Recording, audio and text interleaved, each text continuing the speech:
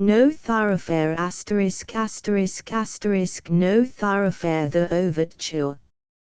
Day of the month and year, November the 30th, 1835. London time by the great clock of St. Paul's, 10 at night. All the lesser London churches strain their metallic throats. Some flippantly begin before the heavy bell of the great cathedral, some tardily begin 3, 4, half a dozen strokes behind it. All are insufficiently near accord to leave a resonance in the air, as if the winged Father who devours his children had made a sounding sweep with his gigantic scythe in flying over the city. What is this clock lower than most of the rest, and nearer to the ear, that lags so far behind tonight as to strike into the vibration alone? This is the clock of the hospital for foundling children. Time was when the foundlings were received without question in a cradle at the gate. Time is when inquiries are made respecting them, and they are taken as by favor from the mothers who relinquish all natural knowledge of them and claim to them forevermore. The moon is at the full, and the night is fair with light clouds. The day has been otherwise than fair, for slush and mud, thickened with the droppings of heavy fog, lie black in the streets. The veiled lady who flutters up and down near the postern gate of the hospital for foundling children has need to be well shod tonight. She flutters to and fro, avoiding the stand of hackney coaches, and often pausing in the shadow of the western end of the great quadrangle wall, with her face turned towards the gate. As above her there is the purity of the moonlit sky, and below her there are the defilements of the pavement, so may she, haply, be divided in her mind between two vistas of reflection or experience. As her footprints crossing and recrossing one another have made a labyrinth in the mire, so may her track in life have involved itself in an intricate and unravelable tangle. The postern gate of the hospital for foundling children opens, and a young woman comes out. The lady stands aside, observes closely, sees that the gate is quietly closed again from within, and follows the young woman. 2 or 3 streets have been traversed in silence before she, following close behind the object of her attention, stretches out her hand and touches her. Then the young woman stops and looks round, startled. "You touched me last night, and, when I turned my head, you would not speak. Why do you follow me like a silent ghost?" "It was not," returned the lady, in a low voice, "that I would not speak, but that I could not when I tried." "What do you want of me?" "I have never done you any harm." "Never." "Do I know you?" "No." "Then what can you want of me?" "Here are 2 guineas in this paper. Take my poor little present, and I will tell you." Into the young woman's face, which is honest and comely, comes a flush as she replies, "There is neither grown person nor child in all the large establishment that I belong to, who hasn't a good word for Sally. I am Sally. Could I be so well thought of, if I was to be bought? I do not mean to buy you, I mean only to reward you very slightly." Sally firmly, but not ungently, closes and puts back the offering hand. "If there is anything I can do for you, that I will not do for its own sake, you are much mistaken in me if you think that I will do it for money. What is it you want? You are one of the nurses or attendants at the hospital. I saw you leave tonight and last night. Yes, I am. I am Sally. There is a pleasant patience in your face which makes me believe that very young children would take readily to you. God bless 'em. So they do. The lady lifts her veil, and shows a face no older than the nurse's. A face far more refined and capable than hers, but wild and worn with sorrow. I am the miserable mother of a baby lately received under your care. I have a prayer to make to you. Instinctively respecting the confidence which has drawn aside the veil, Sally, whose ways are all ways of simplicity and spontaneity, replaces it, and begins to cry. You will listen to my prayer, the lady urges. You will not be deaf to the agonized entreaty of such a broken suppliant as I am. Oh dear, dear, dear, cries Sally. What shall I say, or can say? Don't talk of prayers. Prayers are to be put up to the good Father of all, and not to nurses and such. And there. I am only to hold my place for half a year longer, till another young woman can be trained up to it. I am going to be married. I shouldn't have been out last night, and I shouldn't have been out tonight, but that my Dick, he is the young man I am going to be married to, lies ill, and I help his mother and sister to watch him. Don't take on so, don't take on so. Oh good Sally, dear Sally, moans the lady, catching at her dress entreatingly. As you are hopeful, and I am hopeless, as a fair way in life is before you, which can never, never, be before me, as you can aspire to become a respected wife, and as you can aspire to become a proud mother, as you are a living loving woman, and must die, for God's sake hear my distracted petition. Dearie, dearie, dearie me, cries Sally, her desperation culminating in the pronoun, what am I ever to do? And there. See how you turn my own words back upon me.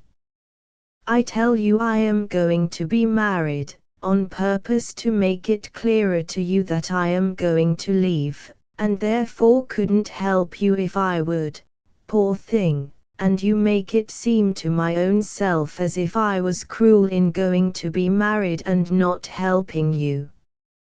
It ain't kind.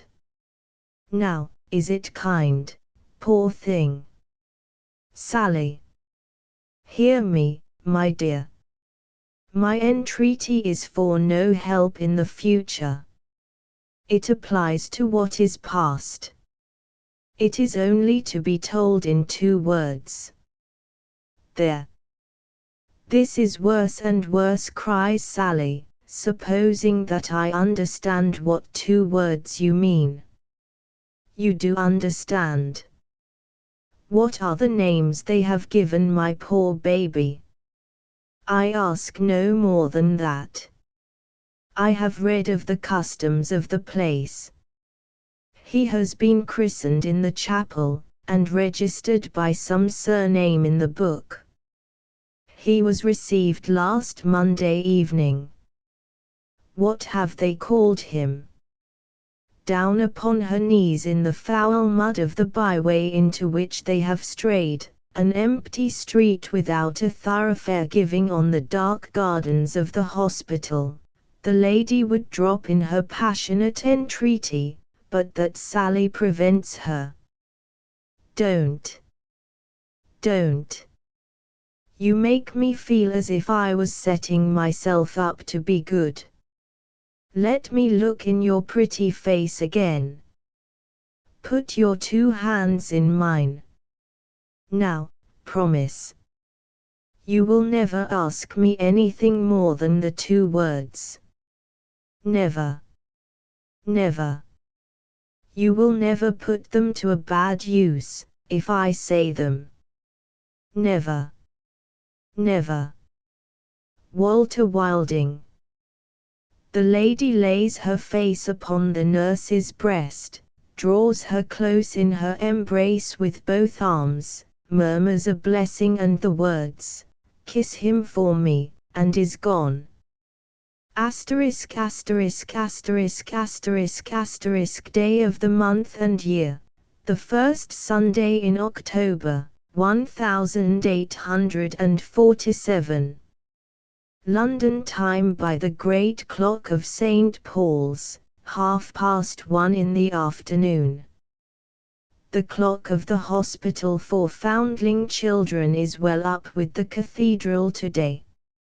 Service in the chapel is over, and the foundling children are at dinner. There are numerous lookers-on at the dinner, as the custom is. There are 2 or 3 governors, whole families from the congregation, smaller groups of both sexes, individual stragglers of various degrees. The bright autumnal sun strikes freshly into the wards, and the heavy-framed windows through which it shines, and the panelled walls on which it strikes, are such windows and such walls as pervade Hogarth's pictures. The girls' refectory, including that of the younger children, is the principal attraction. Neat attendants silently glide about the orderly and silent tables. The lookers-on move or stop as the fancy takes them. Comments in whispers on face such a number from such a window are not unfrequent. Many of the faces are of a character to fix attention. Some of the visitors from the outside public are accustomed visitors. They have established a speaking acquaintance with the occupants of particular seats at the tables, and halt at those points to bend down and say a word or 2. It is no disparagement to their kindness that those points are generally points where personal attractions are. The monotony of the long spacious rooms and the double lines of faces is agreeably relieved by these incidents, although so slight. A veiled lady, who has no companion, goes among the company. It would seem that curiosity and opportunity have never brought her there before. She has the air of being a little troubled by the sight, and, as she goes the length of the tables, it is with a hesitating step and an uneasy manner. At length she comes to the refectory of the boys. They are so much less popular than the girls that it is bare of visitors when she looks in at the doorway. But just within the doorway, chances to stand, inspecting, an elderly female attendant, some order of matron or housekeeper, to whom the lady addresses natural questions, as, "How many boys? At what age are they usually put out in life? Do they often take a fancy to the sea?" So, lower and lower in tone until the lady puts the question, which is Walter Wilding. Attendant's head shaken. Against the rules. You know which is Walter Wilding. So keenly does the attendant feel the closeness with which the lady's eyes examine her face, that she keeps her own eyes fast upon the floor, lest by wandering in the right direction they should betray her. I know which is Walter Wilding, but it is not my place, to tell names to visitors. But you can show me without telling me. The lady's hand moves quietly to the attendant's hand. Pause and silence. "I am going to pass round the tables," says the lady's interlocutor, without seeming to address her. "Follow me with your eyes. The boy that I stop at and speak to, will not matter to you. But the boy that I touch, will be Walter Wilding. Say nothing more to me, and move a little away." Quickly acting on the hint, the lady passes on into the room, and looks about her. After a few moments, the attendant, in a staid official way, walks down outside the line of tables commencing on her left hand. She goes the whole length of the line, turns, and comes back on the inside. Very slightly glancing in the lady's direction, she stops, bends forward, and speaks. The boy whom she addresses, lifts his head and replies. Good-humoredly and easily, as she listens to what he says, she lays her hand upon the shoulder of the next boy on his right. That the action may be well noted, she keeps her hand on the shoulder while speaking in return, and pats it twice or thrice before moving away. She completes her tour of the tables, touching no one else, and passes out by a door at the opposite end of the long room. Dinner is done, and the lady, too, walks down outside the line of tables commencing on her left hand, goes the whole length of the line, turns, and comes back on the inside. Other people have strolled in, fortunately for her, and stand sprinkled about.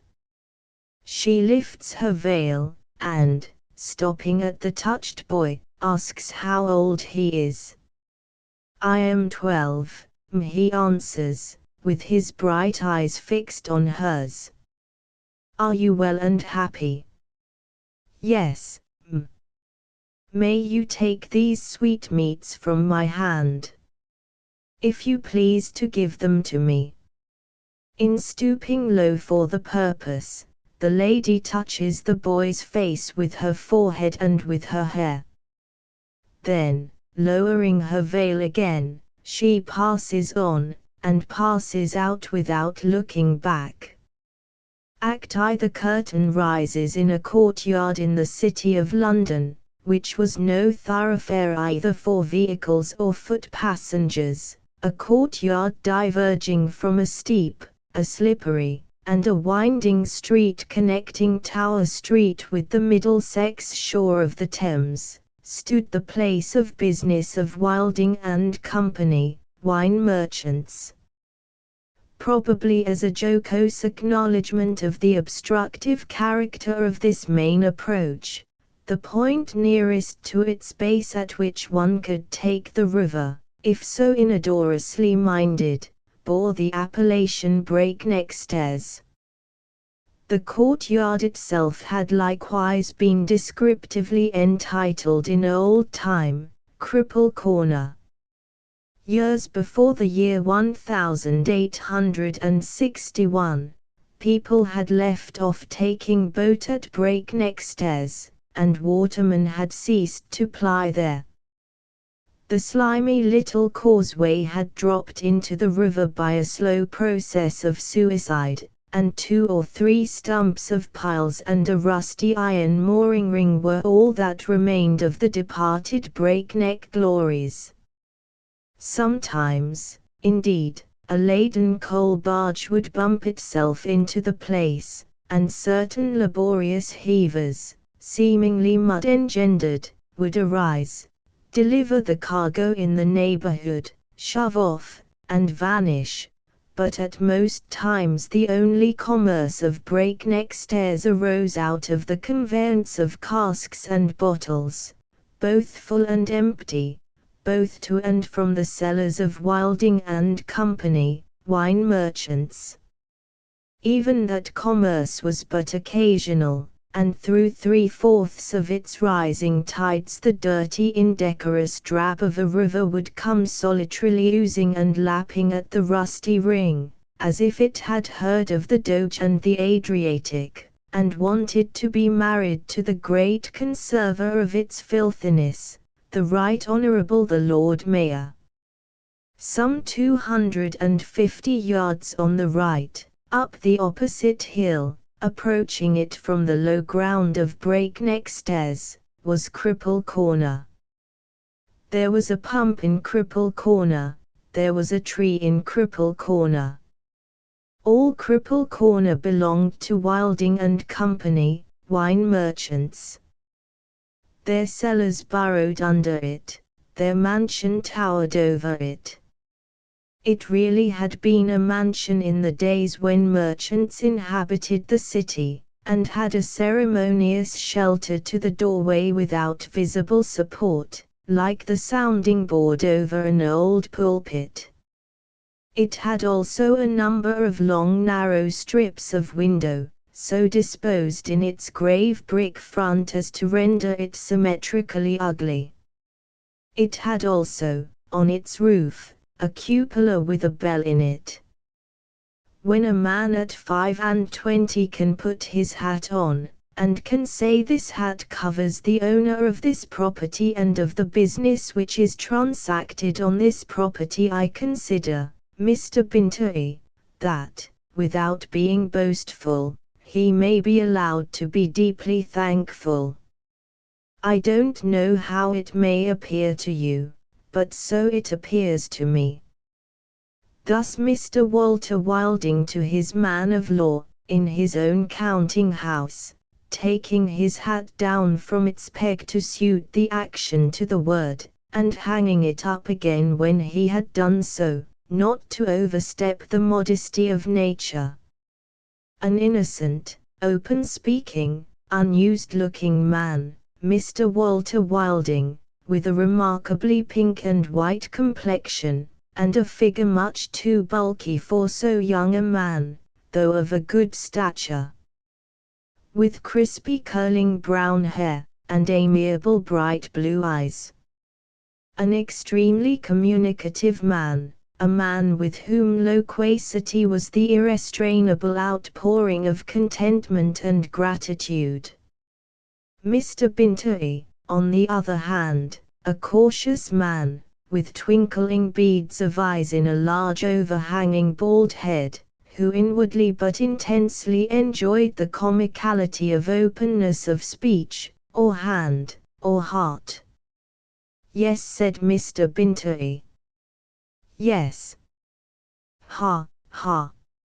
A decanter, 2 wine glasses, and a plate of biscuits, stood on the desk.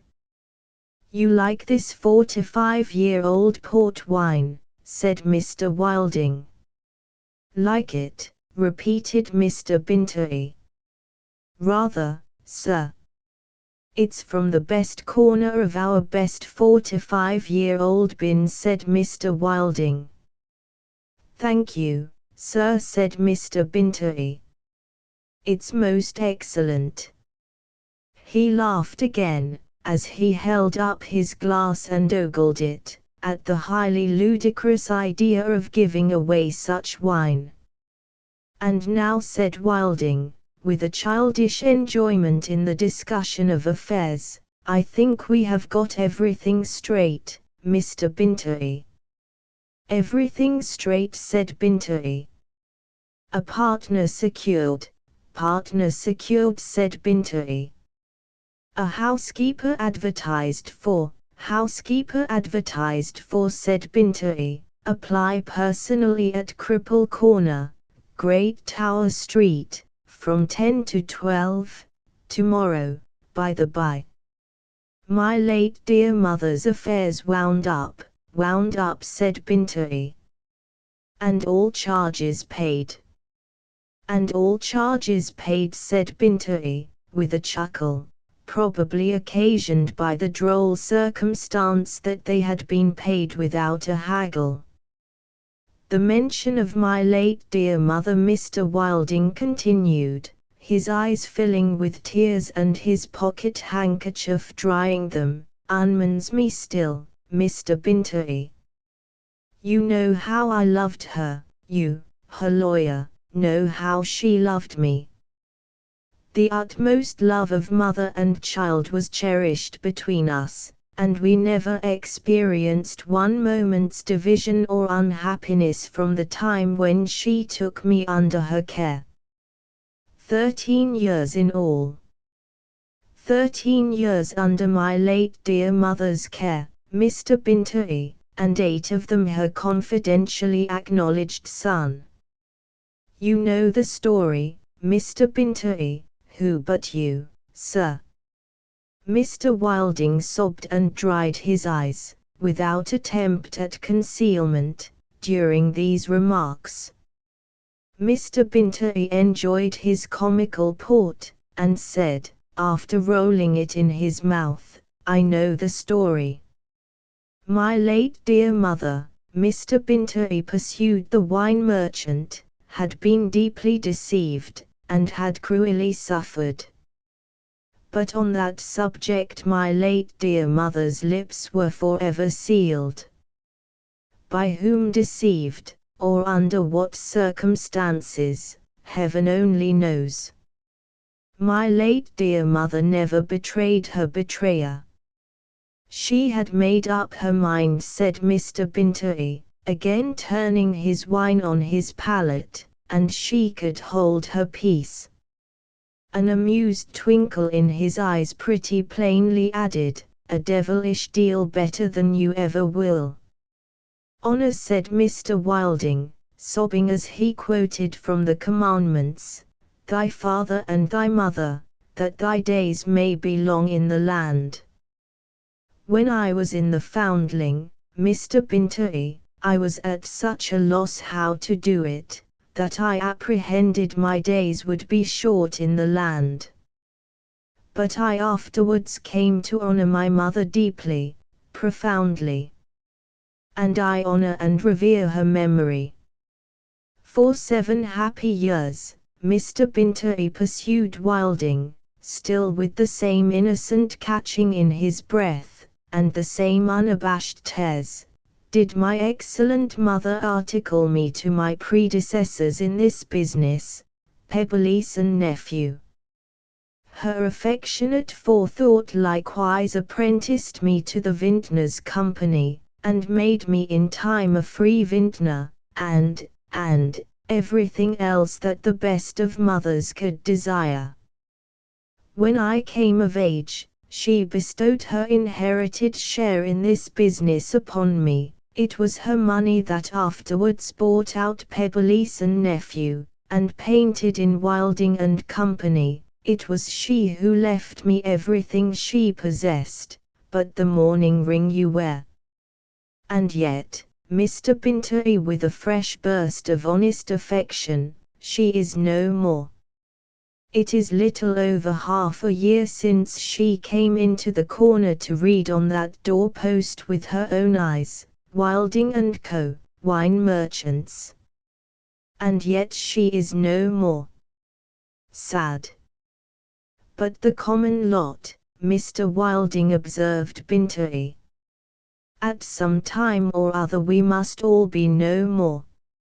He placed the 45-year-old port wine in the universal condition, with a relishing sigh. So now, Mr. Bintoy pursued Wilding, putting away his pocket handkerchief, and smoothing his eyelids with his fingers, now that I can no longer show my love and honor for the dear parent to whom my heart was mysteriously turned by nature when she first spoke to me, a strange lady, I sitting at our Sunday dinner table in the Foundling, I can at least show that I am not ashamed of having been a foundling, and that I, who never knew a father of my own, wish to be a father to all in my employment. Therefore, continued Wilding, becoming enthusiastic in his loquacity, therefore, I want a thoroughly good housekeeper to undertake this dwelling house of Wilding and Company, wine merchants, Cripple Corner, so that I may restore in it some of the old relations betwixt employer and employed. So that I may live in it on the spot where my money is made. So that I may daily sit at the head of the table at which the people in my employment eat together, and may eat of the same roast and boiled, and drink of the same beer. So that the people in my employment may lodge under the same roof with me. So that we may one and all, I beg your pardon, Mr. Bintery, but that old singing in my head has suddenly come on, and I shall feel obliged if you will lead me to the pump. Alarmed by the excessive pinkness of his client, Mr. Bintery lost not a moment in leading him forth into the courtyard. It was easily done, for the counting-house in which they talked together opened onto it, at one side of the dwelling-house. There the attorney pumped with a will, obedient to a sign from the client, and the client laved his head and face with both hands, and took a hearty drink. After these remedies, he declared himself much better. "Don't let your good feelings excite you," said Bintery, as they returned to the counting-house, and Mr. Wilding dried himself on a jack towel behind an inner door. "No, no, I won't," he returned, looking out of the towel. "I won't. I have not been confused, have I?" "Not at all. Perfectly clear. Where did I leave off, Mr. Bintery?" "Well, you left off, but I wouldn't excite myself, if I was you, by taking it up again just yet." "I'll take care. I'll take care." The singing in my head came on at where, Mr. Bintery? "At roast, and boiled, and beer," answered the lawyer, prompting lodging under the same roof, and one and all, and one and all singing in the head together. "Do you know, I really would not let my good feelings excite me, if I was you," hinted the lawyer again, anxiously. "Try some more pump." "No occasion, no occasion." "All right, Mr. Bintery." And one and all forming a kind of family. "You see, Mr. Bintery, I was not used in my childhood to that sort of individual existence which most individuals have led, more or less, in their childhood. After that time I became absorbed in my late dear mother. Having lost her, I find that I am more fit for being one of a body than one by myself one. To be that, and at the same time to do my duty to those dependent on me, and attach them to me, has a patriarchal and pleasant air about it. I don't know how it may appear to you, Mr. Bintery, but so it appears to me. It is not I who am all important in the case, but you," returned Bintery. "Consequently, how it may appear to me is of very small importance." "It appears to me," said Mr. Wilding, in a glow, "hopeful, useful, delightful." "Do you know," hinted the lawyer again, "I really would not I am not going to." "Then there's Handel." "There's who?" asked Bintery. "Handel, Mozart, Haydn, Kent, Purcell, Dr. Arne, Green, Mendelssohn. I know the choruses to those anthems by heart." "Foundling Chapel collection." "Why shouldn't we learn them together?" "Who learn them together?" asked the lawyer, rather shortly. employer and employed. A returned Binti, mollified, as if he had half expected the answer to be, lawyer and client. That's another thing. Not another thing, Mr. Binti. The same thing. A part of the bond among us. We will form a choir in some quiet church near the corner here, and, having sung together of a Sunday with a relish, we will come home and take an early dinner together with a relish. The object that I have at heart now is, to get this system well in action without delay, so that my new partner may find it founded when he enters on his partnership. All good be with it, exclaimed Binti, rising. May it prosper. Is Joey Ladle to take a share in Handel, Mozart, Haydn, Kent, Purcell, Dr. Arne, Green, and Mendelssohn? I hope so. I wish them all well out of it, returned Binti, with much heartiness. Goodbye, sir. They shook hands and parted. Then, first knocking with his knuckles for leave, entered to Mr. Wilding from a door of communication between his private counting house and that in which his clerks sat, the head cellarman of the cellars of Wilding and Company, wine merchants, and erst head cellarman of the cellars of Pebbleson Nephew. The Joey Ladle in question. A slow and ponderous man, of the drayman order of human architecture, dressed in a corrugated suit and bibbed apron, apparently a composite of doormat and rhinoceros hide. Respecting this same boarding and lodging, young Master Wilding said he. Yes, Joey. Speaking for myself, young Master Wilding, and I never did speak and I never do speak for no one else, I don't want no boarding nor yet no lodging. But if you wish to board me and to lodge me, take me. I can peck as well as most men. Where I peck ain't so high a object with me as what I peck. Nor even so high a object with me as how much I peck. Is all to live in the house, young Master Wilding. The two other cellarmen, the three porters, the two prentices, and the odd men. Yes. I hope we shall all be an united family, Joey. Ah, said Joey. I hope they may be. They. Rather say we, Joey. Joey Ladle shook his head. Don't look to me to make we on it, young Master Wilding, not at my time of life and under the circumstances which has formed my disposition.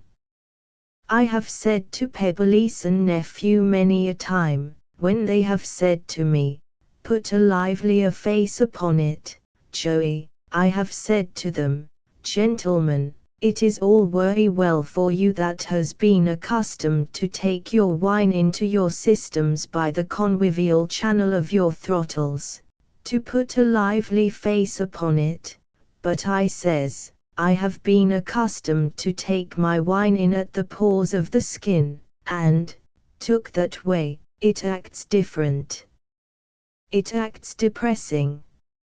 It's one thing, gentlemen, I says to Pebbleson Nephew, to charge your glasses in a dining room with a hip hurrah and a jolly companions every one, and it's another thing to be charged yourself, through the pores, in a low dark cellar and a mouldy atmosphere.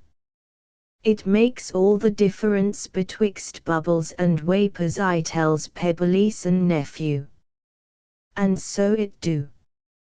I've been a cellarman my life through, with my mind fully given to the business. What's the consequence?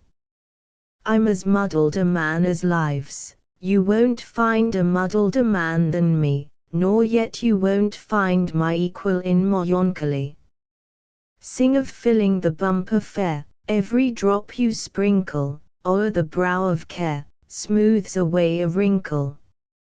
Yes, perhaps so. But try filling yourself through the pores, underground, when you don't want to it. I am sorry to hear this, Joey. I had even thought that you might join a singing class in the house. Me, sir? No, no, young Master Wilding, you won't catch Joey Ladle muddling the omni. A pecking machine, sir, is all that I am capable of proving myself, out of my cellars, but that you're welcome to, if you think it is worth your while to keep such a thing on your premises. I do, Joey. Say no more, sir. The business's word is my law. And you're going to take young Master George Vendale partner into the old business. I am, Joey. More changes, you see. But don't change the name of the firm again. Don't do it, young Master Wilding. It was bad luck enough to make it yourself and company. Better by far have left it Pebbleson nephew that good luck always stuck to. You should never change luck when it's good, sir.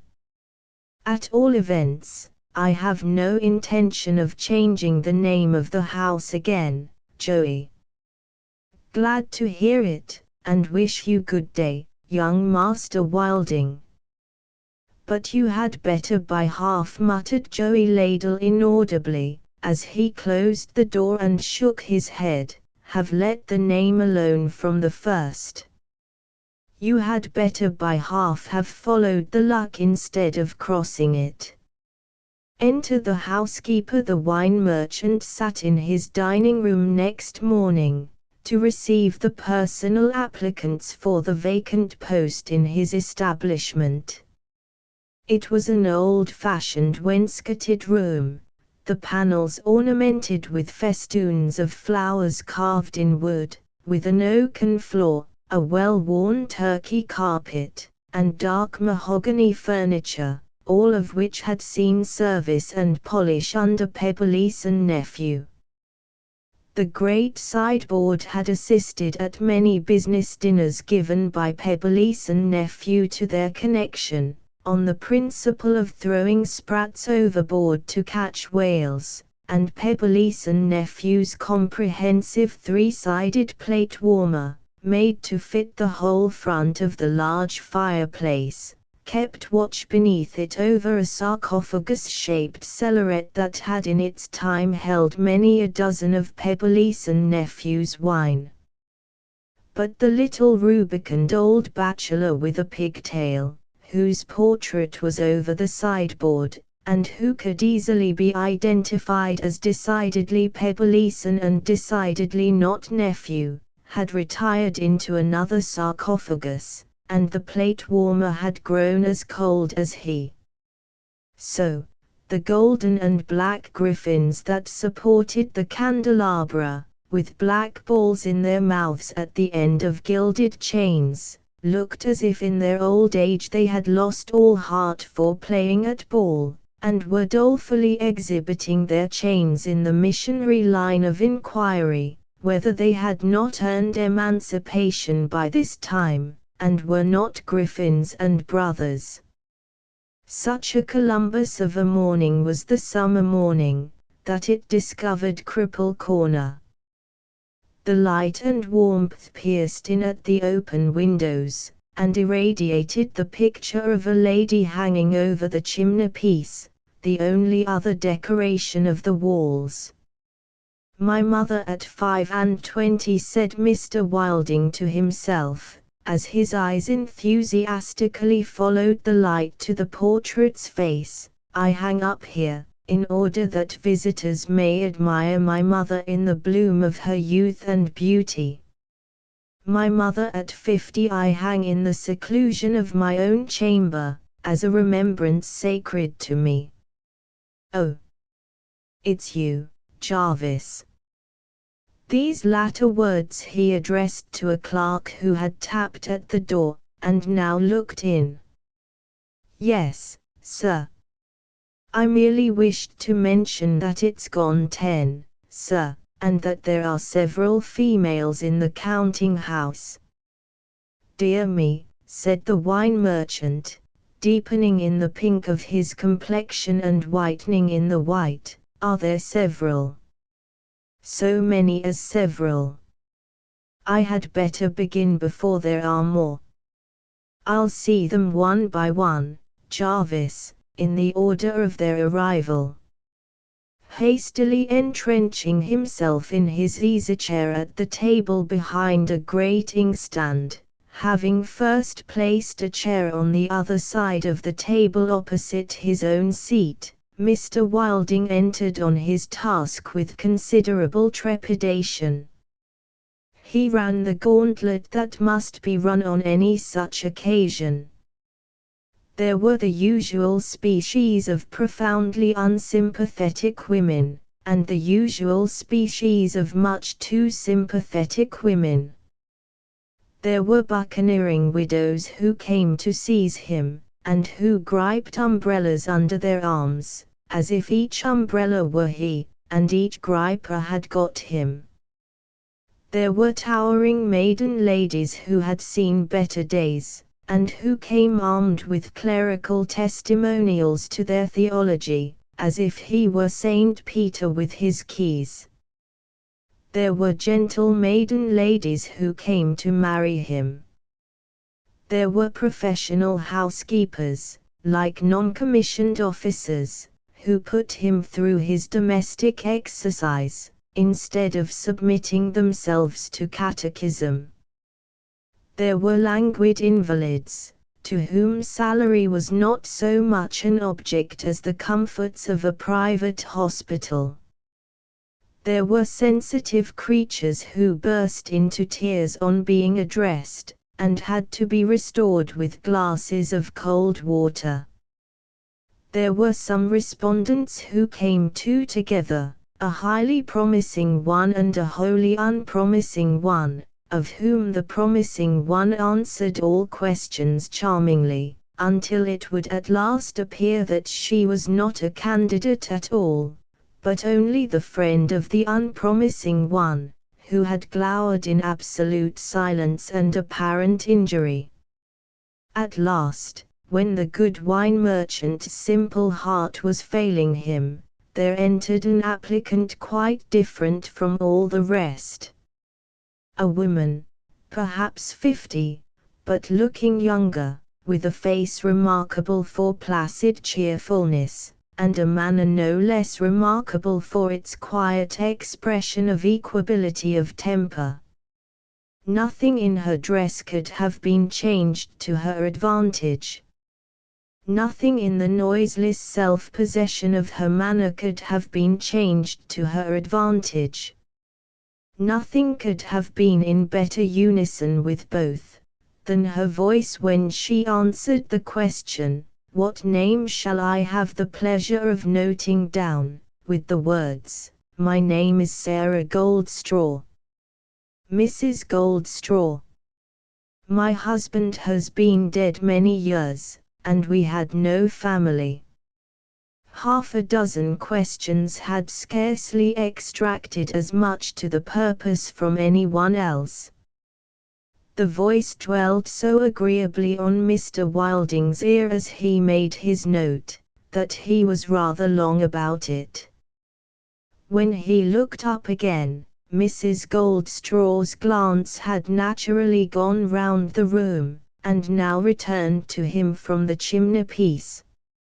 Its expression was one of frank readiness to be questioned, and to answer straight. "You will excuse my asking you a few questions," said the modest wine merchant. "Oh, surely, sir," or I should have no business here. Have you filled the station of housekeeper before? Only once. I have lived with the same widow lady for 12 years. Ever since I lost my husband. She was an invalid, and is lately dead, which is the occasion of my now wearing black. I do not doubt that she has left you the best credentials, said Mr. Wilding. I hope I may say, the very best. I thought it would save trouble, sir, if I wrote down the name and address of her representatives, and brought it with me. Laying a card on the table. You singularly remind me, Mrs. Goldstraw, said Wilding, taking the card beside him, of a manner and tone of voice that I was once acquainted with. Not of an individual, I feel sure of that, though I cannot recall what it is I have in my mind, but of a general bearing. I ought to add, it was a kind and pleasant one. She smiled, as she rejoined, at least, I am very glad of that, sir. Yes, said the wine merchant, thoughtfully repeating his last phrase, with a momentary glance at his future housekeeper, it was a kind and pleasant one. But that is the most I can make of it. Memory is sometimes like a half-forgotten dream. I don't know how it may appear to you, Mrs. Goldstraw, but so it appears to me. Probably it appeared to Mrs. Goldstraw in a similar light, for she quietly assented to the proposition. Mr. Wilding then offered to put himself at once in communication with the gentleman named upon the card, a firm of proctors in Doctors' Commons. To this, Mrs. Goldstraw thankfully assented. Doctors' Commons not being far off, Mr. Wilding suggested the feasibility of Mrs. Goldstraw's looking in again, say in 3 hours' time. Mrs. Goldstraw readily undertook to do so. In fine, the result of Mr. Wilding's inquiries being eminently satisfactory, Mrs. Goldstraw was that afternoon engaged, on her own perfectly fair terms, to come tomorrow and set up her rest as housekeeper in Cripple Corner. The housekeeper speaks on the next day. Mrs. Goldstraw arrived, to enter on her domestic duties. Having settled herself in her own room, without troubling the servants, and without wasting time, the new housekeeper announced herself as waiting to be favored with any instructions which her master might wish to give her. The wine merchant received Mrs. Goldstraw in the dining room, in which he had seen her on the previous day, and, the usual preliminary civilities having passed on either side, the two sat down to take counsel together on the affairs of the house. About the meals, sir, said Mrs. Goldstraw. Have I a large, or a small, number to provide for? If I can carry out a certain old-fashioned plan of mine, replied Mr. Wilding, you will have a large number to provide for. I am a lonely single man, Mrs. Goldstraw, and I hope to live with all the persons in my employment as if they were members of my family. Until that time comes, you will only have me, and the new partner whom I expect immediately, to provide for. What my partner's habits may be, I cannot yet say. But I may describe myself as a man of regular hours, with an invariable appetite that you may depend upon to announce. About breakfast, sir, asked Mrs. Goldstraw. Is there anything particular?" She hesitated, and left the sentence unfinished. Her eyes turned slowly away from her master, and looked towards the chimney-piece. If she had been a less excellent and experienced housekeeper, Mr. Wilding might have fancied that her attention was beginning to wander at the very outset of the interview. "8 o'clock is my breakfast hour," he resumed. "It is one of my virtues to be never tired of broiled bacon, and it is one of my vices to be habitually suspicious of the freshness of eggs." Mrs. Goldstraw looked back at him, still a little divided between her master's chimney-piece and her master. "I take tea," Mr. Wilding went on, "and I am perhaps rather nervous and fidgety about drinking it within a certain time after it is made. If my tea stands too long," he hesitated, on his side, and left the sentence unfinished. If he had not been engaged in discussing a subject of such paramount interest to himself as his breakfast, Mrs. Goldstraw might have fancied that his attention was beginning to wander at the very outset of the interview. "If your tea stands too long, sir," said the housekeeper, politely taking up her master's lost thread. "If my tea stands too long," repeated the wine merchant mechanically, his mind getting farther and farther away from his breakfast, and his eyes fixing themselves more and more inquiringly on his housekeeper's face.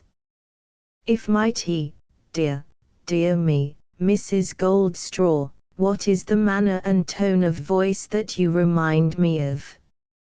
It strikes me even more strongly today than it did when I saw you yesterday.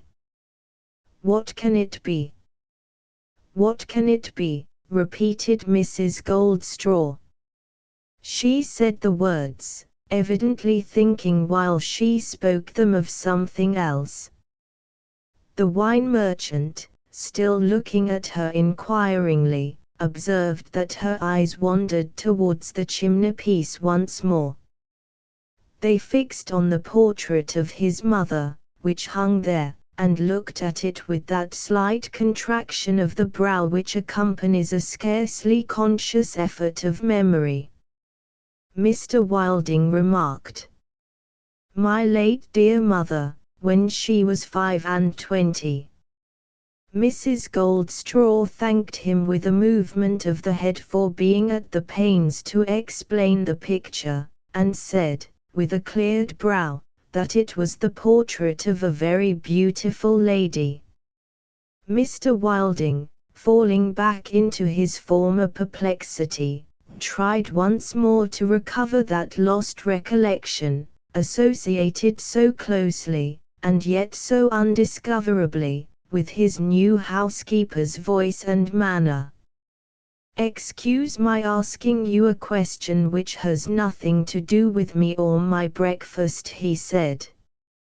"May I inquire if you have ever occupied any other situation than the situation of housekeeper?" "Oh yes, sir. I began life as one of the nurses at the Foundling." "Why, that's it," cried the wine merchant, pushing back his chair. "By heaven! Their manner is the manner you remind me of." In an astonished look at him, Mrs. Goldstraw changed colour, checked herself, turned her eyes upon the ground, and sat still and silent. "What is the matter?" asked Mr. Wilding.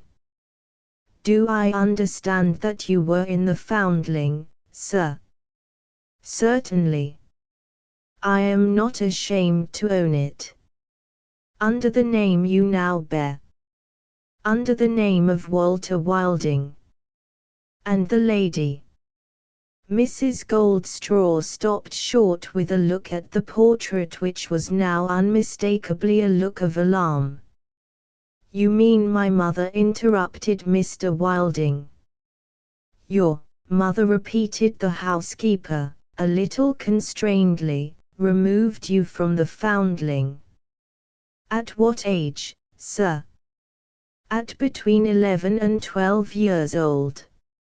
It's quite a romantic adventure, Mrs. Goldstraw. He told the story of the lady having spoken to him, while he sat at dinner with the other boys in the Foundling, and of all that had followed in his innocently communicative way. My poor mother could never have discovered me, he added, if she had not met with one of the matrons who pitied her. The matron consented to touch the boy whose name was Walter Wilding as she went round the dinner tables, and so my mother discovered me again, after having parted from me as an infant at the Foundling doors. At those words Mrs. Goldstraw's hand, resting on the table, dropped helplessly into her lap. She sat, looking at her new master, with a face that had turned deadly pale, and with eyes that expressed an unutterable dismay. "What does this mean?" asked the wine merchant. "Stop," he cried. "Is there something else in the past time which I ought to associate with you? I remember my mother telling me of another person at the Foundling, to whose kindness she owed a debt of gratitude. When she first parted with me, as an infant, one of the nurses informed her of the name that had been given to me in the institution. You were that nurse." "God forgive me, sir, I was that nurse." "God forgive you. We had better get back, sir, if I may make so bold as to say so, to my duties in the house," said Mrs. Goldstraw. "Your breakfast hour is 8. Do you lunch, or dine, in the middle of the day?" The excessive pinkness which Mr. Bintery had noticed in his client's face began to appear there once more. Mr. Wilding put his hand to his head, and mastered some momentary confusion in that quarter, before he spoke again. "Mrs. Goldstraw," he said, "you are concealing something from me." The housekeeper obstinately repeated, "Please to favor me, sir, by saying whether you lunch, or dine, in the middle of the day." "I don't know what I do in the middle of the day. I can't enter into my household affairs, Mrs. Goldstraw, till I know why you regret an act of kindness to my mother, which she always spoke of gratefully to the end of her life. You are not doing me a service by your silence. You are agitating me, you are alarming me, you are bringing on the singing in my head." His hand went up to his head again, and the pink in his face deepened by a shade or two. "It's hard, sir, on just entering your service," said the housekeeper, "to say what may cost me the loss of your goodwill. Please to remember, and how it may, that I only speak because you have insisted on my speaking, and because I see that I am alarming you by my silence.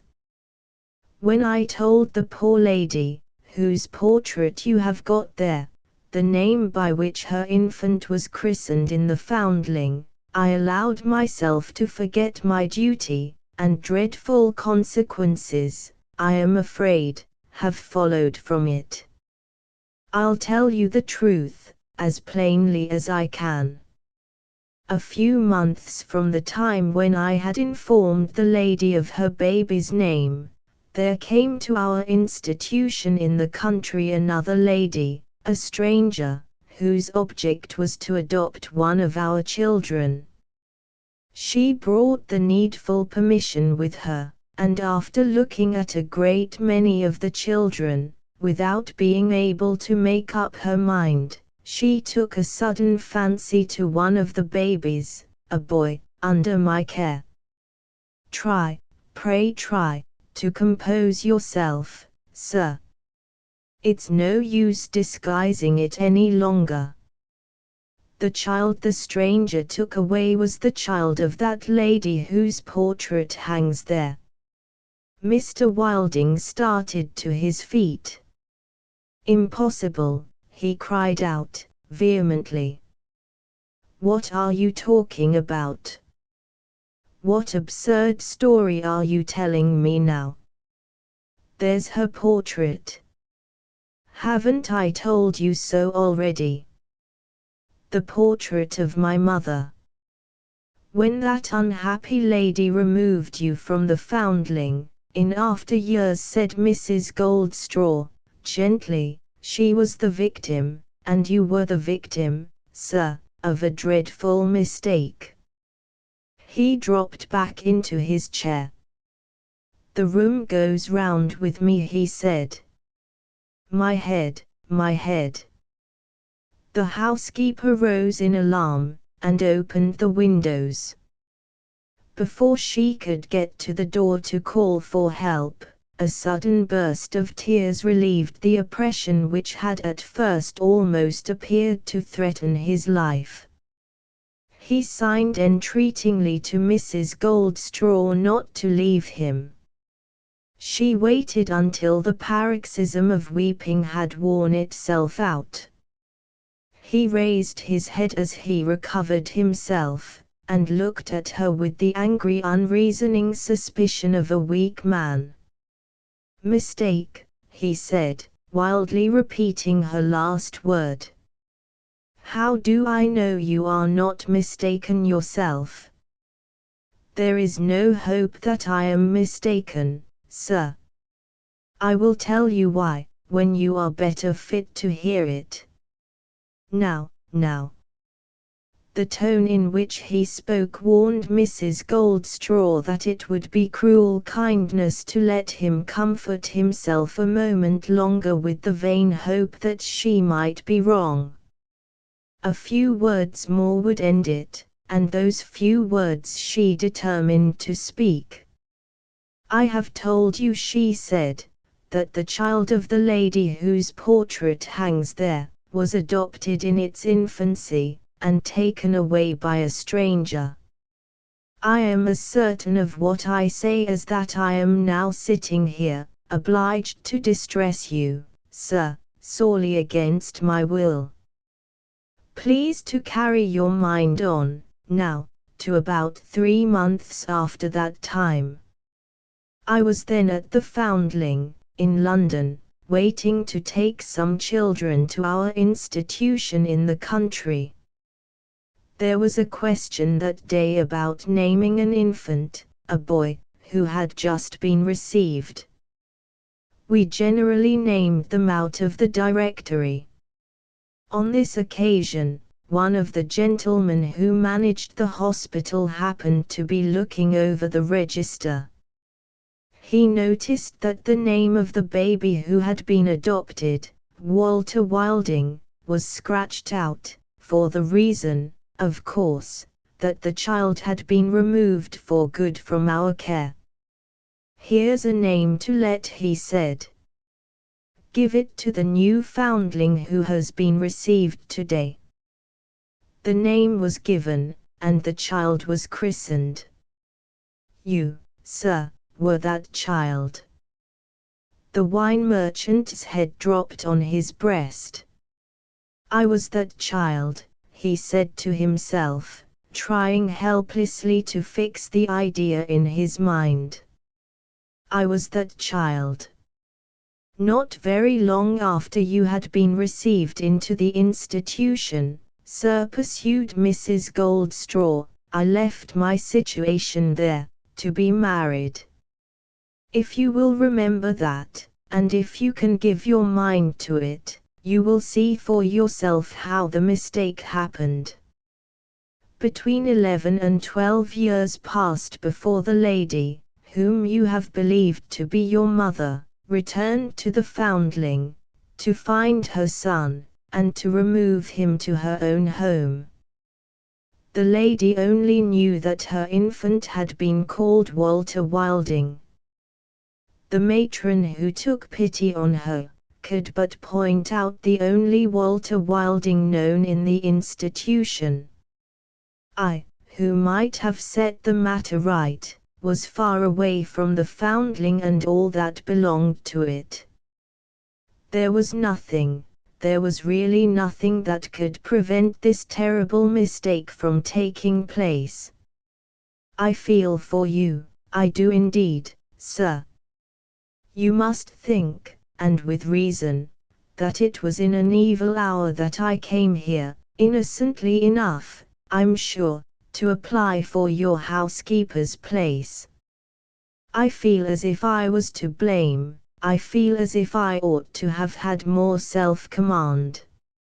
If I had only been able to keep my face from showing you what that portrait and what your own words put into my mind, you need never, to your dying day, have known what you know now. Mr. Wilding looked up suddenly. The inbred honesty of the man rose in protest against the housekeeper's last words. His mind seemed to steady itself, for the moment, under the shock that had fallen on it. "Do you mean to say that you would have concealed this from me if you could?" he exclaimed. "I hope I should always tell the truth, sir, if I was asked," said Mrs. Goldstraw. "And I know it is better for me that I should not have a secret of this sort weighing on my mind. But is it better for you? What use can it serve now? What use? Why, good Lord! If your story is true, should I have told it, sir, as I am now situated, if it had not been true?" "I beg your pardon," said the wine merchant. "You must make allowance for me. This dreadful discovery is something I can't realize even yet. We loved each other so dearly, I felt so fondly that I was her son. She died, Mrs. Goldstraw, in my arms, she died blessing me as only a mother could have blessed me. And now, after all these years, to be told she was not my mother. Oh me, oh me! I don't know what I am saying," he cried, as the impulse of self-control under which he had spoken a moment since, flickered, and died out. "It was not this dreadful grief, it was something else that I had it in my mind to speak of. Yes, yes. You surprised me, you wounded me just now. You talked as if you would have hidden this from me, if you could. Don't talk in that way again. It would have been a crime to have hidden it. You mean well, I know. I don't want to distress you, you are a kind-hearted woman. But you don't remember what my position is. She left me all that I possess, in the firm persuasion that I was her son. I am not her son. I have taken the place, I have innocently got the inheritance of another man. He must be found. How do I know he is not at this moment in misery, without bread to eat? He must be found. My only hope of bearing up against the shock that has fallen on me, is the hope of doing something which she would have approved. You must know more, Mrs. Goldstraw, than you have told me yet. Who was the stranger who adopted the child? You must have heard the lady's name. I never heard it, sir. I have never seen her, or heard of her, since. Did she say nothing when she took the child away? Search your memory. She must have said something. Only one thing, sir, that I can remember. It was a miserably bad season, that year, and many of the children were suffering from it. When she took the baby away, the lady said to me, laughing, "Don't be alarmed about his health. He will be brought up in a better climate than this. I am going to take him to Switzerland." To Switzerland? What part of Switzerland? She didn't say, sir. Only that faint clue, said Mr. Wilding. And a quarter of a century has passed since the child was taken away. What am I to do? I hope you won't take offense at my freedom, sir, said Mrs. Goldstraw, but why should you distress yourself about what is to be done? He may not be alive now, for anything you know. And, if he is alive, it's not likely he can be in any distress. The lady who adopted him was a bred and born lady, it was easy to see that. And she must have satisfied them at the foundling that she could provide for the child, or they would never have let her take him away. If I was in your place, sir, please to excuse my saying so, I should comfort myself with remembering that I had loved that poor lady whose portrait you have got there, truly loved her as my mother, and that she had truly loved me as her son. All she gave to you, she gave for the sake of that love. It never altered while she lived, and it won't alter, I'm sure, as long as you live. How can you have a better right, sir, to keep what you have got than that? Mr. Wilding's immovable honesty saw the fallacy in his housekeeper's point of view at a glance. You don't understand me, he said. It's because I loved her that I feel it a duty, a sacred duty, to do justice to her son. If he is a living man, I must find him, for my own sake, as well as for his. I shall break down under this dreadful trial, unless I employ myself, actively, instantly employ myself, in doing what my conscience tells me ought to be done. I must speak to my lawyer, I must set my lawyer at work before I sleep tonight. He approached a tube in the wall of the room, and called down through it to the office below. Leave me for a little, Mrs. Goldstraw, he resumed, I shall be more composed, I shall be better able to speak to you later in the day. We shall get on well, I hope we shall get on well together, in spite of what has happened. It isn't your fault, I know it isn't your fault. There. There. Shake hands, and do the best you can in the house, I can't talk about it now. The door opened as Mrs. Goldstraw advanced towards it, and Mr. Jarvis appeared. Send for Mr. Binter, said the wine merchant. Say I want to see him directly.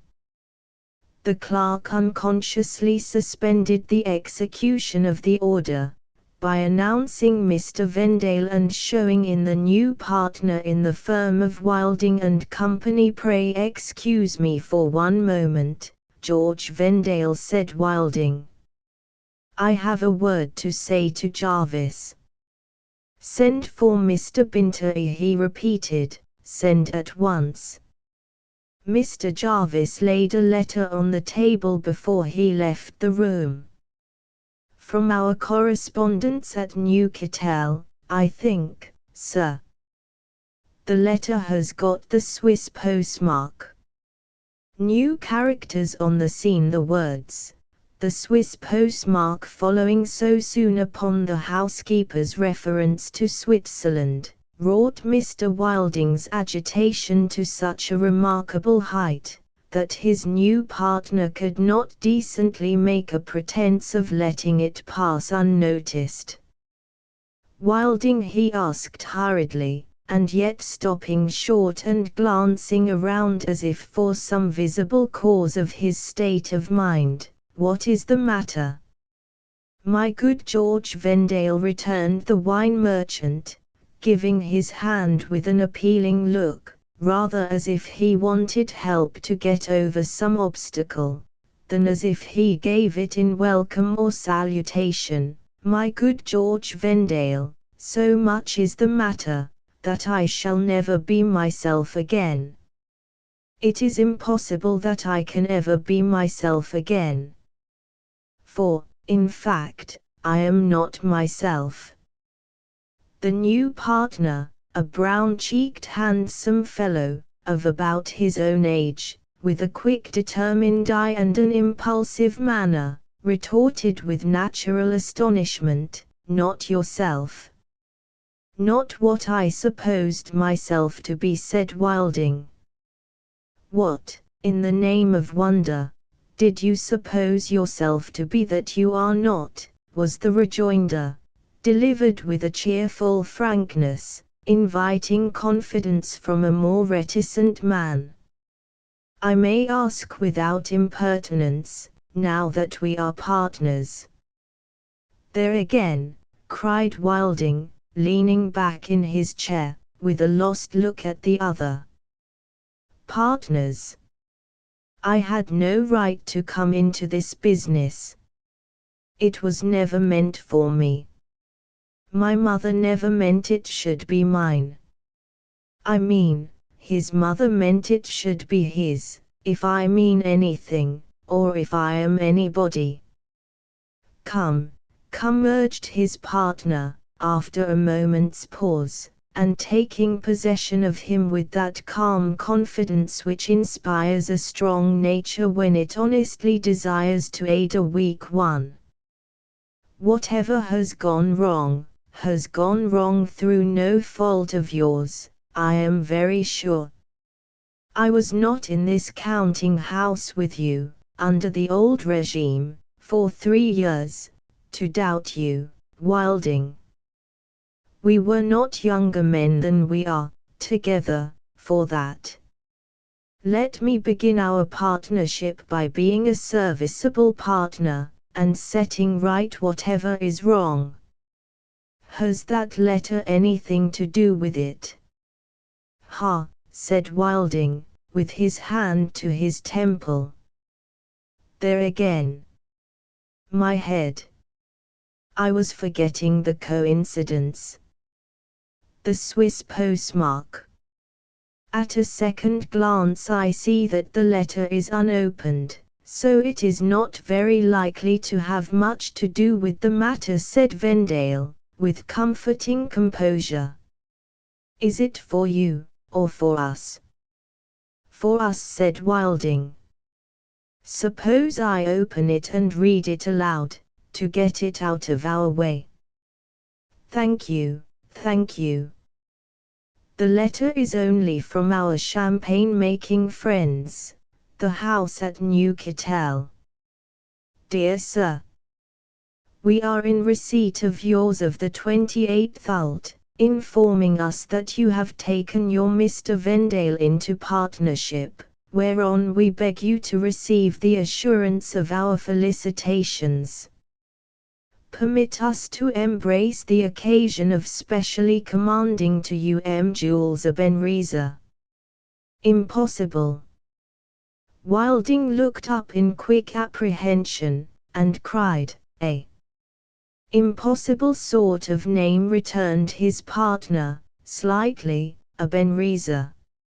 Of specially commanding to you Jules Benriza, of Soho Square, London, North Side, henceforth fully accredited as our agent, and who has already had the honor of making the acquaintance of your Mr. Vendale, in his, said Emma Benreizer's, native country, Switzerland. To be sure. Pooh pooh, what have I been thinking of? I remember now, when travelling with his niece. With his. Vendale had so slurred the last word, that Wilding had not heard it. When travelling with his niece. A Benreizer's niece, said Vendale, in a somewhat superfluously lucid manner. Niece of a Benreizer. I met them in my first Swiss tour, travelled a little with them, and lost them for 2 years, met them again, my Swiss tour before last, and have lost them ever since. A Benreizer. Niece of a Benreizer. To be sure. Possible sort of name, after all. Emma Benreizer is in possession of our absolute confidence, and we do not doubt you will esteem his merits. Duly signed by the House, de Fresnier-Itzey. Very well. I undertake to see Emma Benreizer presently, and clear him out of the way. That clears the Swiss postmark out of the way. So now, my dear Wilding, tell me what I can clear out of your way, and I'll find a way to clear it.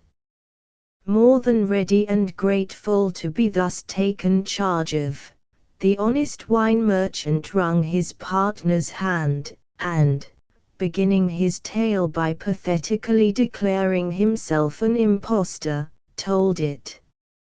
It was on this matter, no doubt, that you were sending for Bintery when I came in, said his partner, after reflecting. It was.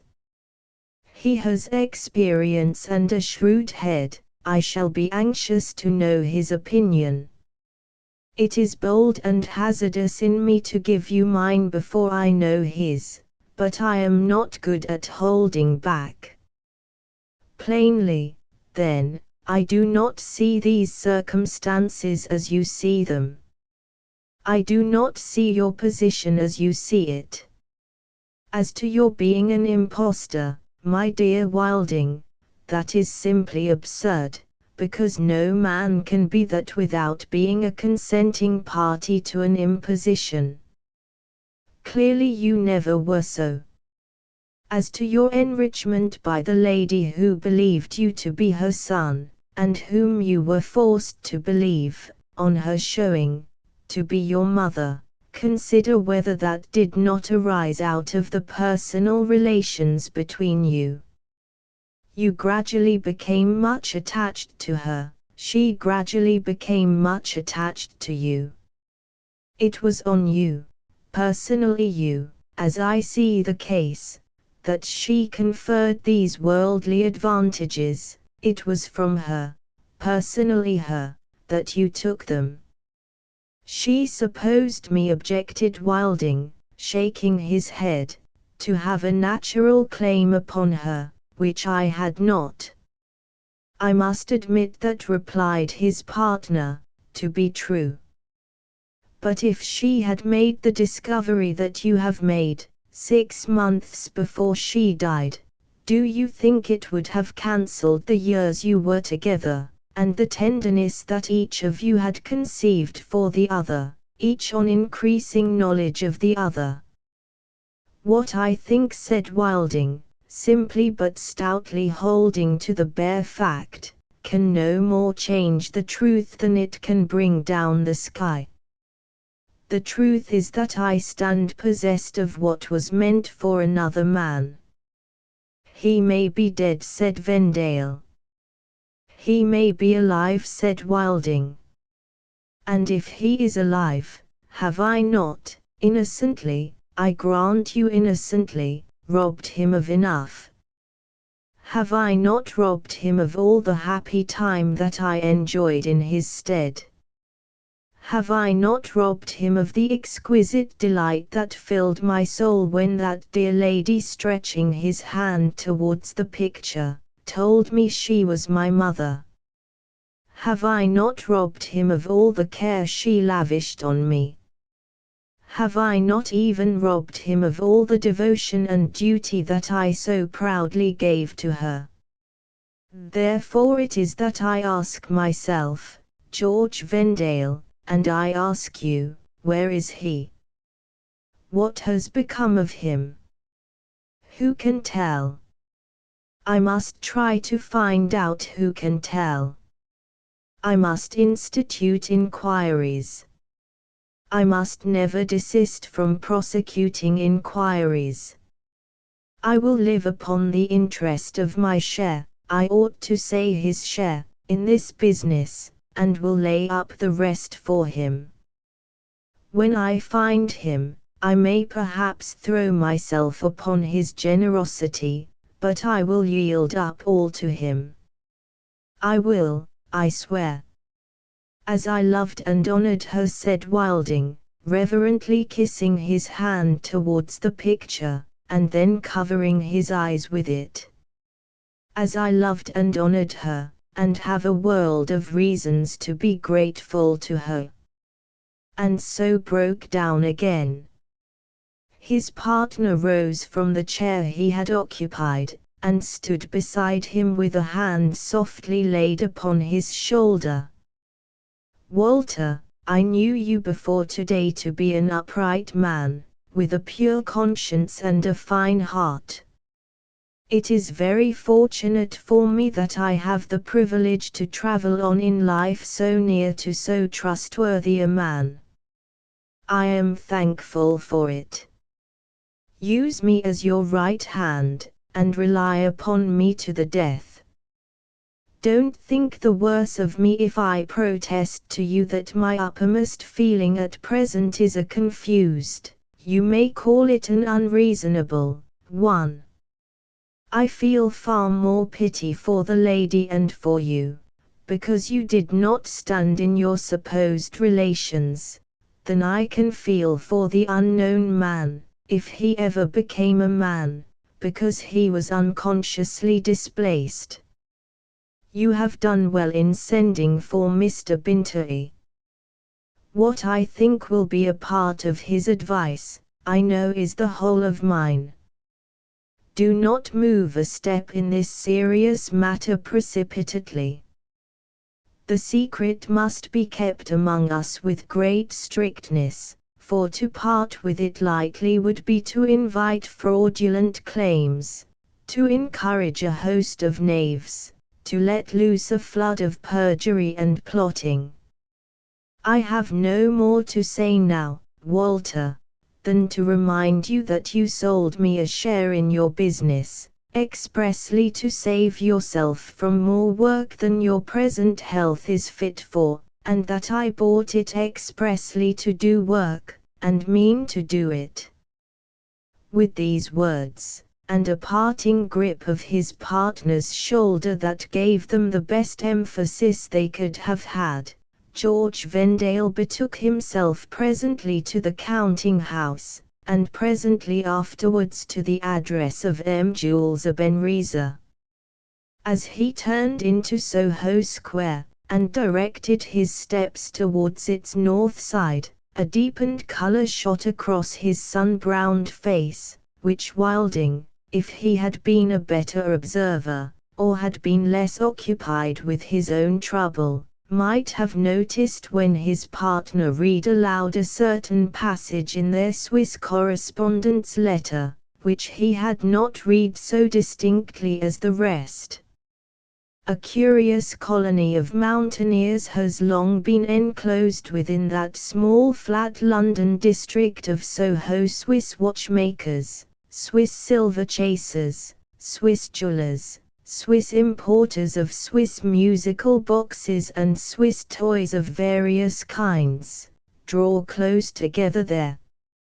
Swiss professors of music, painting, and languages, Swiss artificers in steady work, Swiss couriers, and other Swiss servants chronically out of place, industrious Swiss laundresses and clear starchers, mysteriously existing Swiss of both sexes, Swiss creditable and Swiss discreditable, Swiss to be trusted by all means, and Swiss to be trusted by no means.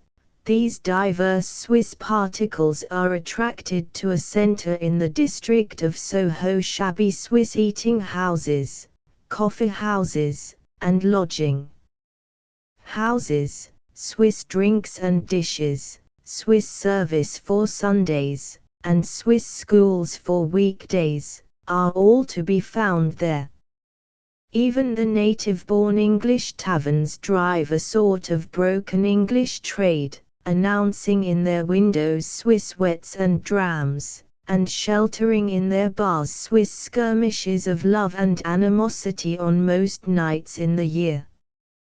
When the new partner in Wilding and Company rang the bell of a door bearing the blunt inscription Ebenezer on a brass plate, the inner door of a substantial house, whose ground story was devoted to the sale of Swiss clocks, he passed at once into domestic Switzerland. A white-tiled stove for winter time filled the fireplace of the room into which he was shown. The room's bare floor was laid together in a neat pattern of several ordinary woods. The room had a prevalent air of surface bareness and much scrubbing, and the little square of flowery carpet by the sofa, and the velvet chimney-board with its capacious clock and vases of artificial flowers, contended with that tone, as if, in bringing out the whole effect, a Parisian had adapted a dairy to domestic purposes. Mimic water was dropping off a mill wheel under the clock. The visitor had not stood before it, following it with his eyes, a minute, when Ebenezer, at his elbow, startled him by saying, in very good English, very slightly clipped, "How do you do? So glad. I beg your pardon. I didn't hear you come in." "Not at all. Sit, please." Releasing his visitor's two arms, which he had lightly pinioned at the elbows by way of embrace, Ebenezer also sat, remarking, with a smile, "You are well. So glad," and touching his elbows again. "I don't know," said Vendale, after exchange of salutations, "whether you may yet have heard of me from your house at Newcastle." "Ah, yes. In connection with Wilding and Company." "Ah, surely. Is it not odd that I should come to you, in London here, as one of the firm of Wilding and Company, to pay the firm's respects?" "Not at all. What did I always observe when we were on the mountains? We call them vast, but the world is so little. So little is the world, that one cannot keep away from persons. There are so few persons in the world, that they continually cross and recross. So very little is the world, that one cannot get rid of a person." Not touching his elbows again, with an ingratiatory smile, "that one would desire to get rid of you."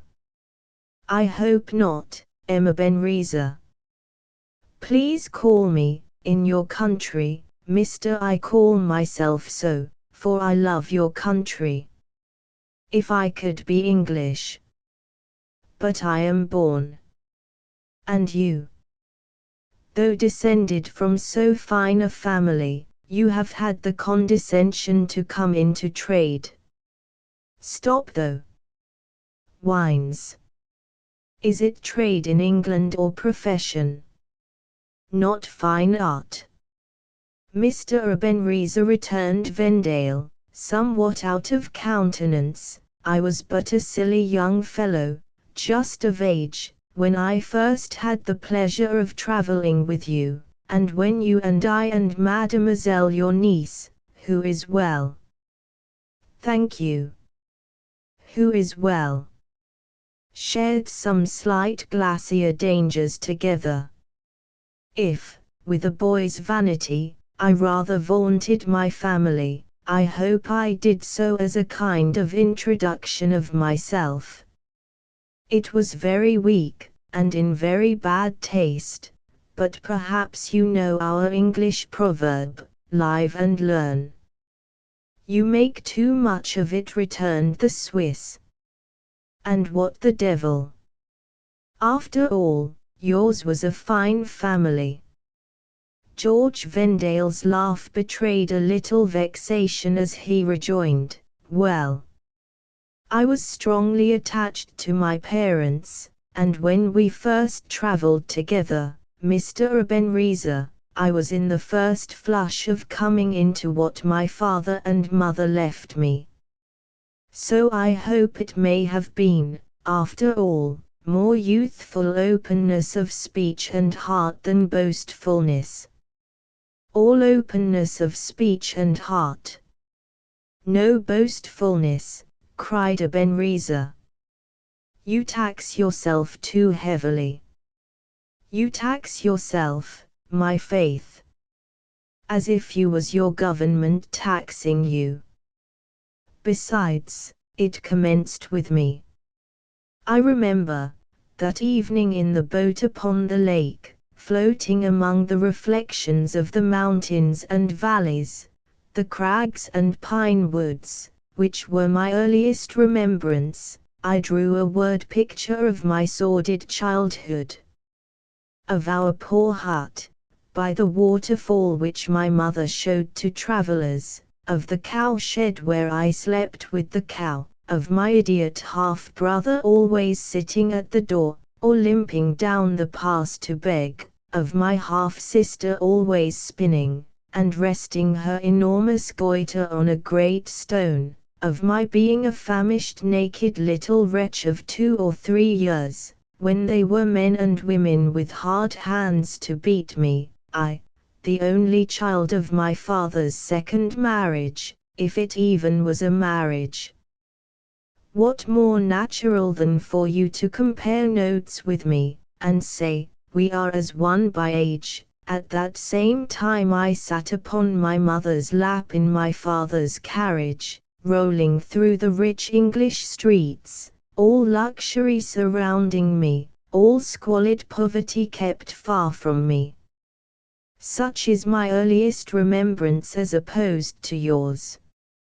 Mr. Ebenezer was a black-haired young man of a dark complexion, through whose swarthy skin no red glow ever shone. When colour would have come into another cheek, a hardly discernible beat would come into his, as if the machinery for bringing up the ardent blood were there, but the machinery were dry. He was robustly made, well proportioned, and had handsome features. Many would have perceived that some surface change in him would have set them more at their ease with him, without being able to define what change.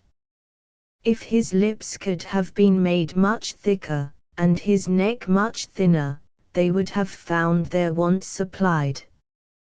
But the great Ebenezer peculiarity was, that a certain nameless film would come over his eyes, apparently by the action of his own will, which would impenetrably veil, not only from those tellers of tales, but from his face at large, every expression save one of attention.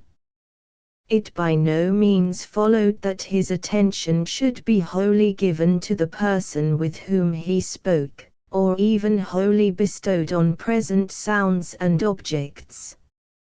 Rather, it was a comprehensive watchfulness of everything he had in his own mind, and everything that he knew to be, or suspected to be, in the minds of other men. At this stage of the conversation, Mr. Ebenezer's film came over him. The object of my present visit, said Vendale, is, I need hardly say, to assure you of the friendliness of Wilding and Company, and of the goodness of your credit with us, and of our desire to be of service to you. We hope shortly to offer you our hospitality. Things are not quite in train with us yet, for my partner, Mr. Wilding, is reorganizing the domestic part of our establishment, and is interrupted by some private affairs. You don't know Mr. Wilding, I believe? Mr. Ebenezer did not. You must come together soon. He will be glad to have made your acquaintance, and I think I may predict that you will be glad to have made his. You have not been long established in London, I suppose, Mr. Ebenezer. It is only now that I have undertaken this agency. Mademoiselle your niece, is not married. Not married. George Vendale glanced about him, as if for any tokens of her. She has been in London. She is in London. When, and where, might I have the honor of recalling myself to her remembrance? Mr. Ebenezer, discarding his film and touching his visitor's elbows as before, said lightly, "Come upstairs." Fluttered enough by the suddenness with which the interview he had sought was coming upon him after all, George Vendale followed upstairs. In a room over the chamber he had just quitted, a room also Swiss appointed, a young lady sat near one of 3 windows, working at an embroidery frame, and an older lady sat with her face turned close to another white-tiled stove, though it was summer, and the stove was not lighted, cleaning gloves. The young lady wore an unusual quantity of fair bright hair, very prettily braided about a rather rounder white forehead than the average English type, and so her face might have been a shade, or say a light, rounder than the average English face, and her figure slightly rounder than the figure of the average English girl at 19. A remarkable indication of freedom and grace of limb, in her quiet attitude, and a wonderful purity and freshness of color in her dimpled face and bright gray eyes, seemed fraught with mountain air. Switzerland too, though the general fashion of her dress was English, peeped out of the fanciful bodice she wore, and lurked in the curious clocked red stocking, and in its little silver-buckled shoe.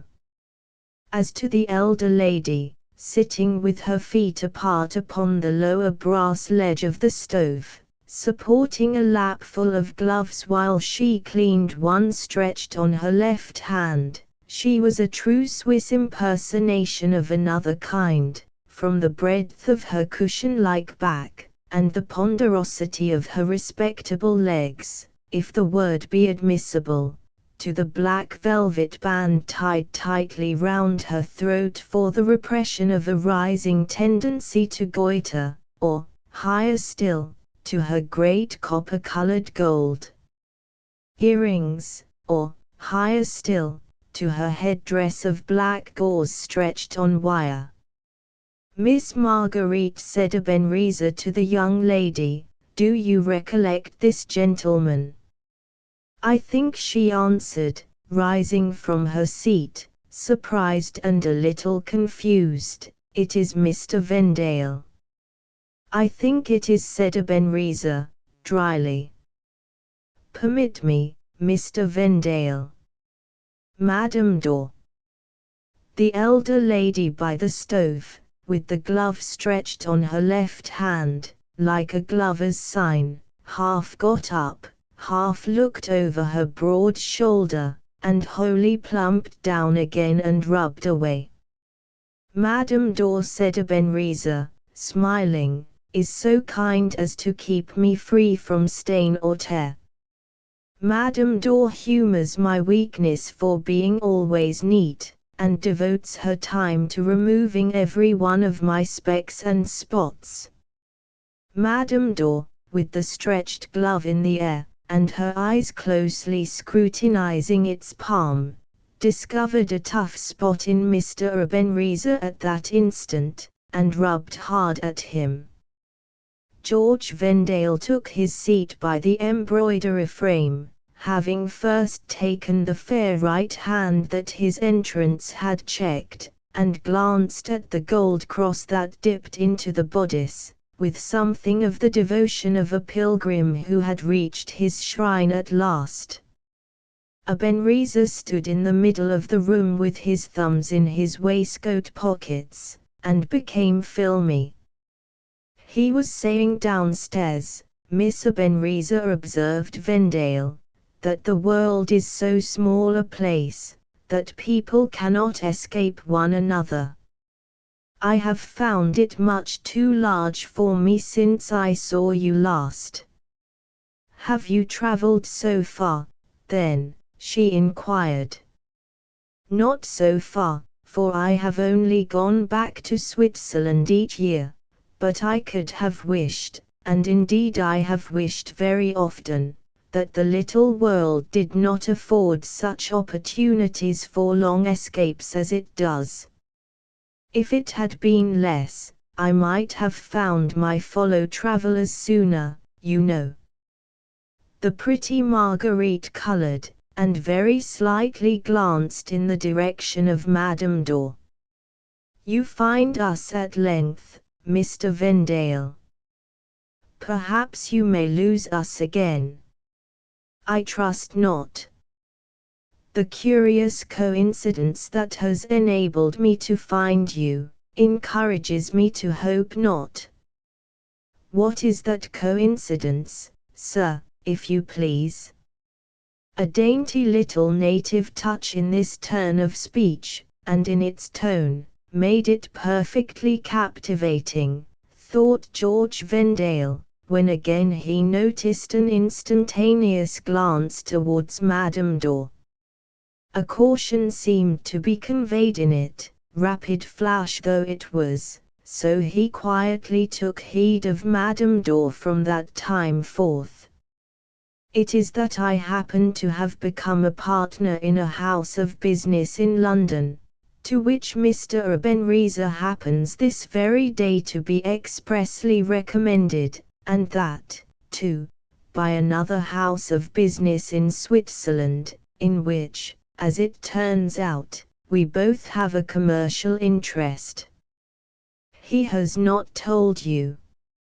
Ah, cried Ebenezer, striking in, filmless. No, I had not told Miss Marguerite.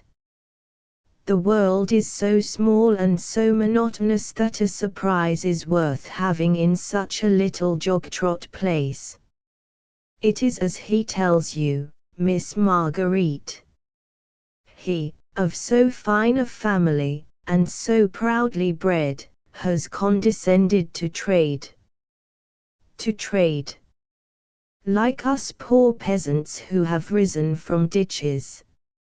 A cloud crept over the fair brow, and she cast down her eyes. Why, it is good for trade, pursued Ebenezer, enthusiastically. It ennobles trade. It is the misfortune of trade, it is its vulgarity, that any low people, for example, we poor peasants, may take to it and climb by it. See you, my dear Vendale. He spoke with great energy.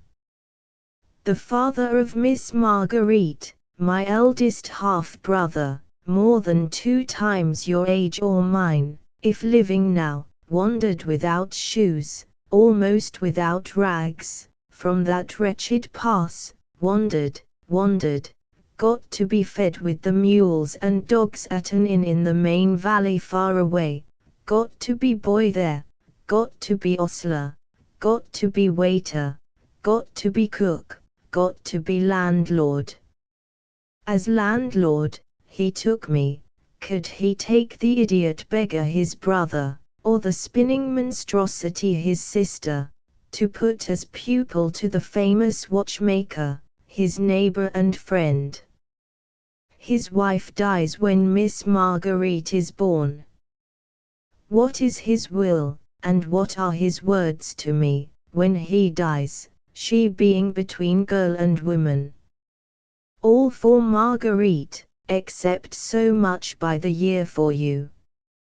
You are young, but I make her your ward, for you were of the obscurest and the poorest peasantry, and so was I, and so was her mother, we were abject peasants all, and you will remember it. The thing is equally true of most of my countrymen, now in trade in this your London quarter, of Soho peasants once, low-born drudging Swiss peasants. Then how good and great for trade here, from having been warm, he became playfully jubilant, and touched the young wine merchant's elbows again with his light embrace, to be exalted by gentlemen. I do not think so, said Marguerite, with a flushed cheek, and a look away from the visitor, that was almost defiant. I think it is as much exalted by us peasants. Fie, fie, Miss Marguerite, said Ebenezer. You speak in proud England. I speak in proud earnest, she answered, quietly resuming her work. And I am not English, but a Swiss peasant's daughter. There was a dismissal of the subject in her words, which Vendale could not contend against. He only said in an earnest manner, I most heartily agree with you, Miss Ebenezer, and I have already said so, as Mr. Ebenezer will bear witness, which he by no means did, in this house. Now, Vendale's eyes were quick eyes, and sharply watching Madame Dor by times, noted something in the broad back view of that lady. There was considerable pantomimic expression in her glove cleaning. It had been very softly done when he spoke with Marguerite, or it had altogether stopped, like the action of a listener. When Ebenezer's peasant speech came to an end, she rubbed most vigorously, as if applauding it. And once or twice, as the glove, which she always held before her a little above her face, turned in the air, or as this finger went down, or that went up, he even fancied that it made some telegraphic communication to Ebenezer, whose back was certainly never turned upon it, though he did not seem at all to heed it. Vendale observed, too, that in Marguerite's dismissal of the subject twice forced upon him to his misrepresentation, there was an indignant treatment of her guardian which she tried to cheek, as though she would have flamed out against him, but for the influence of fear. He also observed, though this was not much, that he never advanced within the distance of her at which he first placed himself, as though there were limits fixed between them. Neither had he ever spoken of her without the prefix Miss, though whenever he uttered it, it was with the faintest trace of an air of mockery. And now it occurred to Vendale for the first time that something curious in the man, which he had never before been able to define, was definable as a certain subtle essence of mockery that eluded touch or analysis. He felt convinced that Marguerite was in some sort a prisoner as to her free will, though she held her own against those two combined, by the force of her character, which was nevertheless inadequate to her release. To feel convinced of this, was not to feel less disposed to love her than he had always been. In a word, he was desperately in love with her, and thoroughly determined to pursue the opportunity which had opened at last. For the present, he merely touched upon the pleasure that Wilding and company would soon have in entreating Miss Ebenezer to honour their establishment with her presence, a curious old place, though a bachelor house withal, and so did not protract his visit beyond such a visit's ordinary length. Going downstairs, conducted by his host, he found the Ebenezer counting house at the back of the entrance hall, and several shabby men in outlandish garments hanging about, whom Ebenezer put aside that he might pass, with a few words in patois. "Countrymen," he explained, as he attended Vendale to the door. "Poor compatriots. Grateful and attached, like dogs. Goodbye. To meet again. So glad." 2 more light touches on his elbows dismissed him into the street. Sweet Marguerite at her frame, and Madame Dawes' broad back at her telegraph, floated before him to Cripple Corner. On his arrival there, Wilding was closeted with Bintoy. The cellar doors happening to be open, Vendale lighted a candle in a cleft stick, and went down for a cellar-rouse stroll.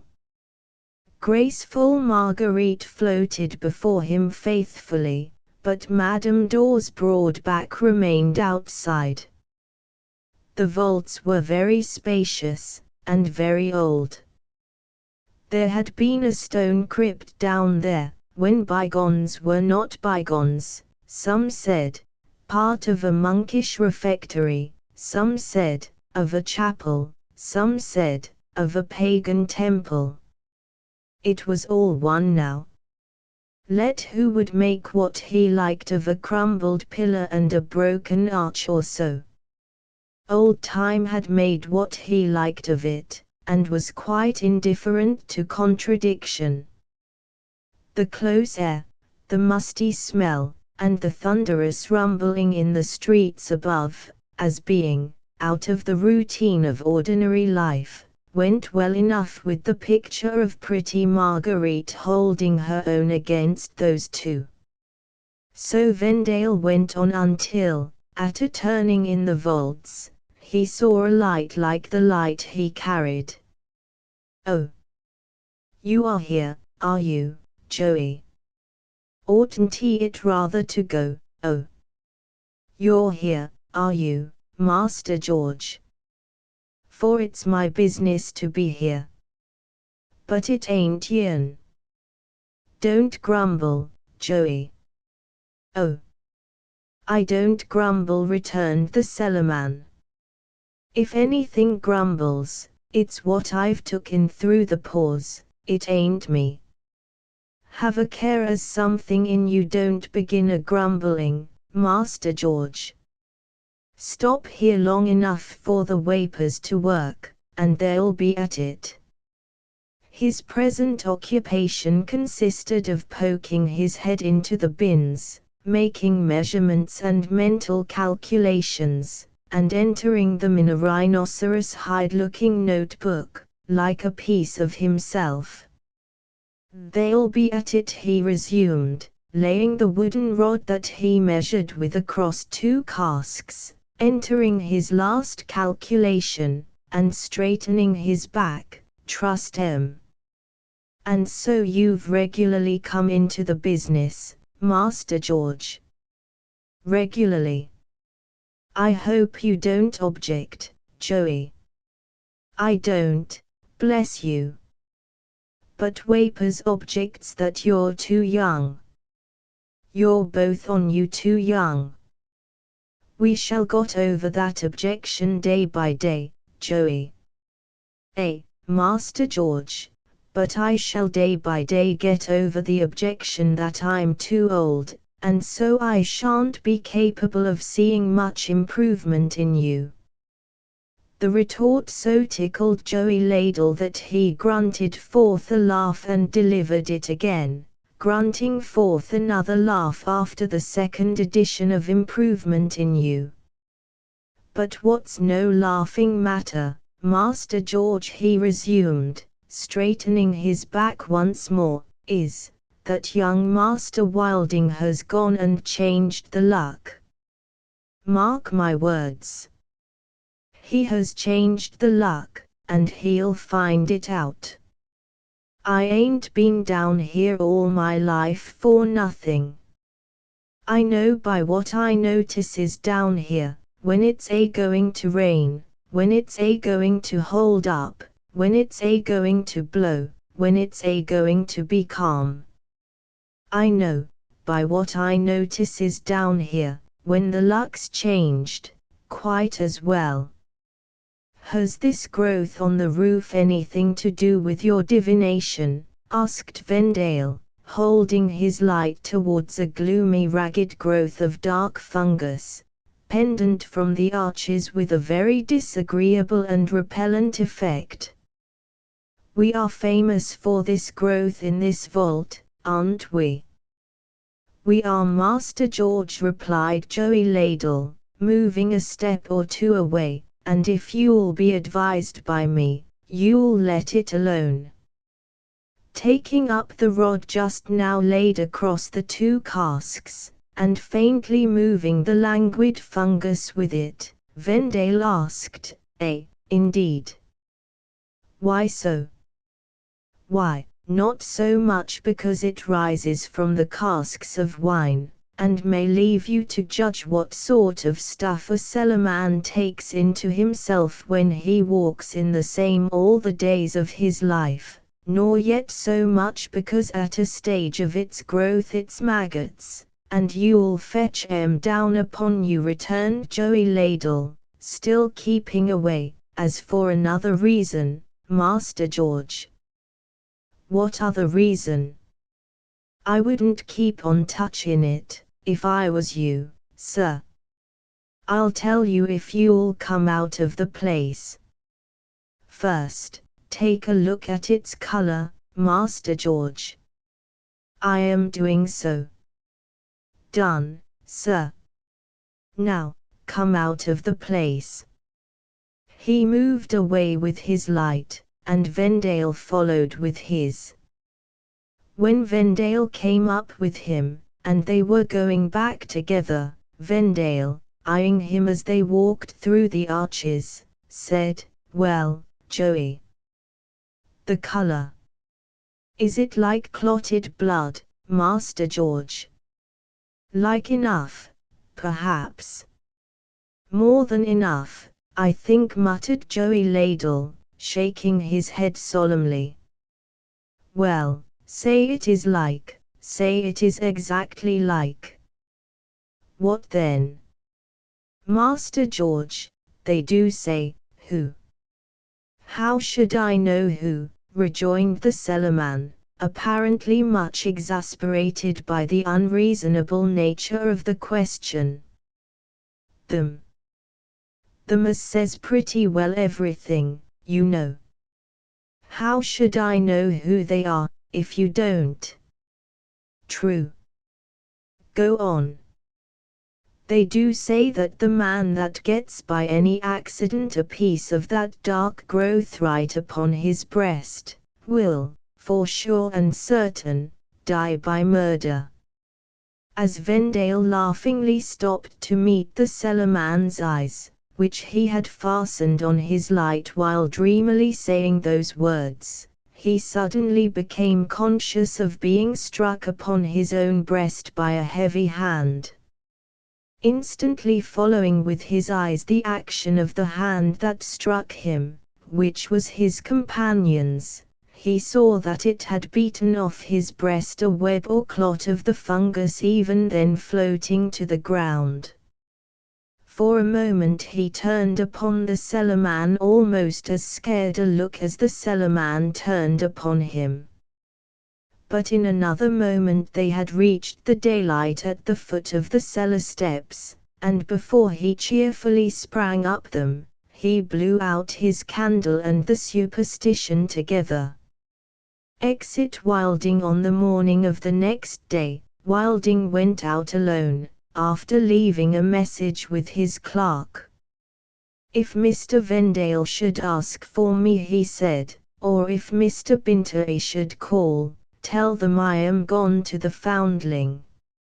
All that his partner had said to him, all that his lawyer, following on the same side, could urge, had left him persisting unshaken in his own point of view.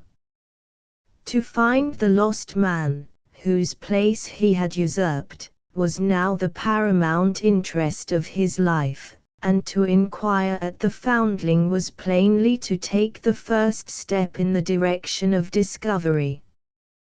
To the Foundling, accordingly, the wine merchant now went. The once familiar aspect of the building was altered to him, as the look of the portrait over the chimney-piece was altered to him. His one dearest association with the place which had sheltered his childhood had been broken away from it forever. A strange reluctance possessed him, when he stated his business at the door.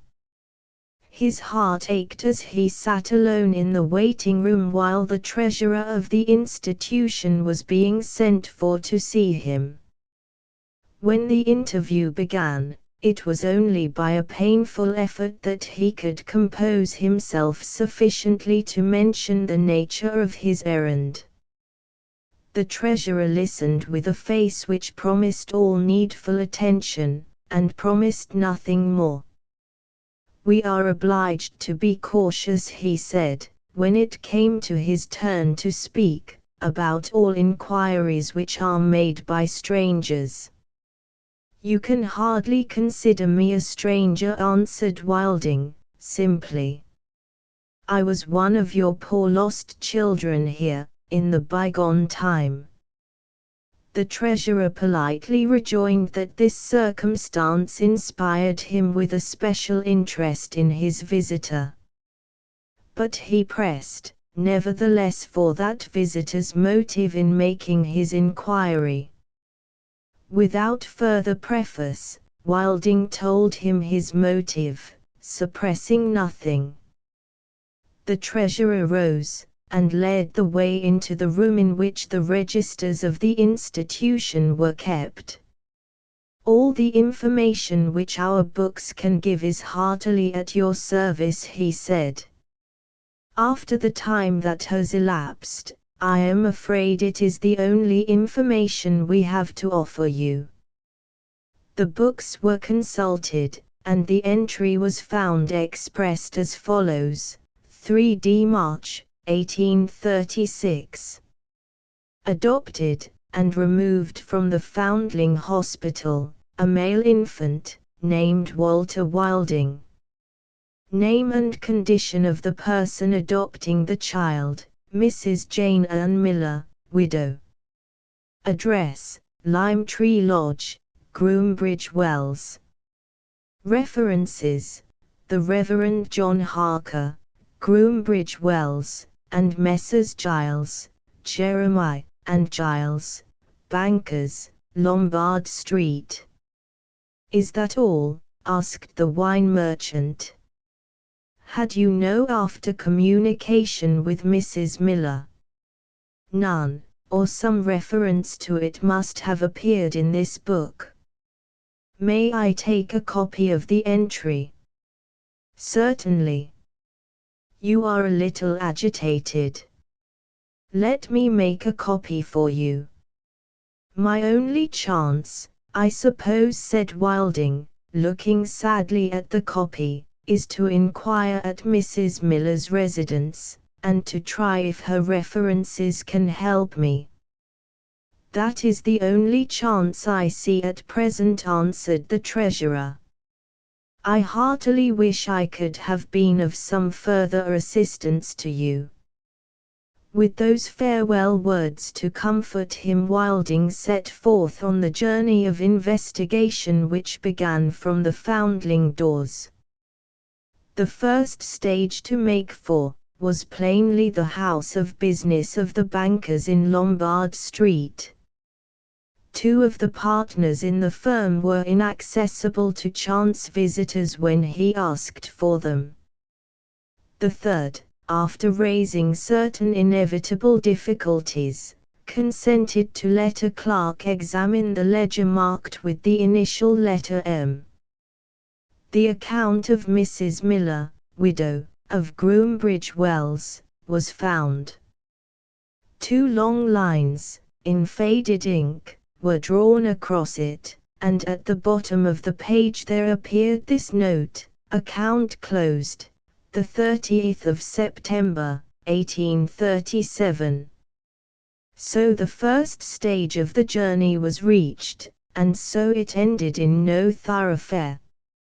After sending a note to Cripple Corner to inform his partner that his absence might be prolonged for some hours, Wilding took his place in the train, and started for the second stage on the journey, Mrs. Miller's residence at Groombridge Wells.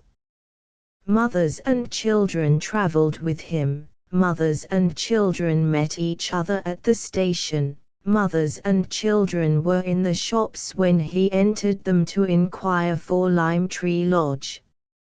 Everywhere, the nearest and dearest of human relations showed itself happily in the happy light of day. Everywhere, he was reminded of the treasured delusion from which he had been awakened so cruelly, of the lost memory which had passed from him like a reflection from a glass. Inquiring here, inquiring there, he could hear of no such place as Lime Tree Lodge. Passing a house agent's office, he went in wearily, and put the question for the last time.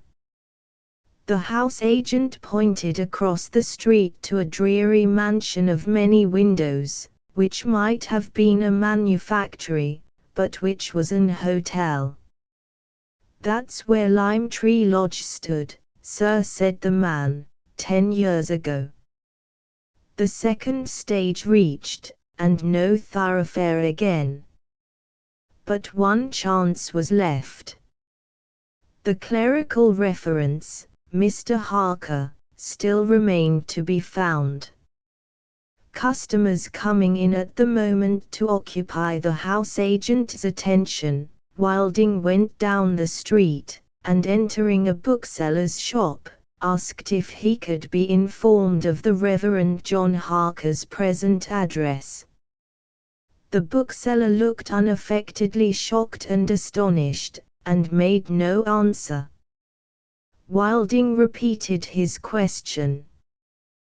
The bookseller took up from his counter a prim little volume in a binding of sober grey. He handed it to his visitor, open at the title page. Wilding read, "The Martyrdom of the Reverend John Harker in New Zealand. Related by a former member of his flock." Wilding put the book down on the counter. "I beg your pardon," he said, thinking a little, perhaps, of his own present martyrdom while he spoke. The silent bookseller acknowledged the apology by a bow. Wilding went out. Third and last stage, and no thoroughfare for the third and last time. There was nothing more to be done. There was absolutely no choice but to go back to London, defeated at all points. From time to time on the return journey, the wine merchant looked at his copy of the entry in the Foundling Register. There is one among the many forms of despair, perhaps the most pitiable of all, which persists in disguising itself as hope. Wilding checked himself in the act of throwing the useless morsel of paper out of the carriage window. It may lead to something yet, he thought. While I live, I won't part with it. When I die, my executors shall find it sealed up with my will. Now, the mention of his will set the good wine merchant on a new track of thought, without diverting his mind from its engrossing subject. He must make his will immediately. The application of the phrase "no thoroughfare" to the case had originated with Mr. Bintoy. In their first long conference following the discovery, that sagacious personage had 100 times repeated, with an obstructive shake of the head, "No thoroughfare, sir, no thoroughfare." My belief is that there is no way out of this at this time of day, and my advice is, make yourself comfortable where you are. In the course of the protracted consultation, a magnum of the 45-year-old port wine had been produced for the wetting of Mr. Bintoy's legal whistle, but the more clearly he saw his way through the wine, the more emphatically he did not see his way through the case, repeating as often as he set his glass down empty, "Mr. Wilding, no thoroughfare. Rest and be thankful."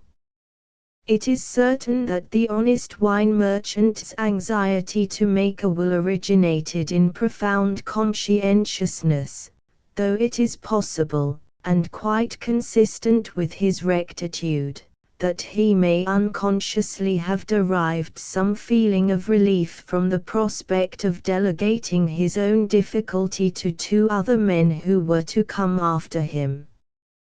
Be that as it may, he pursued his new track of thought with great ardor, and lost no time in begging George Vendale and Mr. Bintoy to meet him in Cripple Corner and share his confidence.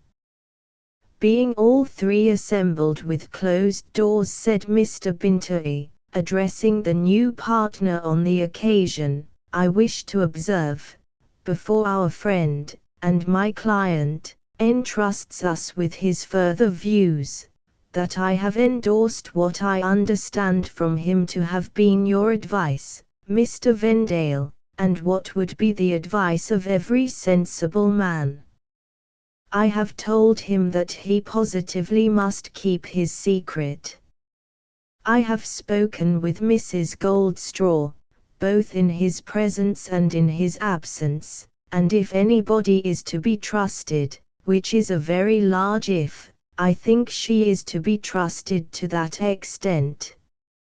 I have pointed out to our friend, and my client, that to set on foot random inquiries would not only be to raise the devil, in the likeness of all the swindlers in the kingdom, but would also be to waste the estate.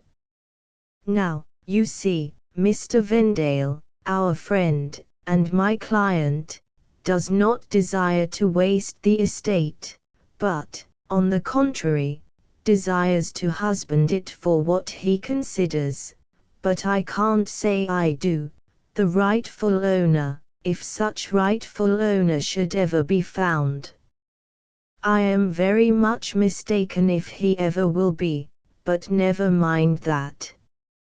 Mr. Wilding and I are, at least, agreed that the estate is not to be wasted. Now, I have yielded to Mr. Wilding's desire to keep an advertisement at intervals flowing through the newspapers, cautiously inviting any person who may know anything about that adopted infant, taken from the Foundling Hospital, to come to my office, and I have pledged myself that such advertisement shall regularly appear. I have gathered from our friend, and my client, that I meet you here today to take his instructions, not to give him advice. I am prepared to receive his instructions, and to respect his wishes, but you will please observe that this does not imply my approval of either as a matter of professional opinion. Thus Mr. Bintoy, talking quite as much at Wilding as to Vendale. And yet, in spite of his care for his client, he was so amused by his client's quixotic conduct, as to eye him from time to time with twinkling eyes, in the light of a highly comical curiosity. "Nothing," observed Wilding, "can be clearer. I only wish my head were as clear as yours, Mr. Bintoy." "If you feel that singing in it coming on," hinted the lawyer, with an alarmed glance, "put it off. I mean the interview." "Not at all, I thank you," said Wilding. "What was I going to?" "Don't excite yourself, Mr. Wilding," urged the lawyer. "No, I wasn't going to," said the wine merchant. "Mr. Bintoy and George Vendale, would you have any hesitation or objection to become my joint trustees and executors, or can you at once consent?" "I consent," replied George Vendale, readily. "I consent," said Bintoy, not so readily. "Thank you both. Mr. Bintoy, my instructions for my last will and testament are short and plain. Perhaps you will now have the goodness to take them down. I leave the whole of my real and personal estate, without any exception or reservation whatsoever, to you two, my joint trustees and executors, in trust to pay over the whole to the true Walter Wilding, if he shall be found and identified within 2 years after the day of my death.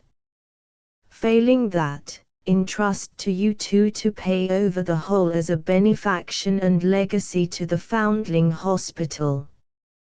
"Those are all your instructions, are they, Mr. Wilding?" demanded Bintoy, after a blank silence, during which nobody had looked at anybody. "The whole. And as to those instructions, you have absolutely made up your mind, Mr. Wilding?" "Absolutely, decidedly, finally." "It only remains," said the lawyer, with one shrug of his shoulders, "to get them into technical and binding form, and to execute and attest. Now, does that press? Is there any hurry about it?" "You are not going to die yet, sir." "Mr. Bintoy," answered Wilding, gravely, "when I am going to die is within other knowledge than yours or mine. I shall be glad to have this matter off my mind, if you please." "We are lawyer and client again," rejoined Bintoy, who, for the nonce, had become almost sympathetic. "If this day week, here, at the same hour, will suit Mr. Vendale and yourself, I will enter in my diary that I attend you accordingly." The appointment was made, and in due sequence, kept. The will was formally signed, sealed, delivered, and witnessed, and was carried off by Mr. Bintoy for safe storage among the papers of his clients, ranged in their respective iron boxes, with their respective owners' names outside, on iron tiers in his consulting room, as if that legal sanctuary were a condensed family vault of clients. With more heart than he had lately had for former subjects of interest, Wilding then set about completing his patriarchal establishment, being much assisted not only by Mrs. Goldstraw but by Vendale too, who, perhaps, had in his mind the giving of an Ebenezer dinner as soon as possible. Anyhow, the establishment being reported in sound working order, the Ebenezers, guardian and ward, were asked to dinner, and Madame Dor was included in the invitation. If Vendale had been over head and ears in love before, a phrase not to be taken as implying the faintest doubt about it, this dinner plunged him down in love 10,000 fathoms deep. Yet, for the life of him, he could not get one word alone with charming Marguerite. So surely as a blessed moment seemed to come, Ebenezer, in his filmy state, would stand at Vendale's elbow, or the broad back of Madame Dor would appear before his eyes. That speechless matron was never seen in a front view, from the moment of her arrival to that of her departure, except at dinner. And from the instant of her retirement to the drawing-room, after a hearty participation in that meal, she turned her face to the wall again. Yet, through 4 or 5 delightful though distracting hours, Marguerite was to be seen, Marguerite was to be heard, Marguerite was to be occasionally touched. When they made the round of the old dark cellars, Vendale led her by the hand. When she sang to him in the lighted room at night, Vendale, standing by her, held her relinquished gloves, and would have bartered against them every drop of the 45-year-old, though it had been 45 times 45 years old, and its net price 45 times 45 pounds per dozen. And still, when she was gone, and a great gap of an extinguisher was clapped on Cripple Corner, he tormented himself by wondering, did she think that he admired her? Did she think that he adored her? Did she suspect that she had won him, heart and soul? Did she care to think at all about it? And so, did she and didn't she, up and down the gamut, and above the line and below the line, dear, dear. Poor restless heart of humanity. To think that the men who were mummies thousands of years ago, did the same, and ever found the secret how to be quiet after it.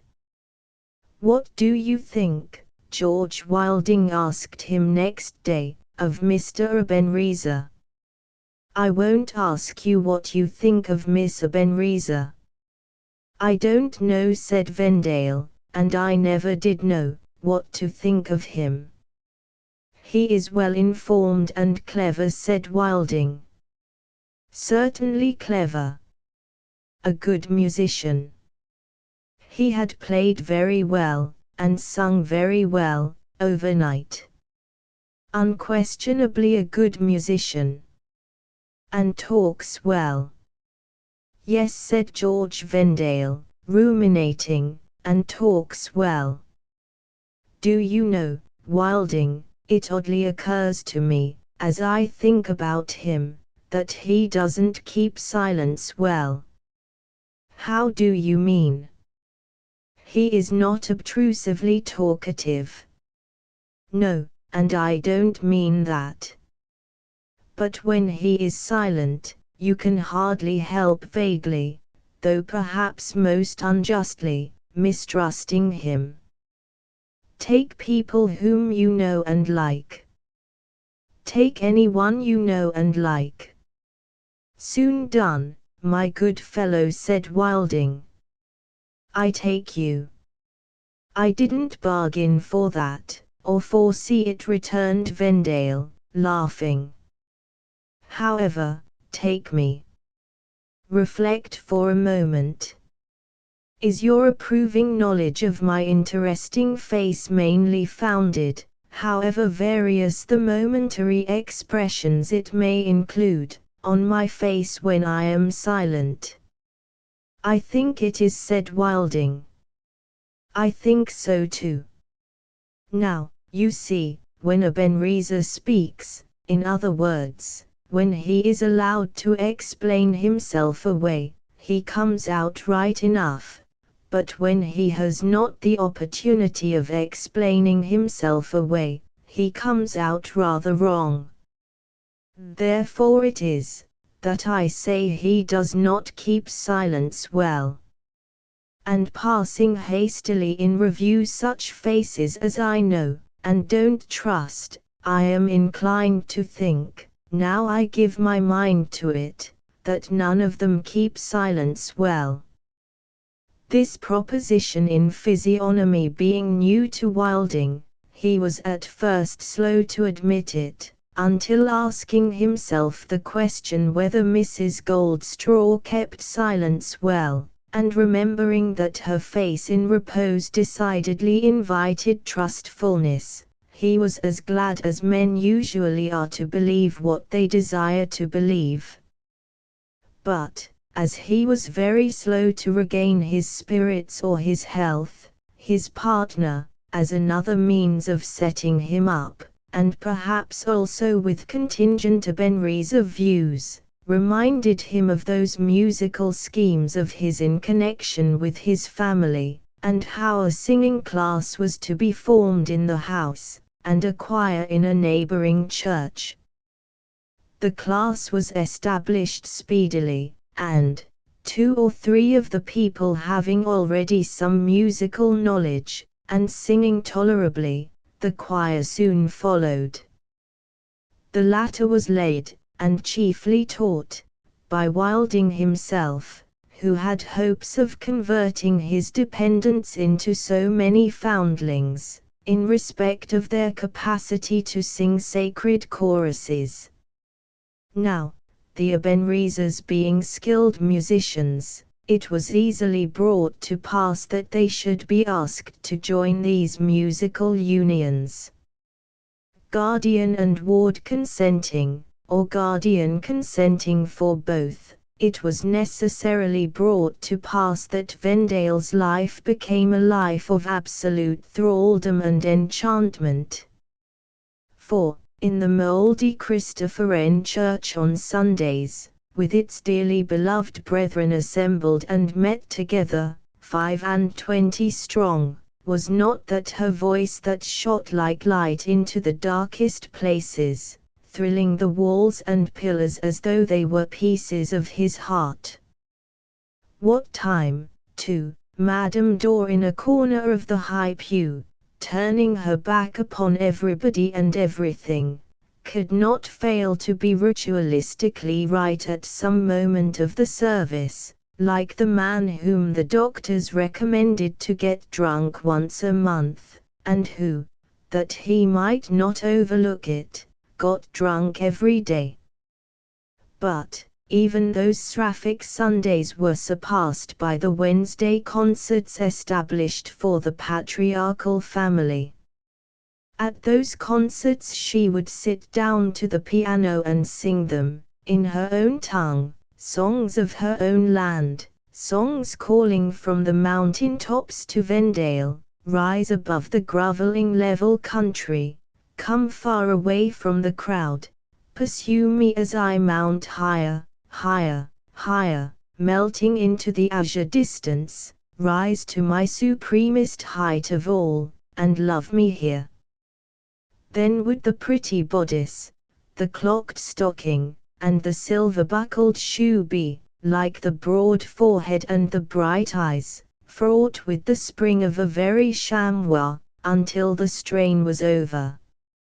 Not even over Vendale himself did these songs of hers cast a more potent spell than over Joey Ladle in his different way. Steadily refusing to muddle the harmony by taking any share in it, and evincing the supremest contempt for scales and such like rudiments of music, which, indeed, seldom captivate mere listeners, Joey did at first give up the whole business for a bad job, and the whole of the performers for a set of howling dervishes. But, descrying traces of unmuddled harmony in a part song one day, he gave his 2 under-cellarmen faint hopes of getting on towards something in course of time. An anthem of Handel's led to further encouragement from him, though he objected that that great musician must have been down in some of them foreign cellars pretty much, for to go and say the same thing so many times over, which, took it in how you might, he considered a certain sign of your having took it in somehow. On a third occasion, the public appearance of Mr. Jarvis with a flute, and of an odd man with a violin, and the performance of a duet by the two, did so astonish him that, solely of his own impulse and motion, he became inspired with the words, encore, repeatedly pronouncing them as if calling in a familiar manner for some lady who had distinguished herself in the orchestra. But this was his final testimony to the merits of his mates, for, the instrumental duet being performed at the first Wednesday concert, and being presently followed by the voice of Margarita Benriza, he sat with his mouth wide open, entranced, until she had finished, when, rising in his place with much solemnity, and prefacing what he was about to say with a bow that specially included Mr. Wilding in it, he delivered himself of the gratifying sentiment, "Arter that, ye may all on ye get to bed," and ever afterwards declined to render homage in any other words to the musical powers of the family. Thus began a separate personal acquaintance between Margarita Benriza and Joey Ladle. She laughed so heartily at his compliment, and yet was so abashed by it, that Joey made bold to say to her, after the concert was over, he hoped he wasn't so muddled in his head as to have took a liberty. She made him a gracious reply, and Joey ducked in return. "You'll change the luck time about, miss," said Joey, ducking again. "It's such as you in the place that can bring round the luck of the place." "Can I round the luck?" she answered, in her pretty English, and with a pretty wonder. "I fear I do not understand. I am so stupid." Young Master Wilding, Miss Joey explained confidentially, though not much to her enlightenment, changed the luck, afore he took in young Master George. "So I say, and so they'll find. Lord! Only come into the place and sing over the luck a few times, miss, and it won't be able to help itself." With this, and with a whole brood of ducks, Joey backed out of the presence. But Joey being a privileged person, and even an involuntary conquest being pleasant to youth and beauty, Marguerite merrily looked out for him next time. "Where is my Mr. Joey, please?" she asked Vendale. So Joey was produced, and shaken hands with, and that became an institution. Another institution arose in this wise. Joey was a little hard of hearing. He himself said it was vapors, and perhaps it might have been, but whatever the cause of the effect, there the effect was, upon him. On this first occasion he had been seen to sidle along the wall, with his left hand to his left ear, until he had sidled himself into a seat pretty near the singer, in which place and position he had remained, until addressing to his friends the amateurs the compliment before mentioned. It was observed on the following Wednesday that Joey's action as a pecking machine was impaired at dinner, and it was rumored about the table that this was explainable by his high-strung expectations of Miss Benriza's singing, and his fears of not getting a place where he could hear every note and syllable. The rumor reaching Wilding's ears, he in his good nature called Joey to the front at night before Marguerite began. Thus the institution came into being that on succeeding nights, Marguerite, running her hands over the keys before singing, always said to Vendale, "Where is my Mr. Joey, please?" and that Vendale always brought him forth, and stationed him nearby. That he should then, when all eyes were upon him, express in his face the utmost contempt for the exertions of his friends and confidence in Marguerite alone, whom he would stand contemplating, not unlike the rhinoceros out of the spelling book, tamed and on his hind legs, was a part of the institution. Also that when he remained after the singing in his most ecstatic state, some bold spirit from the back should say, "What do you think of it, Joey?" and he should be goaded to reply, as having that instant conceived the retort, "Arter that ye may all on ye get to bed." These were other parts of the institution. But the simple pleasures and small jests of Cripple Corner were not destined to have a long life.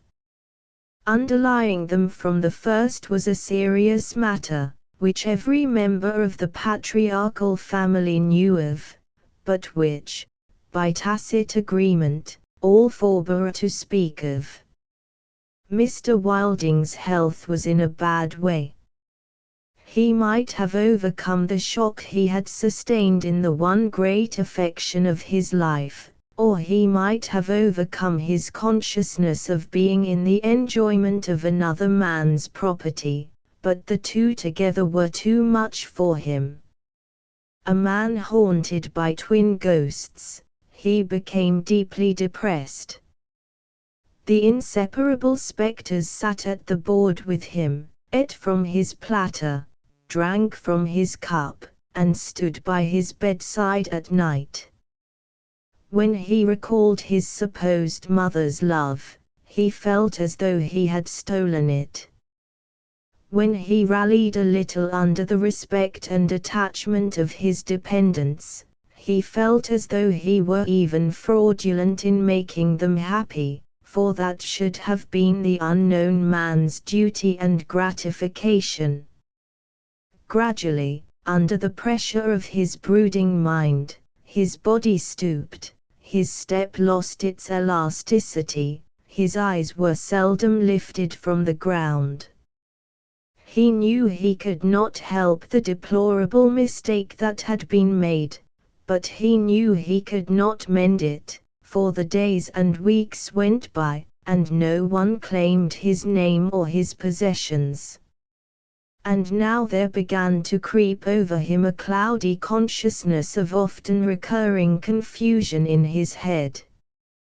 He would unaccountably lose, sometimes whole hours, sometimes a whole day and night.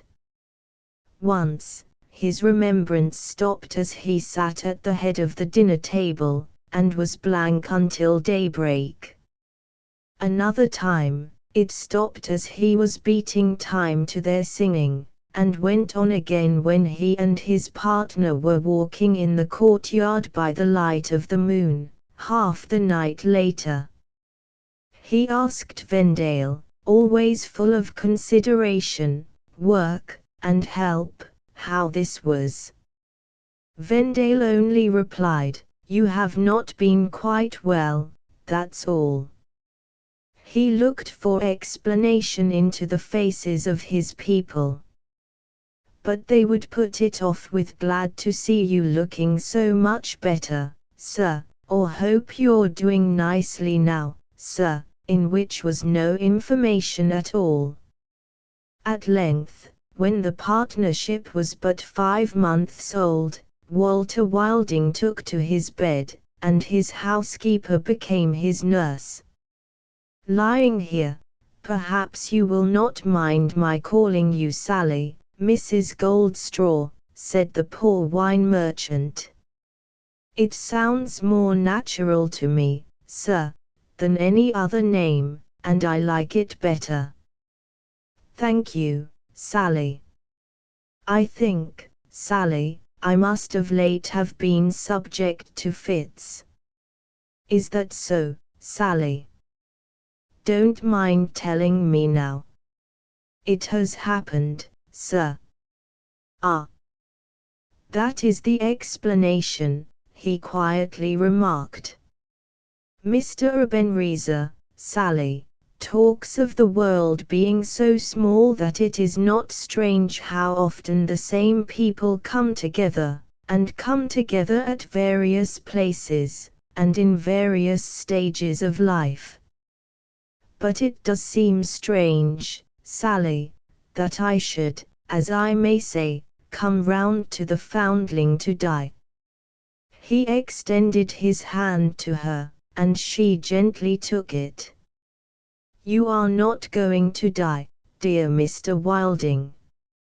So Mr. Binter said, but I think he was wrong. The old child feeling is coming back upon me, Sally. The old hush and rest, as I used to fall asleep. After an interval he said, in a placid voice, please kiss me, nurse, and, it was evident, believed himself to be lying in the old dormitory. As she had been used to bend over the fatherless and motherless children, Sally bent over the fatherless and motherless man, and put her lips to his forehead, murmuring, God bless you. God bless you, he replied, in the same tone. After another interval, he opened his eyes in his own character, and said, don't move me, Sally, because of what I am going to say, I lie quite easily.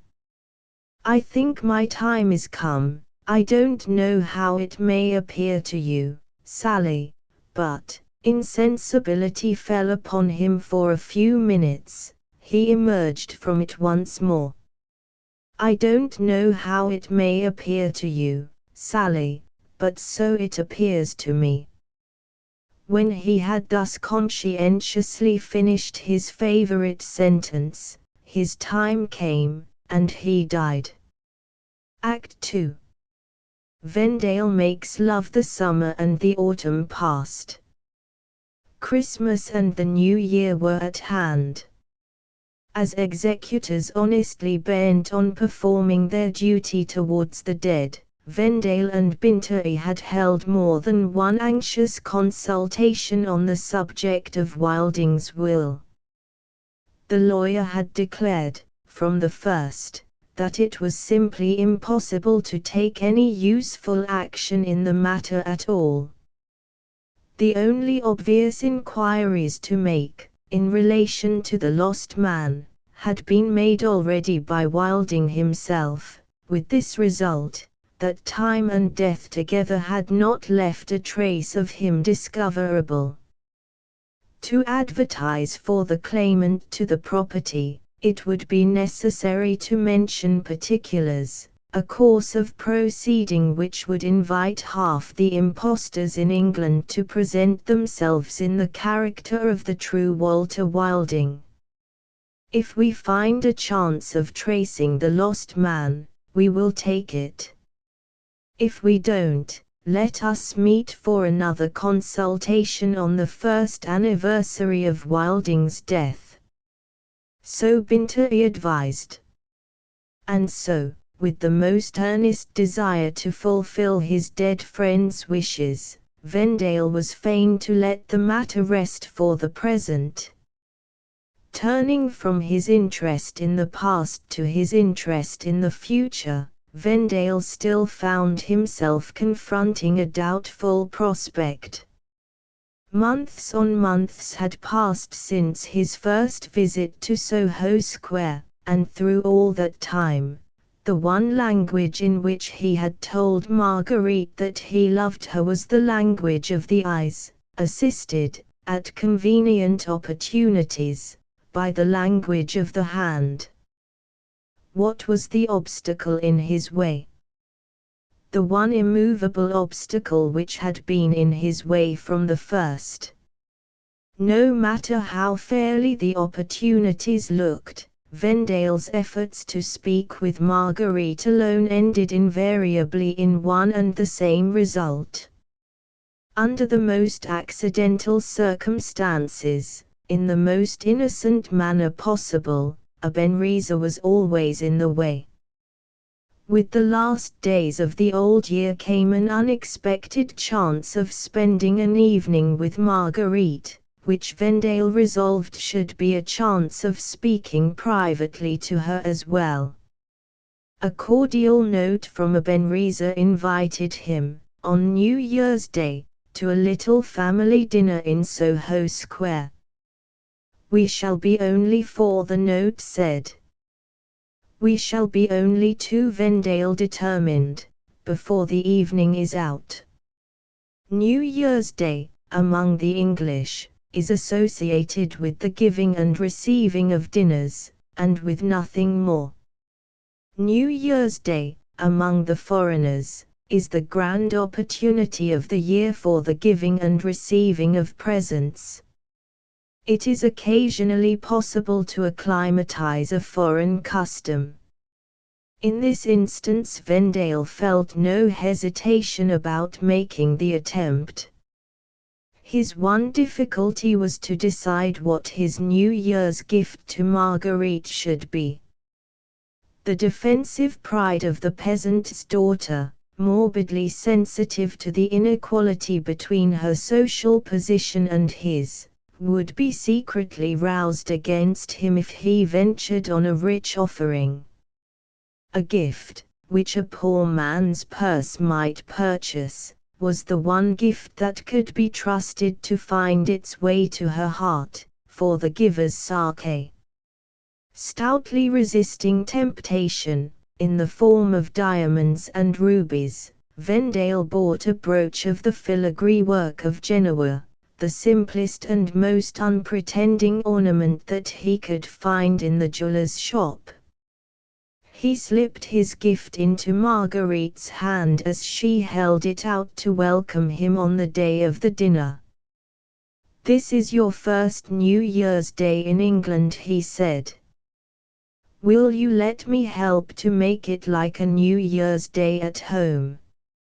She thanked him, a little constrainedly, as she looked at the jeweller's box, uncertain what it might contain. Opening the box, and discovering the studiously simple form under which Vendale's little keepsake offered itself to her, she penetrated his motive on the spot. Her face turned on him brightly, with a look which said, "I own you have pleased and flattered me." Never had she been so charming, in Vendale's eyes, as she was at that moment. Her winter dress, a petticoat of dark silk, with a bodice of black velvet rising to her neck, and enclosing it softly in a little circle of swan's down, heightened, by all the force of contrast, the dazzling fairness of her hair and her complexion. It was only when she turned aside from him to the glass, and, taking out the brooch that she wore, put his New Year's gift in its place, that Vendale's attention wandered far enough away from her to discover the presence of other persons in the room. He now became conscious that the hands of Ebenezer were affectionately in possession of his elbows. He now heard the voice of Ebenezer thanking him for his attention to Marguerite, with the faintest possible ring of mockery in its tone. "Such a simple present, dear sir, and showing such nice tact." He now discovered, for the first time, that there was one other guest, and but one, besides himself, whom Ebenezer presented as a compatriot and friend. The friend's face was mouldy, and the friend's figure was fat. His age was suggestive of the autumnal period of human life. In the course of the evening he developed two extraordinary capacities. One was a capacity for silence, the other was a capacity for emptying bottles. Madame Dor was not in the room. Neither was there any visible place reserved for her when they sat down to table. Ebenezer explained that it was the good Dor's simple habit to dine always in the middle of the day. She would make her excuses later in the evening. Vendale wondered whether the good Dor had, on this occasion, varied her domestic employment from cleaning Ebenezer's gloves to cooking Ebenezer's dinner. This at least was certain: the dishes served were, one and all, as achievements in cookery, high above the reach of the rude elementary art of England. The dinner was unobtrusively perfect. As for the wine, the eyes of the speechless friend rolled over it, as in solemn ecstasy. Sometimes he said good, when a bottle came in full, and sometimes he said ah, when a bottle went out empty, and there his contributions to the gaiety of the evening ended. Silence is occasionally infectious. Oppressed by private anxieties of their own, Marguerite and Vendale appeared to feel the influence of the speechless friend. The whole responsibility of keeping the talk going rested on Ebenezer's shoulders, and manfully did Ebenezer sustain it. He opened his heart in the character of an enlightened foreigner, and sang the praises of England. When other topics ran dry, he returned to this inexhaustible source, and always set the stream running again as copiously as ever. Ebenezer would have given an arm, an eye, or a leg to have been born an Englishman. Out of England there was no such institution as a home, no such thing as a fireside, no such object as a beautiful woman. His dear Miss Marguerite would excuse him, if he accounted for her attractions on the theory that English blood must have mixed at some former time with their obscure and unknown ancestry.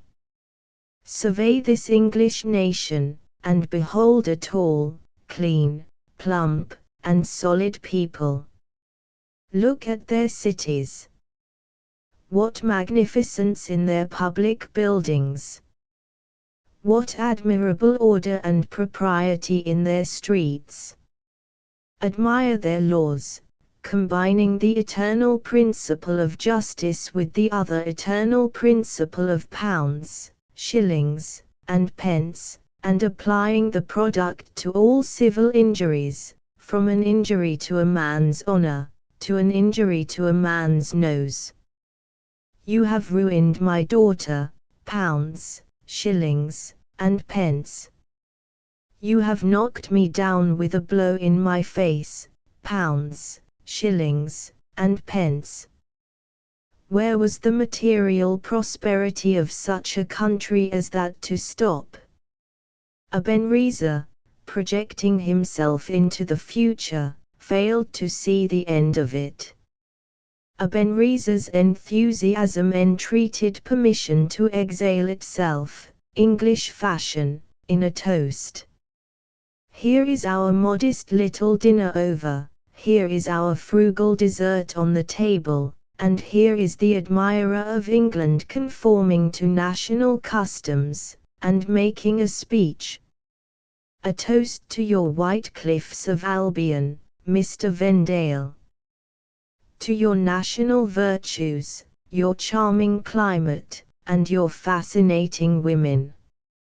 To your hearths, to your homes, to your habeas corpus, and to all your other institutions. In one word, to England. Heap, heap, heap.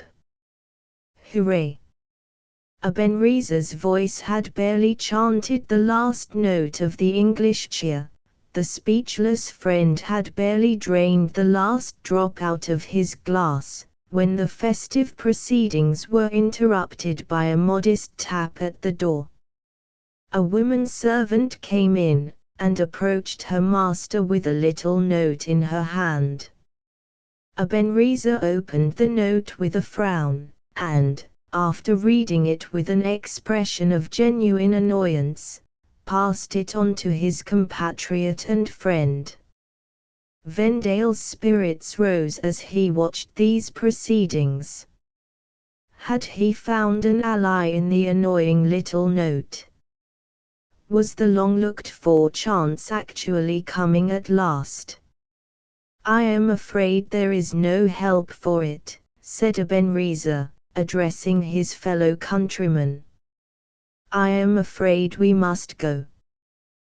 The speechless friend handed back the letter, shrugged his heavy shoulders, and poured himself out a last glass of wine.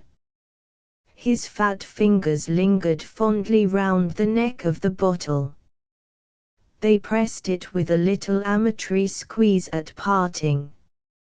His globular eyes looked dimly, as through an intervening haze, at Vendale and Marguerite. His heavy articulation labored, and brought forth a whole sentence at a birth. "I think," he said, "I should have liked a little more wine." His breath failed him after that effort. He gasped, and walked to the door. Ebenezer addressed himself to Vendale with an appearance of the deepest distress. "I am so shocked, so confused, so distressed," he began. "A misfortune has happened to one of my compatriots. He is alone, he is ignorant of your language. I and my good friend, here, have no choice but to go and help him. What can I say in my excuse? How can I describe my affliction at depriving myself in this way of the honor of your company?" He paused, evidently expecting to see Vendale take up his hat and retire.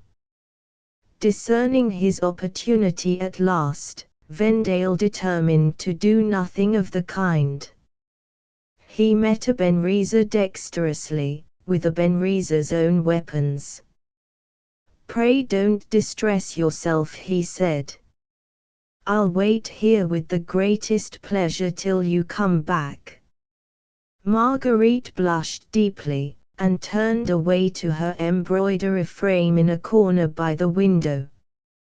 The film showed itself in Ebenezer's eyes, and the smile came something sourly to Ebenezer's lips.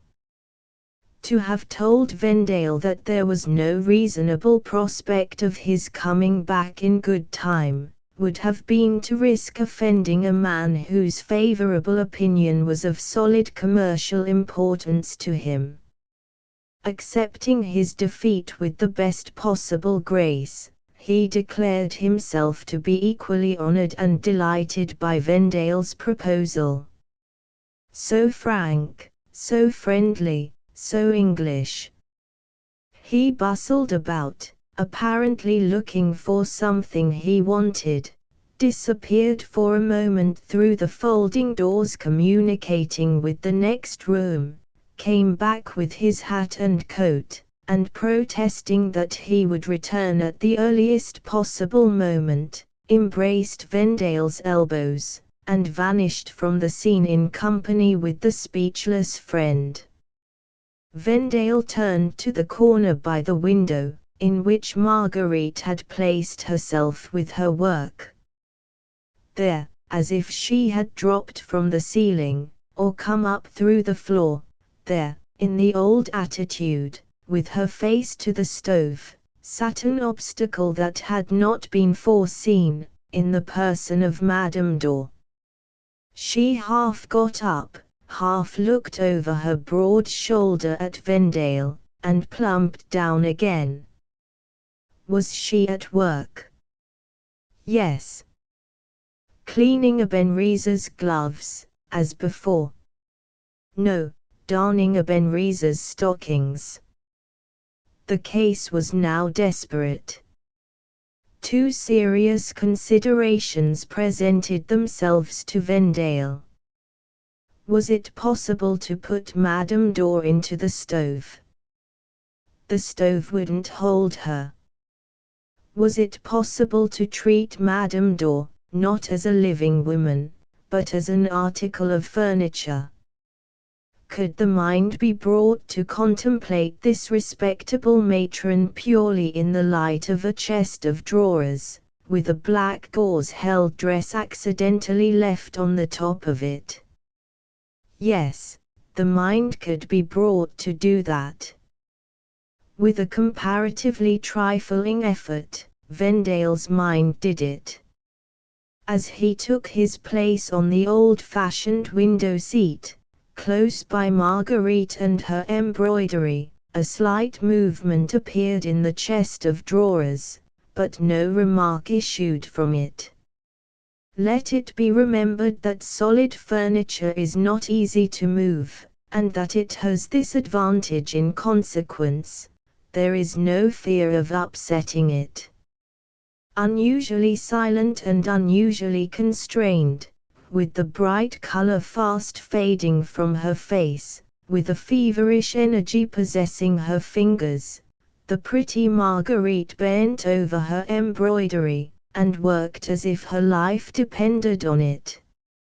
Hardly less agitated himself, Vendale felt the importance of leading her very gently to the avowal which he was eager to make, to the other sweeter avowal still, which he was longing to hear. A woman's love is never to be taken by storm, it yields insensibly to a system of gradual approach. It ventures by the roundabout way, and listens to the low voice. Vendale led her memory back to their past meetings when they were traveling together in Switzerland. They revived the impressions, they recalled the events, of the happy bygone time. Little by little, Marguerite's constraint vanished. She smiled, she was interested, she looked at Vendale, she grew idle with her needle, she made false stitches in her work. Their voices sank lower and lower, their faces bent nearer and nearer to each other as they spoke. And Madame Dor behaved like an angel. She never looked round, she never said a word, she went on with the Benrises' stockings. Pulling each stocking up tight over her left arm, and holding that arm aloft from time to time, to catch the light on her work, there were moments, delicate and indescribable moments, when Madame Dor appeared to be sitting upside down, and contemplating one of her own respectable legs, elevated in the air. As the minutes wore on, these elevations followed each other at longer and longer intervals. Now and again, the black gauze headdress nodded, dropped forward, recovered itself. A little heap of stockings slid softly from Madame Dor's lap, and remained unnoticed on the floor. A prodigious ball of worsted followed the stockings, and rolled lazily under the table. The black gauze headdress nodded, dropped forward, recovered itself, nodded again, dropped forward again, and recovered itself no more. A composite sound, partly as of the purring of an immense cat, partly as of the planing of a soft board, rose over the hushed voices of the lovers, and hummed at regular intervals through the room. Nature and Madame Dor had combined together in Vendale's interests. The best of women was asleep. Marguerite rose to stop, not the snoring, let us say, the audible repose of Madame Dor. Vendale laid his hand on her arm, and pressed her back gently into her chair. Don't disturb her, he whispered. I have been waiting to tell you a secret. Let me tell it now. Marguerite resumed her seat. She tried to resume her needle. It was useless, her eyes failed her, her hand failed her, she could find nothing. We have been talking, said Vendale, of the happy time when we first met, and first travelled together. I have a confession to make. I have been concealing something. When we spoke of my first visit to Switzerland, I told you of all the impressions I had brought back with me to England, except one. Can you guess what that one is? Her eyes looked steadfastly at the embroidery, and her face turned a little away from him. Signs of disturbance began to appear in her neat velvet bodice, round the region of the brooch. She made no reply. Vendale pressed the question without mercy. Can you guess what the one Swiss impression is which I have not told you yet? Her face turned back towards him, and a faint smile trembled on her lips. An impression of the mountains, perhaps, she said slyly. No, a much more precious impression than that. Of the lakes? No. The lakes have not grown dearer and dearer in remembrance to me every day.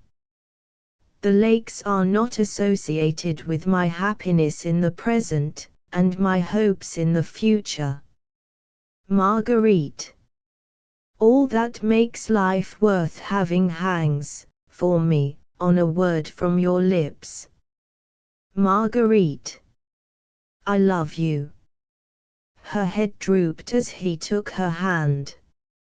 He drew her to him, and looked at her.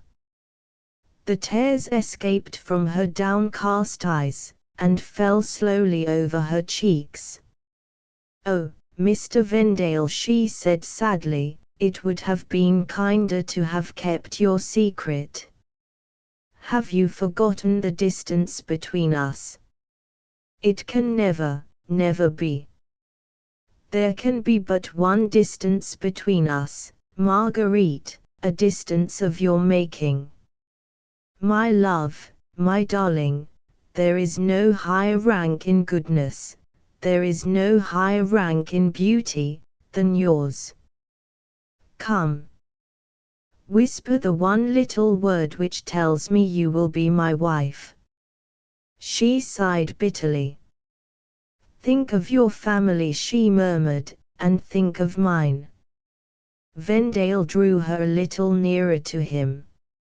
If you dwell on such an obstacle as that, he said, I shall think but one thought, I shall think I have offended you. She started, and looked up. Oh, no, she exclaimed innocently. The instant the words passed her lips, she saw the construction that might be placed on them. Her confession had escaped her in spite of herself. A lovely flush of color overspread her face. She made a momentary effort to disengage herself from her lover's embrace. She looked up at him entreatingly. She tried to speak. The words died on her lips in the kiss that Vendale pressed on them. Let me go, Mr. Vendale, she said faintly. Call me George. She laid her head on his bosom. All her heart went out to him at last. George, she whispered. Say you love me. Her arms twined themselves gently round his neck. Her lips, timidly touching his cheek, murmured the delicious words, I love you.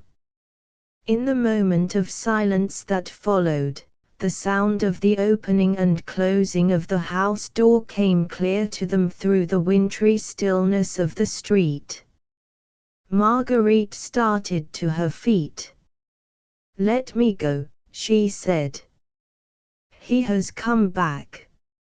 She hurried from the room, and touched Madame Dor's shoulder in passing.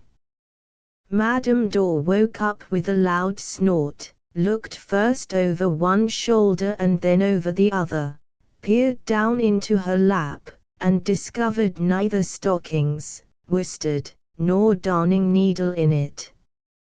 At the same moment, footsteps became audible ascending the stairs. "Mon Dieu," said Madame Dor, addressing herself to the stove, and trembling violently. Vendale picked up the stockings and the ball, and huddled them all back in a heap over her shoulder. "Mon Dieu," said Madame Dor, for the second time, as the avalanche of worsted poured into her capacious lap. The door opened, and Ebenezer came in. His first glance round the room showed him that Marguerite was absent. "What?" he exclaimed, "my niece is away." "My niece is not here to entertain you in my absence. This is unpardonable. I shall bring her back instantly." Vendale stopped him. "I beg you will not disturb Miss Ebenezer," he said. "You have returned, I see, without your friend. My friend remains, and consoles our afflicted compatriot. A heart-rending scene, Mr. Vendale.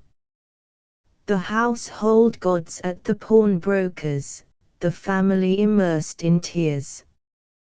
We all embraced in silence. My admirable friend alone possessed his composure. He sent out, on the spot, for a bottle of wine. Can I say a word to you in private, Mr. Ebenezer?" "Assuredly." He turned to Madame Dor. "My good creature, you are sinking for want of repose. Mr. Vendale will excuse you." Madame Dor rose, and set forth sideways on her journey from the stove to bed. She dropped a stocking. Vendale picked it up for her, and opened one of the folding doors. She advanced a step, and dropped 3 more stockings. Vendale stooping to recover them as before, Ebenezer interfered with profuse apologies, and with a warning look at Madame Dor. Madame Dor acknowledged the look by dropping the whole of the stockings in a heap, and then shuffling away panic-stricken from the scene of disaster. Ebenezer swept up the complete collection fiercely in both hands. "Go," he cried, giving his prodigious handful a preparatory swing in the air. Madame Dor said, "Mon Dieu," and vanished into the next room, pursued by a shower of stockings. "What must you think, Mr. Vendale," said Ebenezer, closing the door, "of this deplorable intrusion of domestic details? For myself, I blush at it. We are beginning the new year as badly as possible. Everything has gone wrong tonight. Be seated, pray, and say, what may I offer you? Shall we pay our best respects to another of your noble English institutions? It is my study to be, what you call, jolly. I propose a grog." Vendale declined the grog with all needful respect for that noble institution. "I wish to speak to you on a subject in which I am deeply interested," he said. "You must have observed, Mr. Ebenezer, that I have, from the first, felt no ordinary admiration for your charming niece. You are very good. In my niece's name, I thank you. Perhaps you may have noticed, latterly, that my admiration for Miss Ebenezer has grown into a tenderer and deeper feeling. Shall we say friendship, Mr. Vendale? Say love, and we shall be nearer to the truth. Ebenezer started out of his chair. The faintly discernible beat, which was his nearest approach to a change of color, showed itself suddenly in his cheeks. You are Miss Ebenezer's guardian, pursued Vendale. I ask you to confer upon me the greatest of all favors. I ask you to give me her hand in marriage. Ebenezer dropped back into his chair. Mr. Vendale, he said, you petrify me. I will wait, rejoined Vendale, until you have recovered yourself. One word before I recover myself. You have said nothing about this to my niece. I have opened my whole heart to your niece. And I have reason to hope. What? Interposed Ebenezer. You have made a proposal to my niece, without first asking for my authority to pay your addresses to her. He struck his hand on the table, and lost his hold over himself for the first time in Vendale's experience of him. Sir, he exclaimed, indignantly, what sort of conduct is this? As a man of honor, speaking to a man of honor, how can you justify it? I can only justify it as one of our English institutions, said Vendale quietly. You admire our English institutions. I can't honestly tell you, Mr. Ebenezer, that I regret what I have done. I can only assure you that I have not acted in the matter with any intentional disrespect towards yourself. This said, may I ask you to tell me plainly what objection you see to favoring my suit? I see this immense objection, answered Ebenezer, that my niece and you are not on a social equality together. My niece is the daughter of a poor peasant, and you are the son of a gentleman. You do us an honor, he added, lowering himself again gradually to his customary polite level, which deserves, and has, our most grateful acknowledgments. But the inequality is too glaring, the sacrifice is too great. You English are a proud people, Mr. Vendale. I have observed enough of this country to see that such a marriage as you propose would be a scandal here.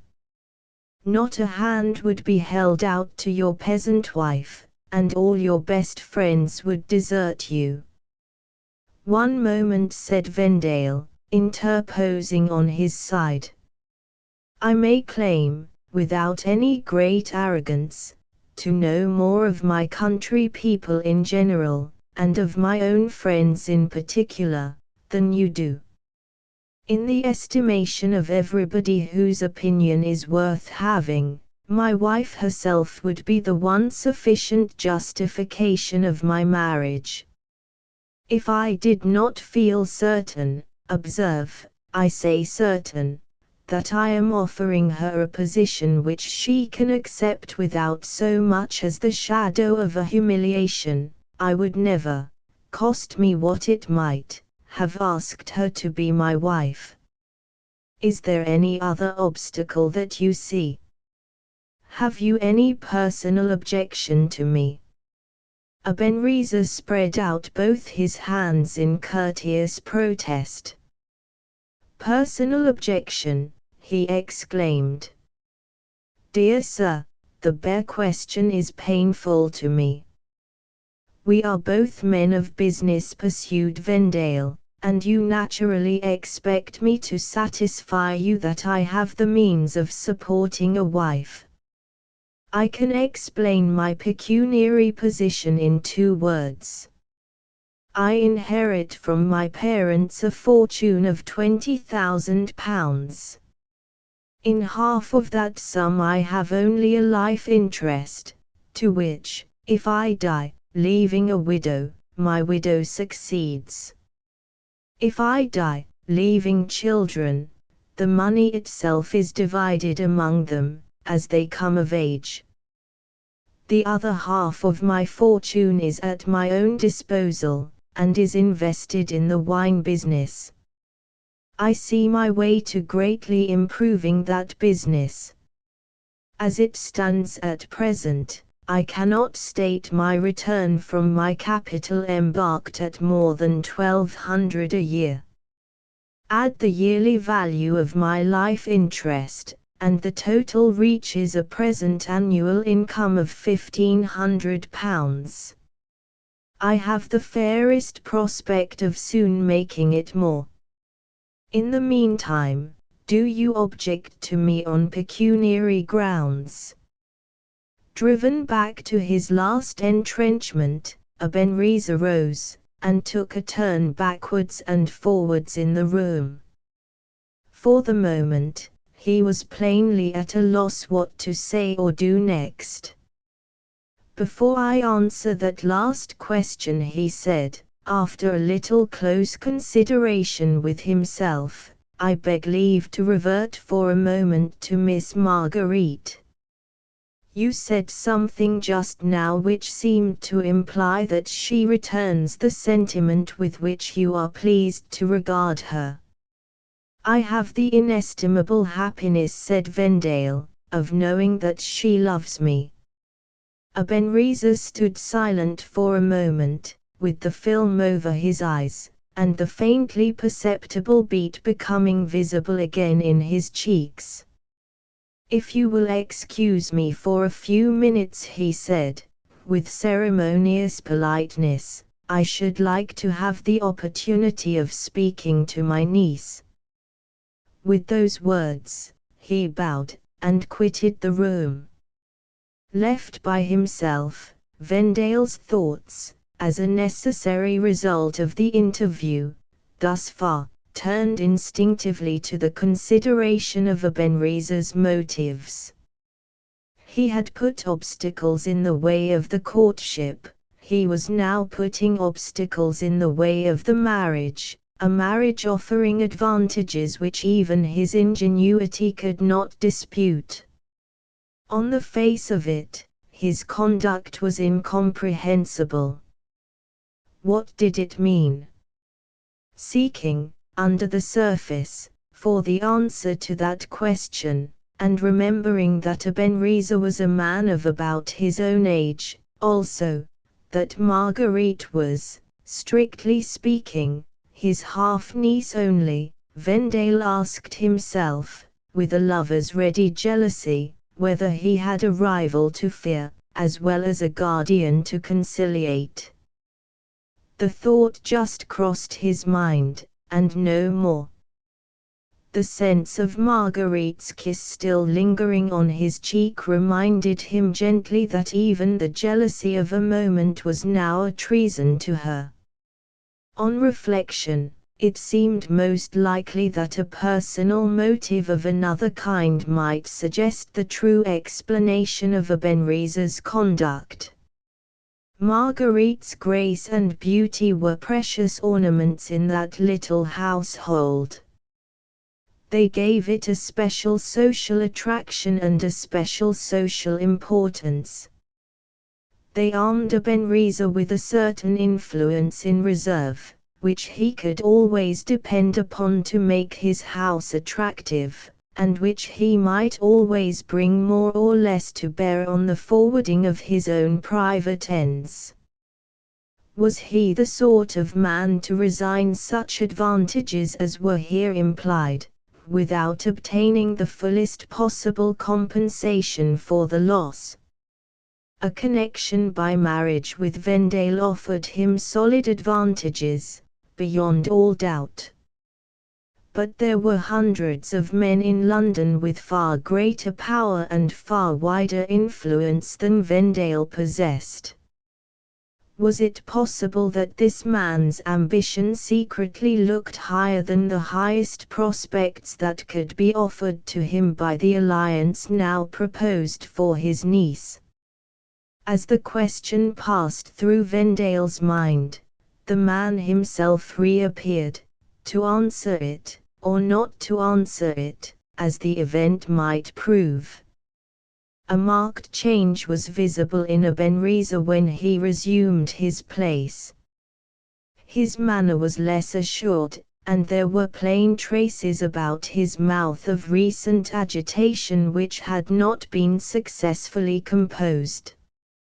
Had he said something, referring either to Vendale or to himself, which had raised Marguerite's spirit, and which had placed him, for the first time, face to face with a resolute assertion of his niece's will? It might or might not be. This only was certain: he looked like a man who had met with a repulse. "I have spoken to my niece," he began. "I find, Mr. Vendale, that even your influence has not entirely blinded her to the social objections to your proposal." "May I ask," returned Vendale, "if that is the only result of your interview with Miss Ebenezer?" A momentary flash leapt out through the Ebenezer film. "You are master of the situation," he answered, in a tone of sardonic submission. "If you insist on my admitting it, I do admit it in those words. My niece's will and mine used to be one, Mr. Vendale. You have come between us, and her will is now yours. In my country, we know when we are beaten, and we submit with our best grace. I submit, with my best grace, on certain conditions. Let us revert to the statement of your pecuniary position. I have an objection to you, my dear sir, a most amazing, a most audacious objection, from a man in my position to a man in yours." "What is it?" "You have honored me by making a proposal for my niece's hand. For the present, with best thanks and respects, I beg to decline it." "Why?" "Because you are not rich enough." The objection, as the speaker had foreseen, took Vendale completely by surprise. For the moment he was speechless. "Your income is 1,500 a year," pursued Ebenezer. "In my miserable country I should fall on my knees before your income, and say, what a princely fortune. In wealthy England, I sit as I am, and say, a modest independence, dear sir, nothing more. Enough, perhaps, for a wife in your own rank of life who has no social prejudices to conquer. Not more than half enough for a wife who is a meanly born foreigner, and who has all your social prejudices against her. Sir, if my niece is ever to marry you, she will have what you call uphill work of it in taking her place at starting. Yes, yes, this is not your view, but it remains, immovably remains, my view for all that. For my niece's sake, I claim that this uphill work shall be made as smooth as possible. Whatever material advantages she can have to help her, ought, in common justice, to be hers. Now, tell me, Mr. Vendale, on your 1,500 a year can your wife have a house in a fashionable quarter, a footman to open her door, a butler to wait at her table, and a carriage and horses to drive about in? I see the answer in your face. Your face says, no. Very good. Tell me one more thing, and I have done. Take the mass of your educated, accomplished, and lovely countrywomen, is it, or is it not, the fact that a lady who has a house in a fashionable quarter, a footman to open her door, a butler to wait at her table, and a carriage and horses to drive about in, is a lady who has gained 4 steps, in female estimation, at starting? Yes or no? Come to the point, said Vendale. You view this question as a question of terms.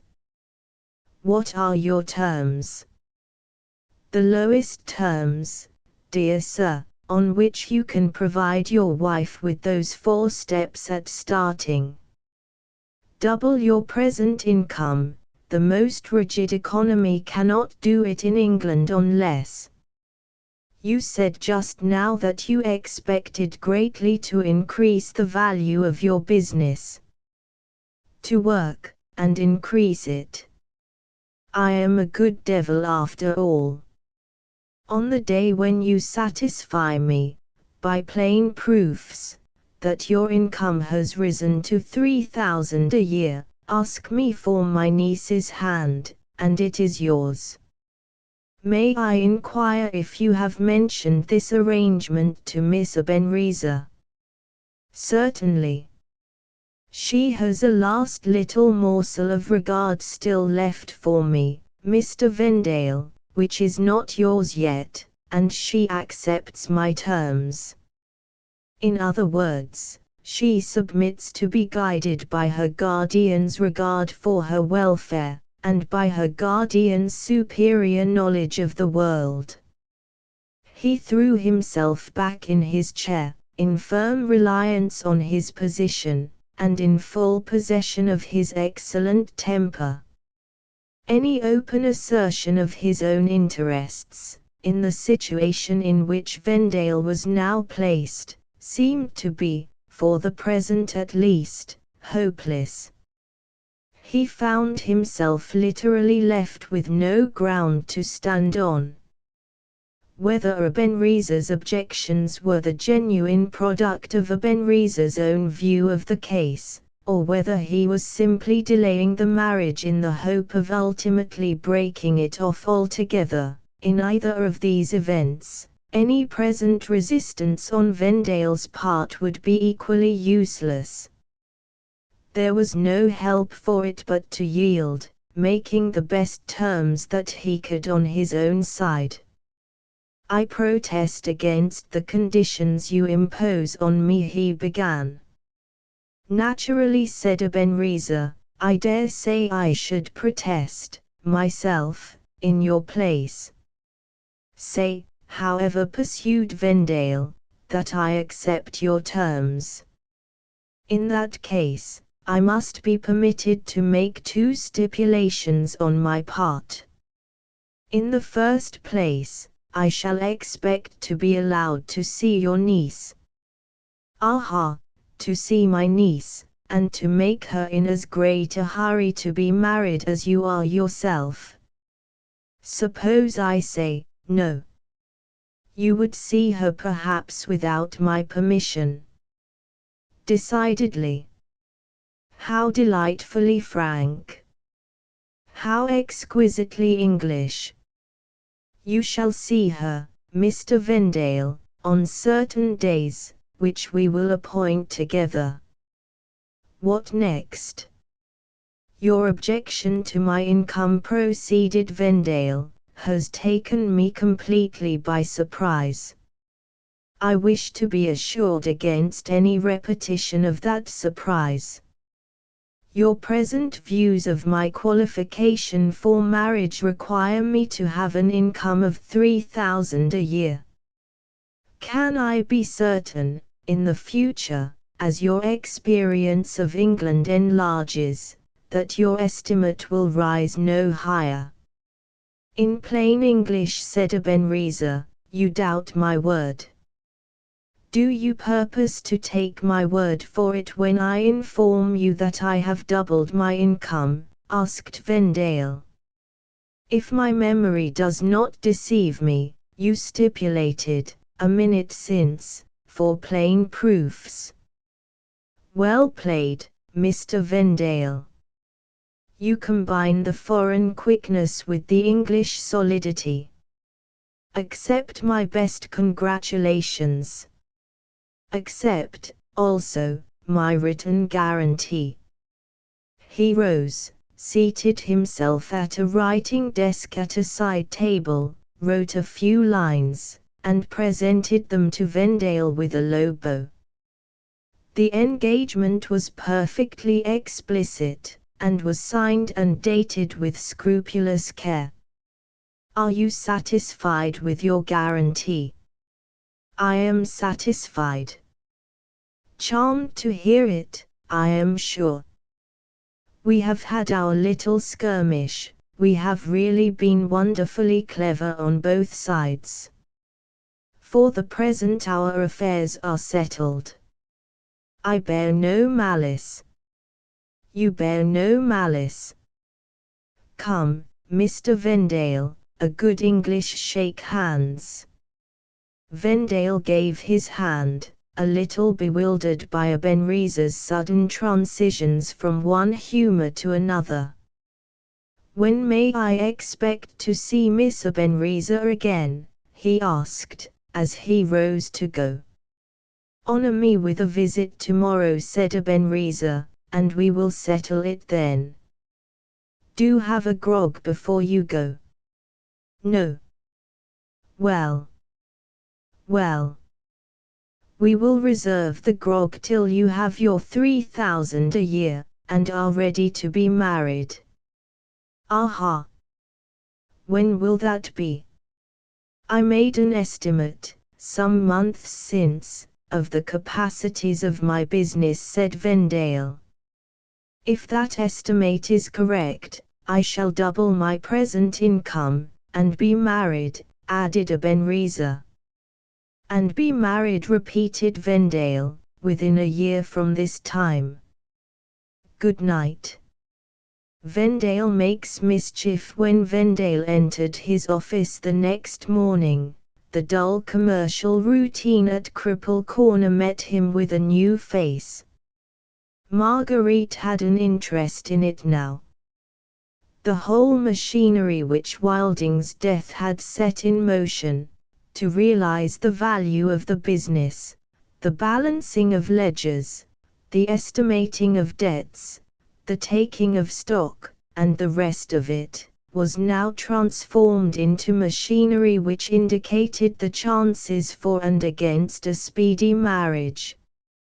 After looking over results, as presented by his accountant, and checking additions and subtractions, as rendered by the clerks, Vendale turned his attention to the stock-taking department next, and sent a message to the sellers, desiring to see the report. The cellarman's appearance, the moment he put his head in at the door of his master's private room, suggested that something very extraordinary must have happened that morning. There was an approach to alacrity in Joey Ladle's movements. There was something which actually simulated cheerfulness in Joey Ladle's face. What's the matter? Asked Vendale. Anything wrong? I should wish to mention one thing, answered Joey. Young Mr. Vendale, I have never set myself up for a profit. Whoever said you did? No profit, as far as I've heard. I tell of that profession, proceeded Joey, ever lived principally underground. No profit, whatever else he might take in at the pause, ever took in wine from morning to night, for a number of years together. When I said to young Master Wilding, respecting his changing the name of the firm, that one of these days he might find he'd changed the luck of the firm, Did I put myself forward as a prophet? No, I didn't. Has what I said to him come true? Yes, it has. In the time of Pebble's and nephew, young Mr. Vendale, no such thing was ever known as a mistake made in a consignment delivered at these doors. There's a mistake been made now. Please to remark that it happened before Miss Margaret came here. For which reason it don't go against what I've said respecting Miss Margaret singing round the luck. Read that, sir, concluded Joey, pointing attention to a special passage in the report, with a forefinger which appeared to be in process of taking in through the pores nothing more remarkable than dirt. It's foreign to my nature to crow over the house I serve, but I feel it a kind of solemn duty to ask you to read that. Vendale read as follows, note, respecting the Swiss champagne. An irregularity has been discovered in the last consignment received from the firm of de Fresnier and Company. Vendale stopped, and referred to a memorandum book by his side. That was in Mr. Wilding's time, he said. The vintage was a particularly good one, and he took the whole of it. The Swiss champagne has done very well, hasn't it? I don't say it's done badly, answered the cellarman. It may have got sick in our customers' bins, or it may have bust in our customers' hands. But I don't say it's done badly with us. Vendale resumed the reading of the note. We find the number of the cases to be quite correct by the books. But 6 of them, which present a slight difference from the rest in the brand, have been opened, and have been found to contain a red wine instead of champagne. The similarity in the brands, we suppose, caused a mistake to be made in sending the consignment from Neuchâtel. The error has not been found to extend beyond 6 cases. Is that all? Exclaimed Vendale, tossing the note away from him. Joey Ladle's eye followed the flying morsel of paper drearily. I'm glad to see you take it easy, sir, he said. Whatever happens, it will be always a comfort to you to remember that you took it easy at first. Sometimes one mistake leads to another. A man drops a bit of orange peel on the pavement by mistake, and another man treads on it by mistake, and there's a job at the hospital, and a party crippled for life. I'm glad you take it easy, sir. In Pebble's and nephew's time we shouldn't have taken it easy till we had seen the end of it. Without desiring to crow over the house, young Mr. Vendale, I wish you well through it. No offence, sir, said the cellarman, opening the door to go out, and looking in again ominously before he shut it. I'm muddled and melancholy, I grant you. But I'm an old servant of Pebble's and nephew, and I wish you well through them 6 cases of red wine. Left by himself, Vendale laughed, and took up his pen. I may as well send a line to de Fresnier and Company, he thought, before I forget it. He wrote at once in these terms, Dear Sirs, we are taking stock, and a trifling mistake has been discovered in the last consignment of champagne sent by your house to ours. 6 of the cases contain red wine, which we hereby return to you. The matter can easily be set right, either by your sending us 6 cases of the champagne, if they can be produced, or, if not, by your crediting us with the value of 6 cases on the amount last paid, £500, by our firm to yours.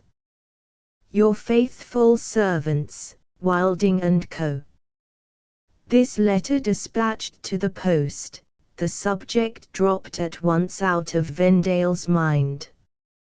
He had other and far more interesting matters to think of. Later in the day he paid the visit to Ebenezer which had been agreed on between them. Certain evenings in the week were set apart which he was privileged to spend with Marguerite, always, however, in the presence of a third person. On this stipulation Ebenezer politely but positively insisted. The one concession he made was to give Vendale his choice of who the third person should be. Confiding in past experience, his choice fell unhesitatingly upon the excellent woman who mended Ebenezer's stockings. On hearing of the responsibility entrusted to her, Madame Dawes' intellectual nature burst suddenly into a new stage of development. She waited till Ebenezer's eye was off her, and then she looked at Vendale, and dimly winked. The time passed, the happy evenings with Marguerite came and went. It was the 10th morning since Vendale had written to the Swiss firm, when the answer appeared, on his desk, with the other letters of the day. Dear Sirs, we beg to offer our excuses for the little mistake which has happened. At the same time, we regret to add that the statement of our error, with which you have favored us, has led to a very unexpected discovery. The affair is a most serious one for you and for us. The particulars are as follows. Having no more champagne of the vintage last sent to you, we made arrangements to credit your firm to the value of 6 cases, as suggested by yourself. On taking this step, certain forms observed in our mode of doing business necessitated a reference to our banker's book, as well as to our ledger. The result is a moral certainty that no such remittance as you mention can have reached our house, and a literal certainty that no such remittance has been paid to our account at the bank. It is needless, at this stage of the proceedings, to trouble you with details. The money has unquestionably been stolen in the course of its transit from you to us. Certain peculiarities which we observe, relating to the manner in which the fraud has been perpetrated, lead us to conclude that the thief may have calculated on being able to pay the missing sum to our bankers, before an inevitable discovery followed the annual striking of our balance. This would not have happened, in the usual course, for another 3 months. During that period, but for your letter, we might have remained perfectly unconscious of the robbery that has been committed. We mention this last circumstance, as it may help to show you that we have to do, in this case, with no ordinary thief. Thus far we have not even a suspicion of who that thief is. But we believe you will assist us in making some advance towards discovery, by examining the receipt, forged, of course, which has no doubt purported to come to you from our house. Be pleased to look and see whether it is a receipt entirely in manuscript, or whether it is a numbered and printed form which merely requires the filling in of the amount. The settlement of this apparently trivial question is, we assure you, a matter of vital importance. Anxiously awaiting your reply, we remain, with high esteem and consideration, Defresnier and CIE. Vendale had the letter on his desk, and waited a moment to steady his mind under the shock that had fallen on it. At the time of all others when it was most important to him to increase the value of his business, that business was threatened with a loss of £500. He thought of Marguerite, as he took the key from his pocket and opened the iron chamber in the wall in which the books and papers of the firm were kept. He was still in the chamber, searching for the forged receipt, when he was startled by a voice speaking close behind him. "1,000 pardons," said the voice, "I am afraid I disturb you." He turned, and found himself face to face with Marguerite's guardian. "I have called," pursued Ebenezer, "to know if I can be of any use. Business of my own takes me away for some days to Manchester and Liverpool. Can I combine any business of yours with it? I am entirely at your disposal, in the character of commercial traveller for the firm of Wilding and Company." "Excuse me for one moment," said Vendale, "I will speak to you directly." He turned round again, and continued his search among the papers. "You come at a time when friendly offers are more than usually precious to me," he resumed. "I have had very bad news this morning from Newcastle." "Bad news!" exclaimed Ebenezer. "From Defresnier and Company?" "Yes. A remittance we sent to them has been stolen. I am threatened with a loss of £500. "What's that?" Turning sharply, and looking into the room for the second time, Vendale discovered his envelope case overthrown on the floor, and Ebenezer on his knees picking up the contents. "All my awkwardness," said Ebenezer. "This dreadful news of yours startled me. I stepped back." He became too deeply interested in collecting the scattered envelopes to finish the sentence. "Don't trouble yourself," said Vendale. "The clerk will pick the things up." "This dreadful news," repeated Ebenezer, persisting in collecting the envelopes. "This dreadful news. If you will read the letter," said Vendale, "you will find I have exaggerated nothing. There it is, open on my desk." He resumed his search, and in a moment more discovered the forged receipt. It was on the numbered and printed form, described by the Swiss firm. Vendale made a memorandum of the number and the date. Having replaced the receipt and locked up the iron chamber, he had leisure to notice Ebenezer reading the letter in the recess of a window at the far end of the room. "Come to the fire," said Vendale. "You look perished with the cold out there. I will ring for some more coals." Ebenezer rose, and came slowly back to the desk.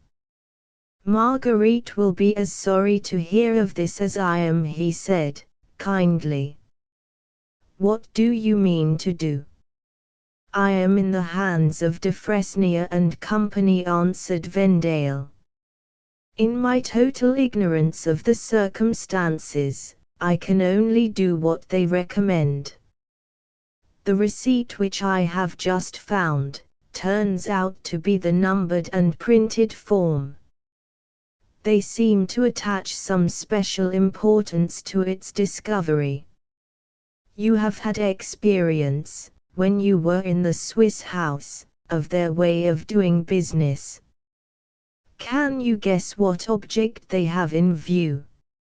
Ebenezer offered a suggestion. "Suppose I examine the receipt," he said. "Are you ill?" asked Vendale, startled by the change in his face, which now showed itself plainly for the first time. "Pray go to the fire. You seem to be shivering. I hope you are not going to be ill." "Not I," said Ebenezer. "Perhaps I have caught cold." "Your English climate might have spared an admirer of your English institutions. Let me look at the receipt." Vendale opened the iron chamber. Ebenezer took a chair, and drew it close to the fire. He held both hands over the flames. "Let me look at the receipt," he repeated, eagerly, as Vendale reappeared with the paper in his hand. At the same moment a porter entered the room with a fresh supply of coals. Vendale told him to make a good fire. The man obeyed the order with a disastrous alacrity. As he stepped forward and raised the scuttle, his foot caught in a fold of the rug, and he discharged his entire cargo of coals into the grate. The result was an instant smothering of the flame, and the production of a stream of yellow smoke, without a visible morsel of fire to account for it. "Imbecile," whispered Ebenezer to himself, with a look at the man which the man remembered for many a long day afterwards. "Will you come into the clerk's room?" asked Vendale. "They have a stove there." "No, no. No matter." Vendale handed him the receipt. Ebenezer's interest in examining it appeared to have been quenched as suddenly and as effectually as the fire itself. He just glanced over the document, and said, "No, I don't understand it. I am sorry to be of no use." "I will write to Newcastle by tonight's post," said Vendale, putting away the receipt for the second time. "We must wait, and see what comes of it." "By tonight's post," repeated Ebenezer. "Let me see. You will get the answer in 8 or 9 days' time. I shall be back before that. If I can be of any service, as commercial traveler, perhaps you will let me know between this and then. You will send me written instructions. My best thanks. I shall be most anxious for your answer from Newcastle. Who knows? It may be a mistake, my dear friend, after all. Courage. Courage. Courage." He had entered the room with no appearance of being pressed for time. He now snatched up his hat, and took his leave with the air of a man who had not another moment to lose. Left by himself, Vendale took a turn thoughtfully in the room. His previous impression of Ebenezer was shaken by what he had heard and seen at the interview which had just taken place. He was disposed, for the first time, to doubt whether, in this case, he had not been a little hasty and hard in his judgment on another man. Ebenezer's surprise and regret, on hearing the news from Newcastle, bore the plainest marks of being honestly felt, not politely assumed for the occasion. With troubles of his own to encounter, suffering, to all appearance, from the first insidious attack of a serious illness, he had looked and spoken like a man who really deplored the disaster that had fallen on his friend. Hitherto Vendale had tried vainly to alter his first opinion of Marguerite's guardian, for Marguerite's sake. All the generous instincts in his nature now combined together and shook the evidence which had seemed unanswerable up to this time. Who knows, he thought.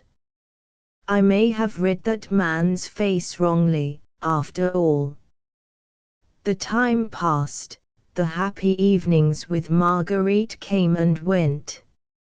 It was again the 10th morning since Vendale had written to the Swiss firm, and again the answer appeared on his desk with the other letters of the day. Dear Sir, my senior partner, M. de Fresnier, has been called away, by urgent business, to Milan. In his absence, and with his full concurrence and authority, I now write to you again on the subject of the missing £500. Your discovery that the forged receipt is executed upon one of our numbered and printed forms has caused inexpressible surprise and distress to my partner and to myself. At the time when your remittance was stolen, but 3 keys were in existence opening the strong box in which our receipt forms are invariably kept. My partner had 1 key, I had the other. The third was in the possession of a gentleman who, at that period, occupied a position of trust in our house. We should as soon have thought of suspecting one of ourselves as of suspecting this person. Suspicion now points at him, nevertheless. I cannot prevail on myself to inform you who the person is, so long as there is the shadow of a chance that he may come innocently out of the inquiry which must now be instituted. Forgive my silence, the motive of it is good. The form our investigation must now take is simple enough. The handwriting of your receipt must be compared, by competent persons whom we have at our disposal, with certain specimens of handwriting in our possession. I cannot send you the specimens for business reasons, which, when you hear them, you are sure to approve. I must beg you to send me the receipt to Newcastle, and, in making this request, I must accompany it by a word of necessary warning. If the person, at whom suspicion now points, really proves to be the person who has committed this forgery and theft, I have reason to fear that circumstances may have already put him on his guard. The only evidence against him is the evidence in your hands, and he will move heaven and earth to obtain and destroy it. I strongly urge you not to trust the receipt to the post. Send it to me, without loss of time, by a private hand, and choose nobody for your messenger but a person long established in your own employment, accustomed to traveling, capable of speaking French, a man of courage, a man of honesty, and, above all things, a man who can be trusted to let no stranger scrape acquaintance with him on the route. Tell no one, absolutely no one, but your messenger of the turn this matter has now taken.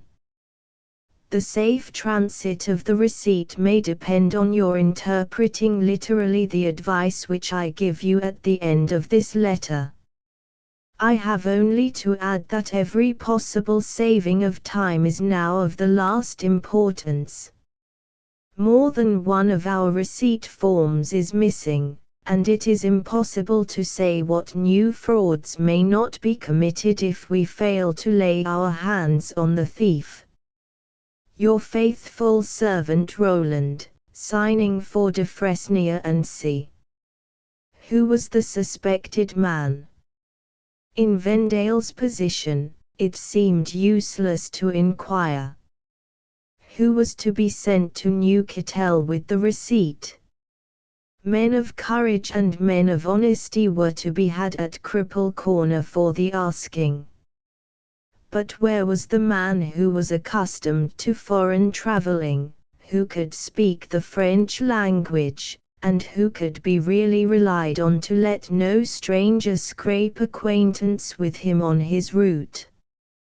There was but one man at hand who combined all those requisites in his own person, and that man was Vendale himself. It was a sacrifice to leave his business, it was a greater sacrifice to leave Marguerite. But a matter of £500 was involved in the pending inquiry, and a literal interpretation of M. Rowland's advice was insisted on in terms which there was no trifling with. The more Vendale thought of it, the more plainly the necessity faced him, and said, "Go." As he locked up the letter with the receipt, the association of ideas reminded him of Ebenezer. A guess at the identity of the suspected man looked more possible now. Ebenezer might know. The thought had barely passed through his mind, when the door opened, and Ebenezer entered the room.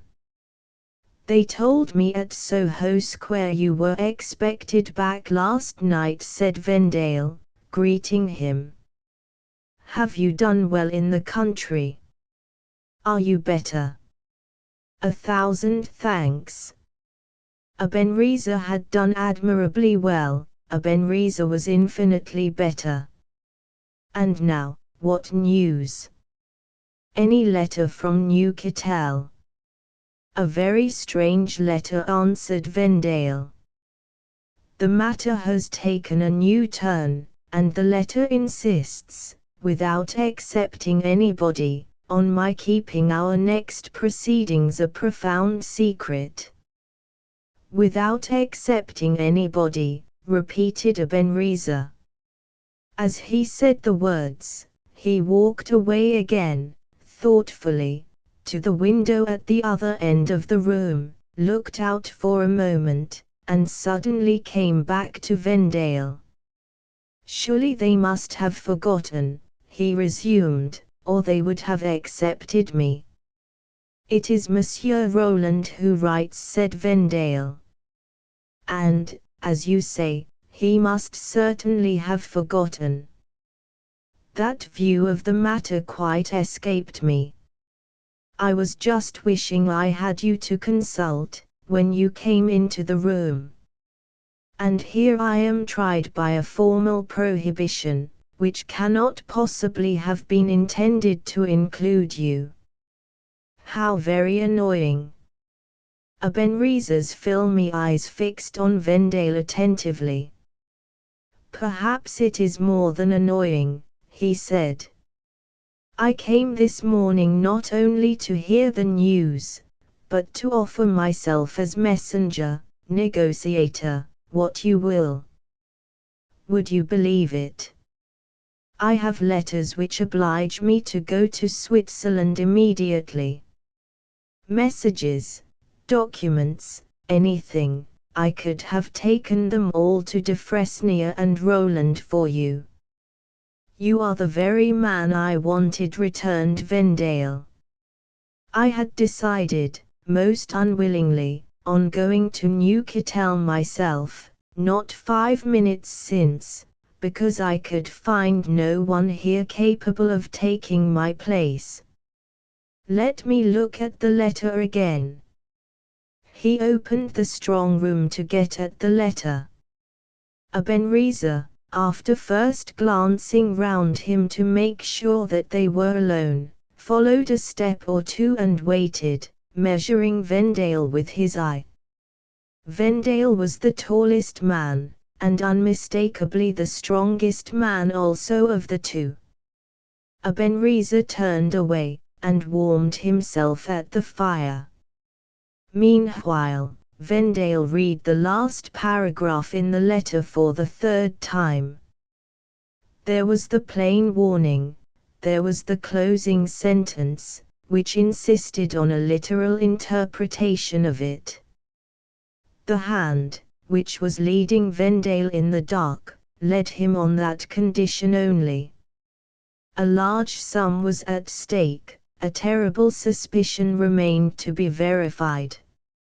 If he acted on his own responsibility, and if anything happened to defeat the object in view, who would be blamed? As a man of business, Vendale had but one course to follow. He locked the letter up again. "It is most annoying," he said to Ebenezer. "It is a piece of forgetfulness on Monsieur Roland's part which puts me to serious inconvenience, and places me in an absurdly false position towards you. What am I to do? I am acting in a very serious matter, and acting entirely in the dark. I have no choice but to be guided, not by the spirit, but by the letter of my instructions. You understand me, I am sure. You know, if I had not been fettered in this way, how gladly I should have accepted your services." "Say no more," returned Ebenezer. "In your place I should have done the same. My good friend, I take no offense. I thank you for your compliment. We shall be traveling companions, at any rate," added Ebenezer. "You go, as I go, at once." "At once. I must speak to Marguerite first, of course." Surely. Speak to her this evening. Come, and pick me up on the way to the station. We go together by the mail train tonight." By the mail train tonight. Asterisk. It was later than Vendale had anticipated when he drove up to the house in Soho Square. Business difficulties, occasioned by his sudden departure, had presented themselves by dozens.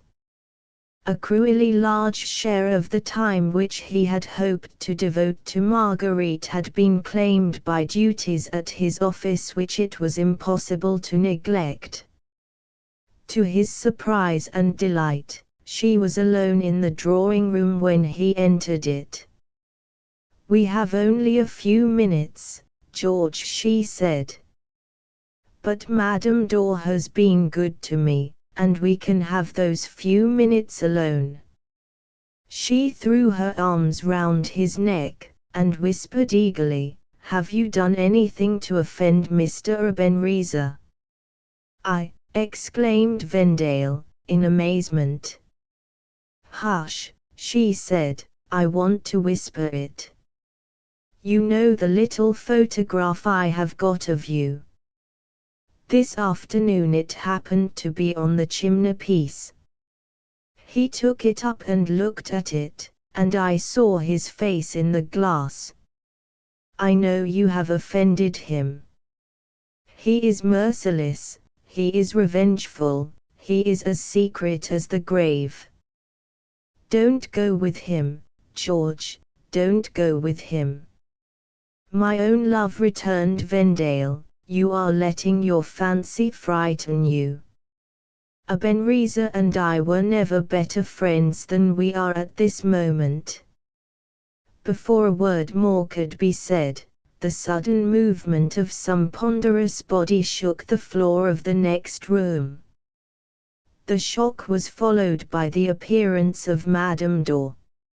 Ebenezer exclaimed this excellent person in a whisper, and plumped down instantly in her regular place by the stove. Ebenezer came in with a courier's big strapped over his shoulder. "Are you ready?" he asked, addressing Vendale. "Can I take anything for you? You have no traveling bag?" "I have got one.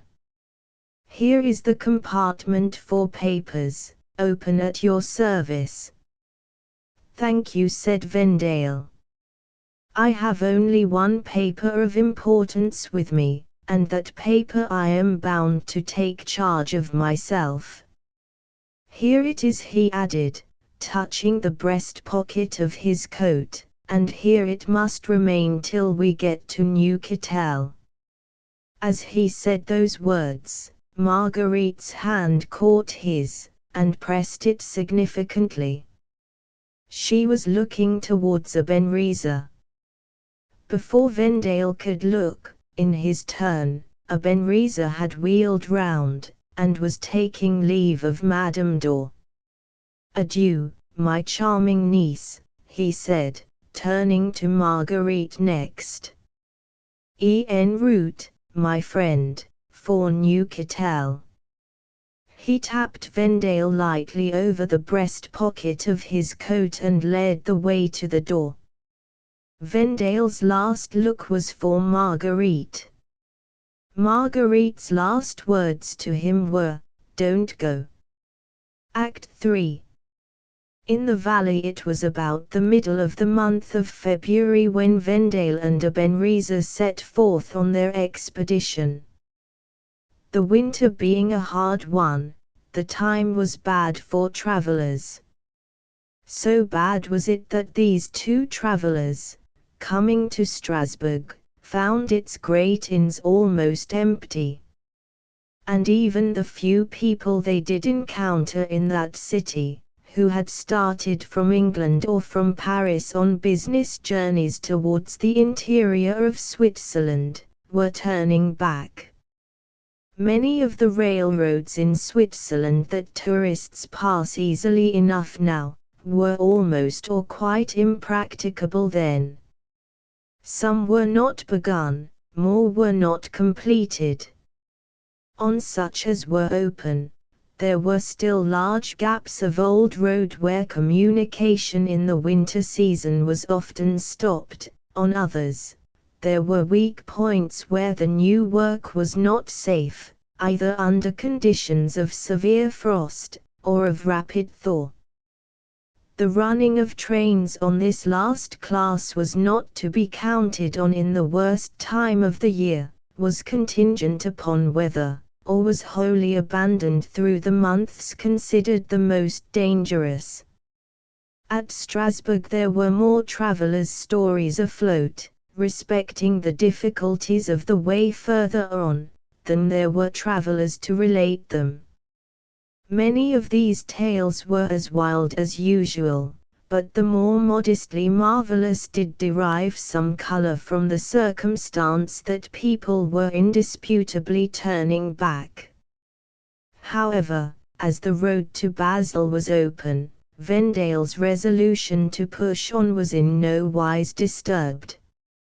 Ebenezer's resolution was necessarily Vendale's, seeing that he stood at bay thus desperately. He must be ruined, or must destroy the evidence that Vendale carried about him, even if he destroyed Vendale with it.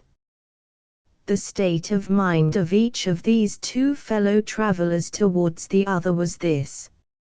Ebenezer, encircled by impending ruin through Vendale's quickness of action, and seeing the circle narrowed every hour by Vendale's energy, hated him with the animosity of a fierce cunning lower animal.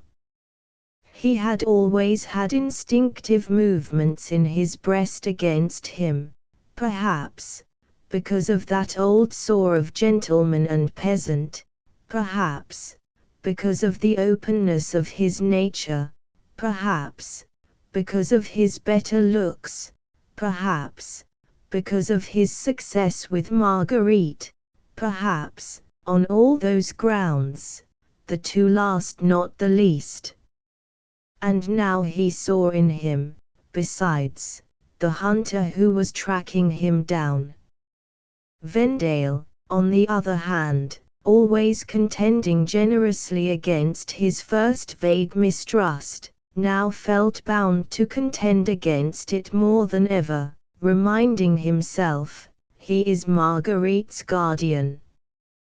We are on perfectly friendly terms, he is my companion of his own proposal, and can have no interested motive in sharing this undesirable journey. To which pleas in behalf of Ebenezer, chance added one consideration more. When they came to Basel after a journey of more than twice the average duration, they had had a late dinner, and were alone in an inn-room there, overhanging the Rhine, at that place rapid and deep, swollen and loud.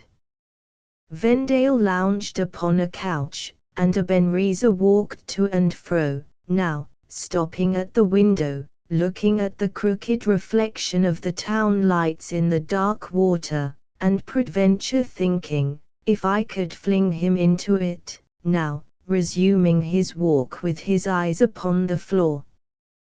Where shall I rob him, if I can? Where shall I murder him, if I must? So, as he paced the room, ran the river, ran the river, ran the river. The burden seemed to him, at last, to be growing so plain, that he stopped, thinking it as well to suggest another burden to his companion. The Rhine sounds tonight, he said with a smile, like the old waterfall at home. That waterfall which my mother showed to travellers, I told you of it once. The sound of it changed with the weather, as does the sound of all falling waters and flowing waters. When I was pupil of the watchmaker, I remembered it as sometimes saying to me for whole days, "Who are you, my little wretch? Who are you, my little wretch?" I remembered it as saying, other times, when its sound was hollow, and storm was coming up the pass, "Boom, boom, boom. Beat him, beat him, beat him." Like my mother enraged, if she was my mother. If she was, said Vendale, gradually changing his attitude to a sitting one. If she was. Why do you say if? What do I know, replied the other negligently, throwing up his hands and letting them fall as they would. What would you have? I am so obscurely born, that how can I say? I was very young, and all the rest of the family were men and women, and my so-called parents were old. Anything is possible of a case like that. Did you ever doubt? I told you once, I doubt the marriage of those two, he replied, throwing up his hands again, as if he were throwing the unprofitable subject away. But here I am in creation. I come of no fine family. What does it matter?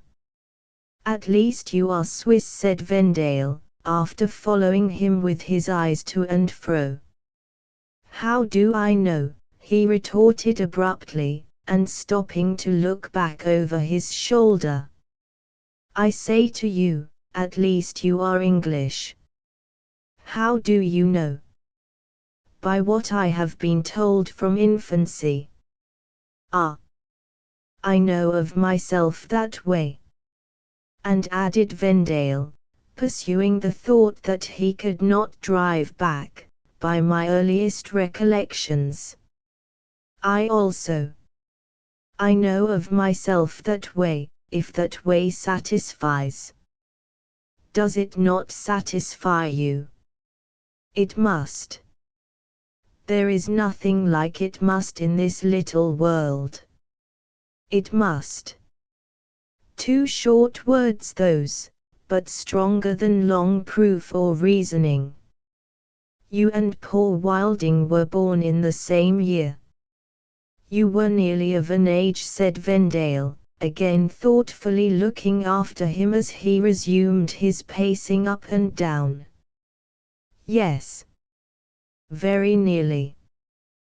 Could Ebenezer be the missing man? In the unknown associations of things, was there a subtler meaning than he himself thought, in that theory so often on his lips about the smallness of the world? Had the Swiss letter presenting him followed so close on Mrs. Goldstraw's revelation concerning the infant who had been taken away to Switzerland, because he was that infant grown a man? In a world where so many depths lie unsound, it might be. The chances, or the laws, call them either, that had wrought out the revival of Vendale's own acquaintance with Ebenezer, and had ripened it into intimacy, and had brought them here together this present winter night, were hardly less curious, while read by such a light. They were seen to cohere towards the furtherance of a continuous and an intelligible purpose. Vendale's awakened thoughts ran high while his eyes musingly followed Ebenezer pacing up and down the room, the river ever running to the tune, "Where shall I rob him, if I can? Where shall I murder him, if I must?" The secret of his dead friend was in no hazard from Vendale's lips, but just as his friend had died of its weight, so did he in his lighter succession feel the burden of the trust, and the obligation to follow any clue, however obscure. He rapidly asked himself, would he like this man to be the real Wilding? No. Argue down his mistrust as he might, he was unwilling to put such a substitute in the place of his late guileless, outspoken childlike partner. He rapidly asked himself, would he like this man to be rich? No. He had more power than enough over Marguerite as it was, and wealth might invest him with more. Would he like this man to be Marguerite's guardian, and yet proved to stand in no degree of relationship towards her, however disconnected and distant? No. But these were not considerations to come between him and fidelity to the dead. Let him see to it that they passed him with no other notice than the knowledge that they had passed him, and left him bent on the discharge of a solemn duty. And he did see to it, so soon that he followed his companion with ungrudging eyes, while he still paced the room, that companion, whom he supposed to be moodily reflecting on his own birth, and not on another man's, least of all what man's, violent death. The road in advance from Basel to Neuchâtel was better than had been represented. The latest weather had done it good. Drivers, both of horses and mules, had come in that evening after dark, and had reported nothing more difficult to be overcome than trials of patience, harness, wheels, axles, and whipcord.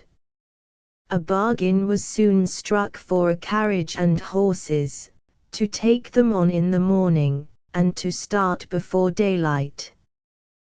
"Do you lock your door at night when traveling?" asked Ebenezer, standing warming his hands by the wood fire in Vendale's chamber, before going to his own. "Not I. I sleep too soundly." "You are so sound a sleeper," he retorted, with an admiring look. "What a blessing!" "Anything but a blessing to the rest of the house," rejoined Vendale, "if I had to be knocked up in the morning from the outside of my bedroom door." "I, too," said Ebenezer, "leave open my room. But let me advise you, as a Swiss who knows, always, when you travel in my country, put your papers, and, of course, your money, under your pillow. Always the same place. You are not complimentary to your countrymen, laughed Vendale. My countrymen, said Ebenezer, with that light touch of his friend's elbows by way of good night and benediction, I suppose are like the majority of men. And the majority of men will take what they can get. Adieu. At 4 in the morning. Adieu. At 4. Left to himself, Vendale raked the logs together, sprinkled over them the white wood ashes lying on the hearth, and sat down to compose his thoughts. But they still ran high on their latest theme, and the running of the river tended to agitate rather than to quiet them. As he sat thinking, what little disposition he had had to sleep departed. He felt it hopeless to lie down yet, and sat dressed by the fire. Marguerite, Wilding, Ebenezer, the business he was then upon, and 1,000 hopes and doubts that had nothing to do with it, occupied his mind at once. Everything seemed to have power over him but slumber. The departed disposition to sleep kept far away. He had sat for a long time thinking, on the hearth, when his candle burned down and its light went out. It was of little moment, there was light enough in the fire. He changed his attitude, and, leaning his arm on the chair back, and his chin upon that hand, sat thinking still. But he sat between the fire and the bed, and, as the fire flickered in the play of air from the fast-flowing river, his enlarged shadow fluttered on the white wall by the bedside. His attitude gave it an air, half of mourning and half of bending over the bed imploring. His eyes were observant of it, when he became troubled by the disagreeable fancy that it was like Wilding's shadow, and not his own.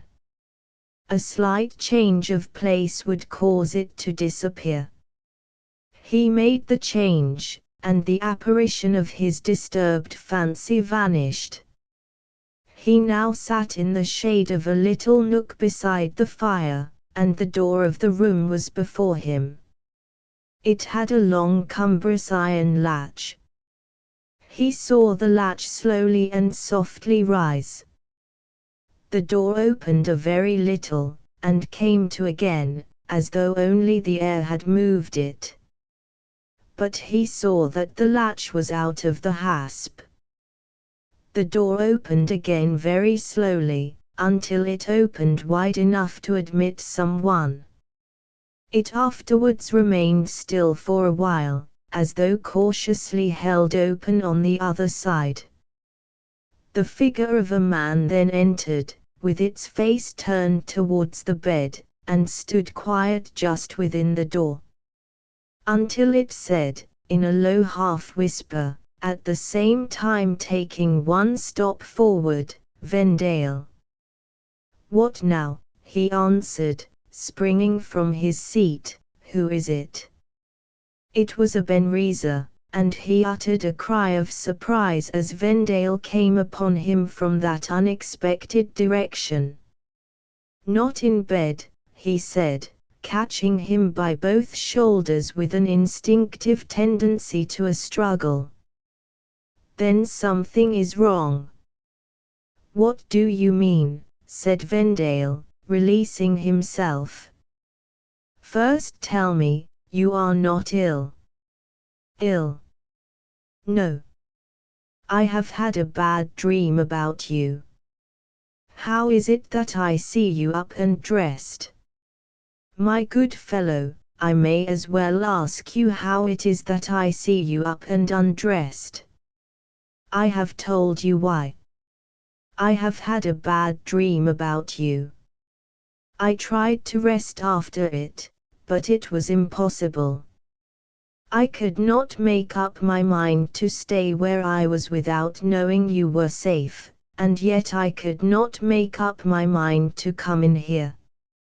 I have been minutes hesitating at the door. It is so easy to laugh at a dream that you have not dreamed. Where is your candle? Burnt out. I have a whole one in my room. Shall I fetch it? Do so. His room was very near, and he was absent for but a few seconds. Coming back with the candle in his hand, he kneeled down on the hearth and lighted it. As he blew with his breath a charred billet into flame for the purpose, Vendale, looking down at him, saw that his lips were white and not easy of control. "Yes," said Ebenezer, setting the lighted candle on the table, "it was a bad dream. Only look at me." His feet were bare, his red flannel shirt was thrown back at the throat, and its sleeves were rolled above the elbows. His only other garment, a pair of under-pantaloons or drawers, reaching to the ankles, fitted him close and tight. A certain lithe and savage appearance was on his figure, and his eyes were very bright. "If there had been a wrestle with a robber, as I dreamed," said Ebenezer, "you see, I was stripped for it." "And armed too," said Vendale, glancing at his girdle. "A traveller's dagger, that I always carry on the road," he answered carelessly, half drawing it from its sheath with his left hand, and putting it back again. "Do you carry no such thing?" "Nothing of the kind." "No pistols," said Ebenezer, glancing at the table, and from it to the untouched pillow. "Nothing of the sort. You Englishmen are so confident. You wish to sleep.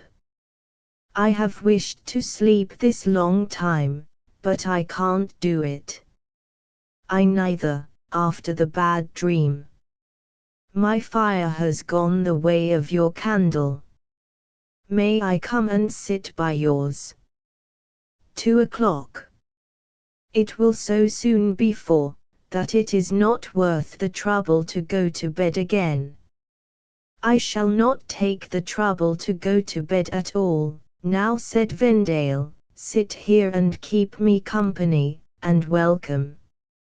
Going back to his room to arrange his dress, Ebenezer soon returned in a loose cloak and slippers, and they sat down on opposite sides of the hearth. In the interval Vendale had replenished the fire from the wood basket in his room, and Ebenezer had put upon the table a flask and cup from his common cabaret brandy. I am afraid, he said, pouring out, bought upon the road, and not like yours from Cripple Corner. But yours is exhausted, so much the worse. A cold night, a cold time of night, a cold country, and a cold house. This may be better than nothing, try it. Vendale took the cup, and did so. How do you find it? It has a coarse after flavor, said Vendale, giving back the cup with a slight shudder, and I don't like it. You are right, said Ebenezer, tasting, and smacking his lips, it has a coarse after flavor, and I don't like it. Boo! It burns, though. He had flung what remained in the cup upon the fire. Each of them leaned an elbow on the table, reclined his head upon his hand, and sat looking at the flaring logs. Ebenezer remained watchful and still, but Vendale, after certain nervous twitches and starts, in one of which he rose to his feet and looked wildly about him, fell into the strangest confusion of dreams. He carried his papers in a leather case or pocket book, in an inner breast pocket of his buttoned traveling coat, and whatever he dreamed of, in the lethargy that got possession of him, something importunate in those papers called him out of that dream, though he could not wake from it. He was berated on the steppes of Russia. Some shadowy person gave that name to the place, with Marguerite, and yet the sensation of a hand at his breast, softly feeling the outline of the packet-book as he lay asleep before the fire, was present to him. He was shipwrecked in an open boat at sea, and having lost his clothes, had no other covering than an old sail, and yet a creeping hand, tracing outside all the other pockets of the dress he actually wore, for papers, and finding none answer its touch, warned him to rouse himself. He was in the ancient vault at Cripple Corner, to which was transferred the very bed substantial and present in that very room at Basel, and Wilding, not dead, as he had supposed, and yet he did not wonder much, shook him, and whispered, "Look at that man. Don't you see he has risen, and is turning the pillow?" Why should he turn the pillow, if not to seek those papers that are in your breast? Awake. And yet he slept, and wandered off into other dreams. Watchful and still, with his elbow on the table, and his head upon that hand, his companion at length said, "Vendale. We are called." Past 4. Then, opening his eyes, he saw, turned sideways on him, the filmy face of Ebenezer. "You have been in a heavy sleep," he said. "The fatigue of constant traveling and the cold." "I am broad awake now," cried Vendale, springing up, but with an unsteady footing. "Haven't you slept at all?" "I may have dozed, but I seem to have been patiently looking at the fire. Whether or no, we must wash, and breakfast, and turn out." Past 4, Vendale, past 4. It was said in a tone to rouse him, for already he was half asleep again. In his preparation for the day, too, and at his breakfast, he was often virtually asleep while in mechanical action. It was not until the cold dark day was closing in, that he had any distincter impressions of the ride than jingling bells, bitter weather, slipping horses, frowning hillsides, bleak woods, and a stoppage at some wayside house of entertainment, where they had passed through a cow-house to reach the traveller's room above. He had been conscious of little more, except of Ebenezer sitting thoughtful at his side all day, and eyeing him much. But when he shook off his stupor, Ebenezer was not at his side. The carriage was stopping to bait at another wayside house, and a line of long narrow carts, laden with casks of wine, and drawn by horses with a quantity of blue collar and headgear, were baiting too. These came from the direction in which the travellers were going, and Ebenezer, not thoughtful now, but cheerful and alert, was talking with the foremost driver.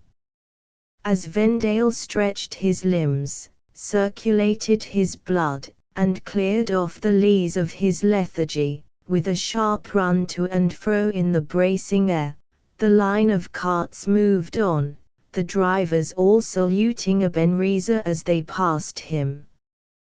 "Who are those?" asked Vendale.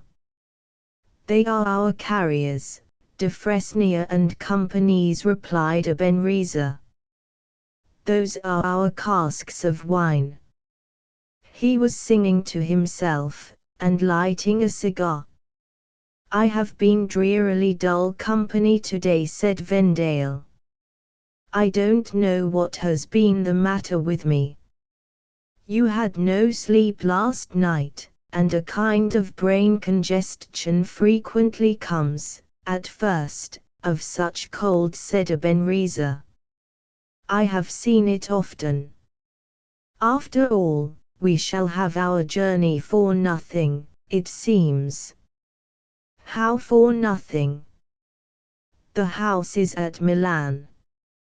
You know, we are a wine house at Newcastle, and a silk house at Milan. Well, silk happening to press of a sudden, more than wine, de Fresnel was summoned to Milan. Roland, the other partner, has been taken ill since his departure, and the doctors will allow him to see no one. A letter awaits you at Newcastle to tell you so. I have it from our chief carrier whom you saw me talking with.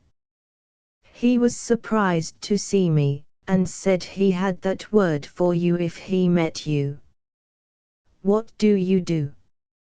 "Go back." "Go on," said Vendale. "On. On." "Yes. Across the Alps, and down to Milan." Ebenezer stopped in his smoking to look at Vendale, and then smoked heavily, looked up the road, looked down the road, looked down at the stones in the road at his feet. "I have a very serious matter in charge," said Vendale. "More of these missing forms may be turned to as bad account, or worse. I am urged to lose no time in helping the house to take the thief, and nothing shall turn me back." "No," cried Ebenezer, taking out his cigar to smile, and giving his hand to his fellow traveler. "Then nothing shall turn me back. Ho, driver! Dispatch! Quick there! Let us push on." They traveled through the night. There had been snow, and there was a partial thaw, and they mostly traveled at a foot pace, and always with many stoppages to breathe the splashed and floundering horses. After an hour's broad daylight, they drew rein at the inn door at Newcastle, having been some 28 hours in conquering some 80 English miles. When they had hurriedly refreshed and changed, they went together to the house of business of de Fresnel and Company.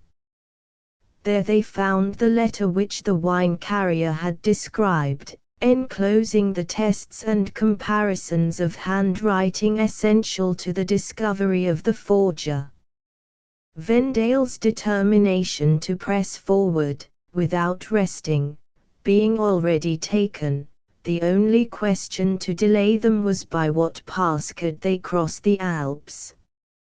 Respecting the state of the two passes of the St. Gotthard and the Simplon, the guides and mule drivers differed greatly, and both passes were still far enough off to prevent the travelers from having the benefit of any recent experience of either. Besides which, they well knew that a fall of snow might altogether change the described conditions in a single hour, even if they were correctly stated. But, on the whole, the Simplon appearing to be the hopefuller route, Vendale decided to take it. Ebenezer bore little or no part in the discussion, and scarcely spoke. To Geneva, to Lausanne, along the level margin of the lake to Vevey, so into the winding valley between the spurs of the mountains, and into the valley of the Rhône. The sound of the carriage wheels, as they rattled on, through the day, through the night, became as the wheels of a great clock, recording the hours. No change of weather varied the journey, after it had hardened into a sullen frost. In a somber yellow sky, they saw the Alpine ranges, and they saw enough of snow on nearer and much lower hilltops and hillsides, to sully, by contrast, the purity of lake, torrent, and waterfall, and make the villages look discolored and dirty. But no snow fell, nor was there any snowdrift on the road.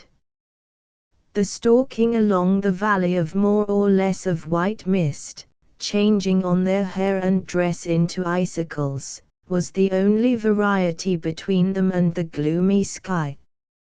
And still by day, and still by night, the wheels.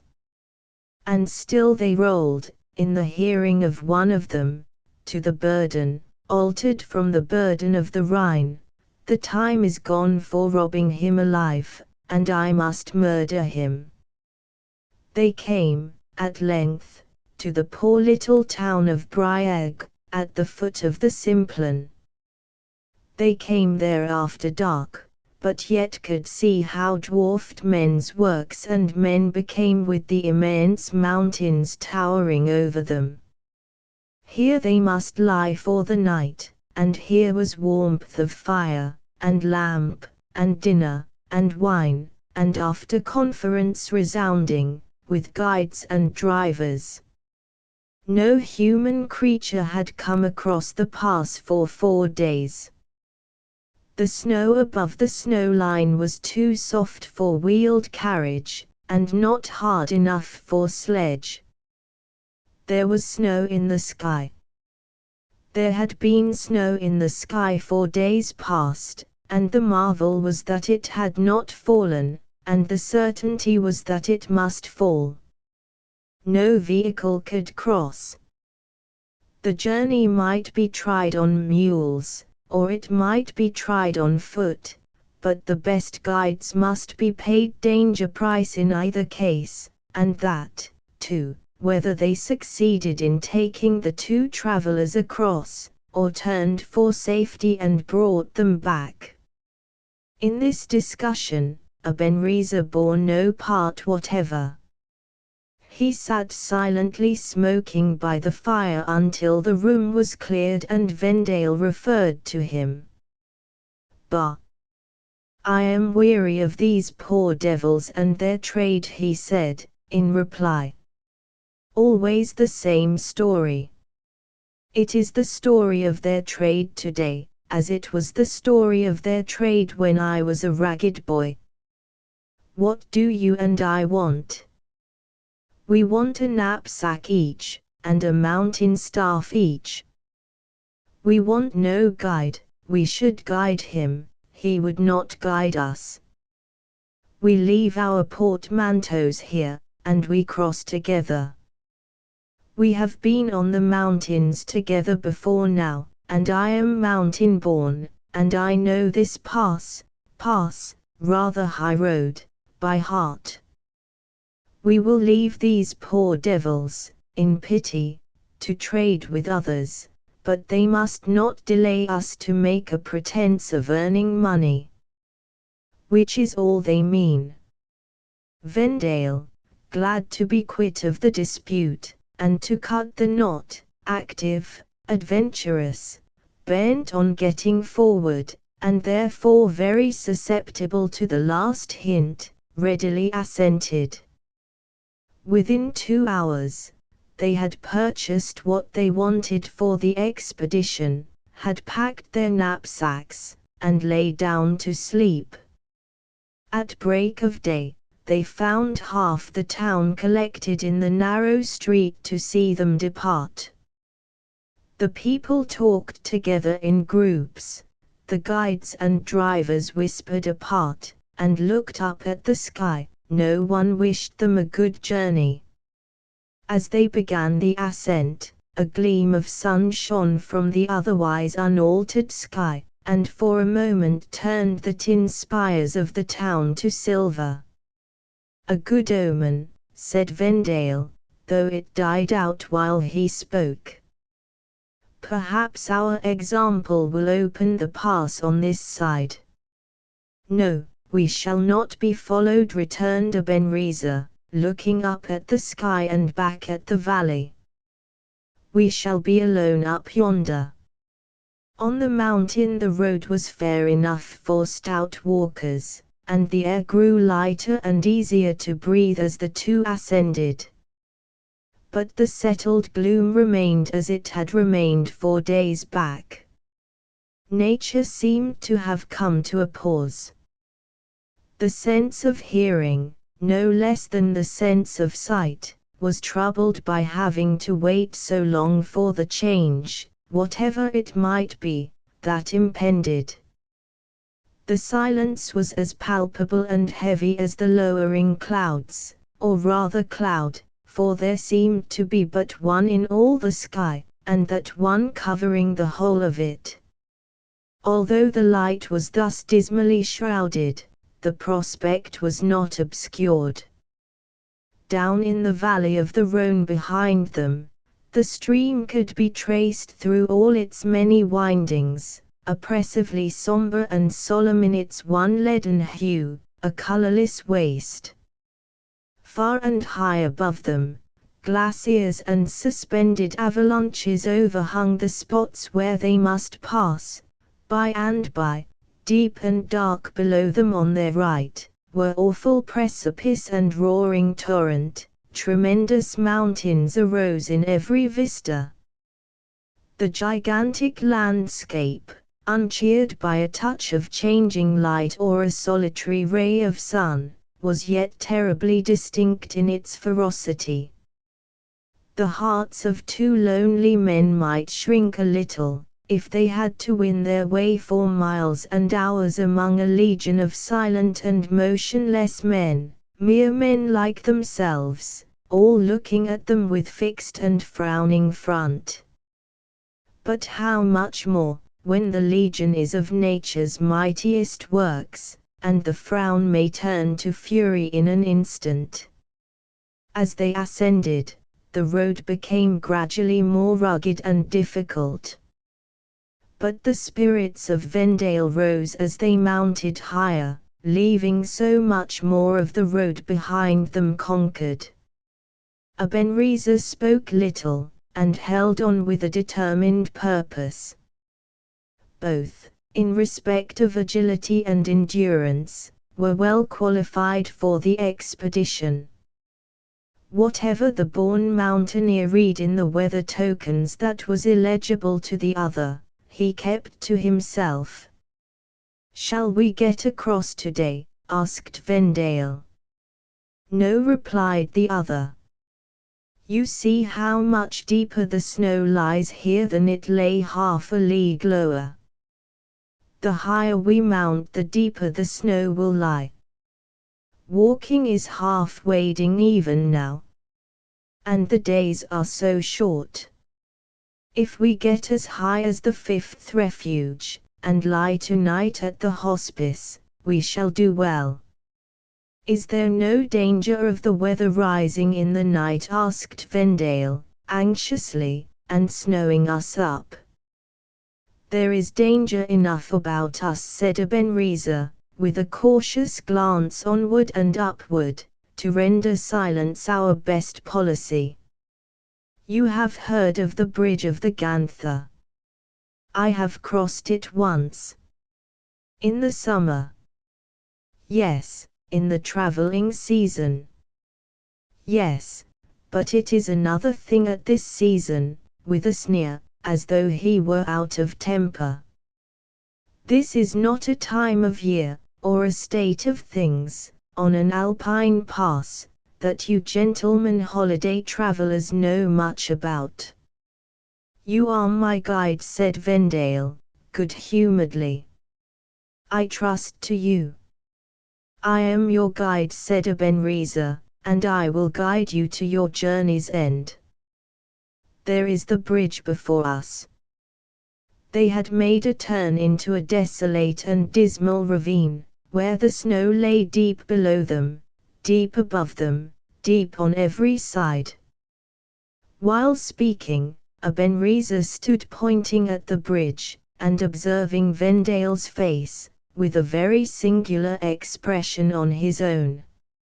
If I, as guide, had sent you over there, in advance, and encouraged you to give a shout or two, you might have brought down upon yourself tons and tons and tons of snow, that would not only have struck you dead, but buried you deep, at a blow. No doubt, said Vendale. No doubt. But that is not what I have to do, as guide. So pass silently. Or, going as we go, our indiscretion might else crush and bury me. Let us get on. There was a great accumulation of snow on the bridge, and such enormous accumulations of snow overhung them from protecting masses of rock, that they might have been making their way through a stormy sky of white clouds. Using his staff skillfully, sounding as he went, and looking upward, with bent shoulders, as it were to resist the mere idea of a fall from above, Ebenezer softly led. Vendale closely followed.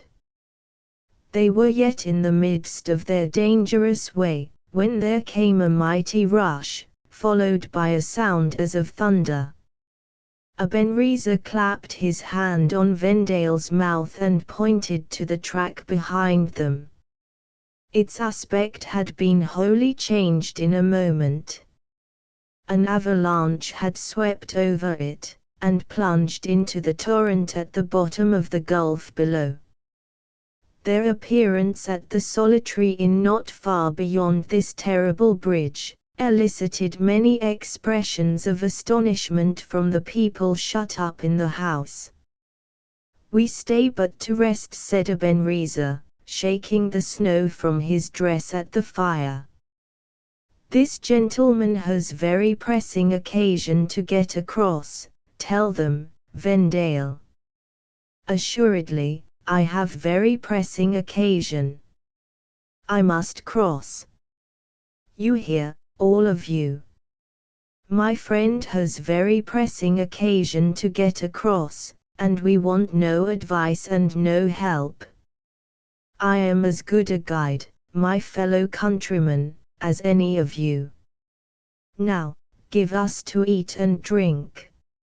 In exactly the same way, and in nearly the same words, when it was coming on dark and they had struggled through the greatly increased difficulties of the road, and had at last reached their destination for the night, Ebenezer said to the astonished people of the hospice, gathering about them at the fire, while they were yet in the act of getting their wet shoes off, and shaking the snow from their clothes, it is well to understand one another, friends all.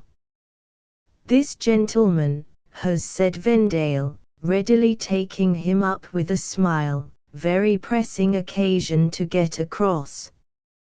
Must cross. You hear, has very pressing occasion to get across, must cross. We want no advice and no help. I am mountain born, and act as guide. Do not worry us by talking about it, but let us have supper, and wine, and bed. All through the intense cold of the night, the same awful stillness. Again at sunrise, no sunny tinge to gild or redden the snow. The same interminable waste of deathly white, the same immovable air, the same monotonous gloom in the sky. Travelers, a friendly voice called to them from the door, after they were afoot, knapsack on back and staff in hand, as yesterday, recollect. There are 5 places of shelter, near together, on the dangerous road before you, and there is the wooden cross, and there is the next hospice. Do not stray from the track. If the torment comes on, take shelter instantly. The trade of these poor devils, said Ebenezer to his friend, with a contemptuous backward wave of his hand towards the voice. "How they stick to their trade! You Englishmen say we Swiss are mercenary. Truly, it does look like it." They had divided between the two knapsacks such refreshments as they had been able to obtain that morning, and as they deemed it prudent to take. Ebenezer carried the wine as his share of the burden, Vendale, the bread and meat and cheese, and the flask of brandy. They had for some time labored upward and onward through the snow, which was now above their knees in the track, and of unknown depth elsewhere, and they were still laboring upward and onward through the most frightful part of that tremendous desolation, when snow began to fall. At first, but a few flakes descended slowly and steadily. After a little while the fall grew much denser, and suddenly it began without apparent cause to whirl itself into spiral shapes. Instantly ensuing upon this last change, an icy blast came roaring at them, and every sound and force imprisoned until now was let loose. One of the dismal galleries through which the road is carried at that perilous point, a cave eked out by arches of great strength, was near at hand. They struggled into it, and the storm raged wildly.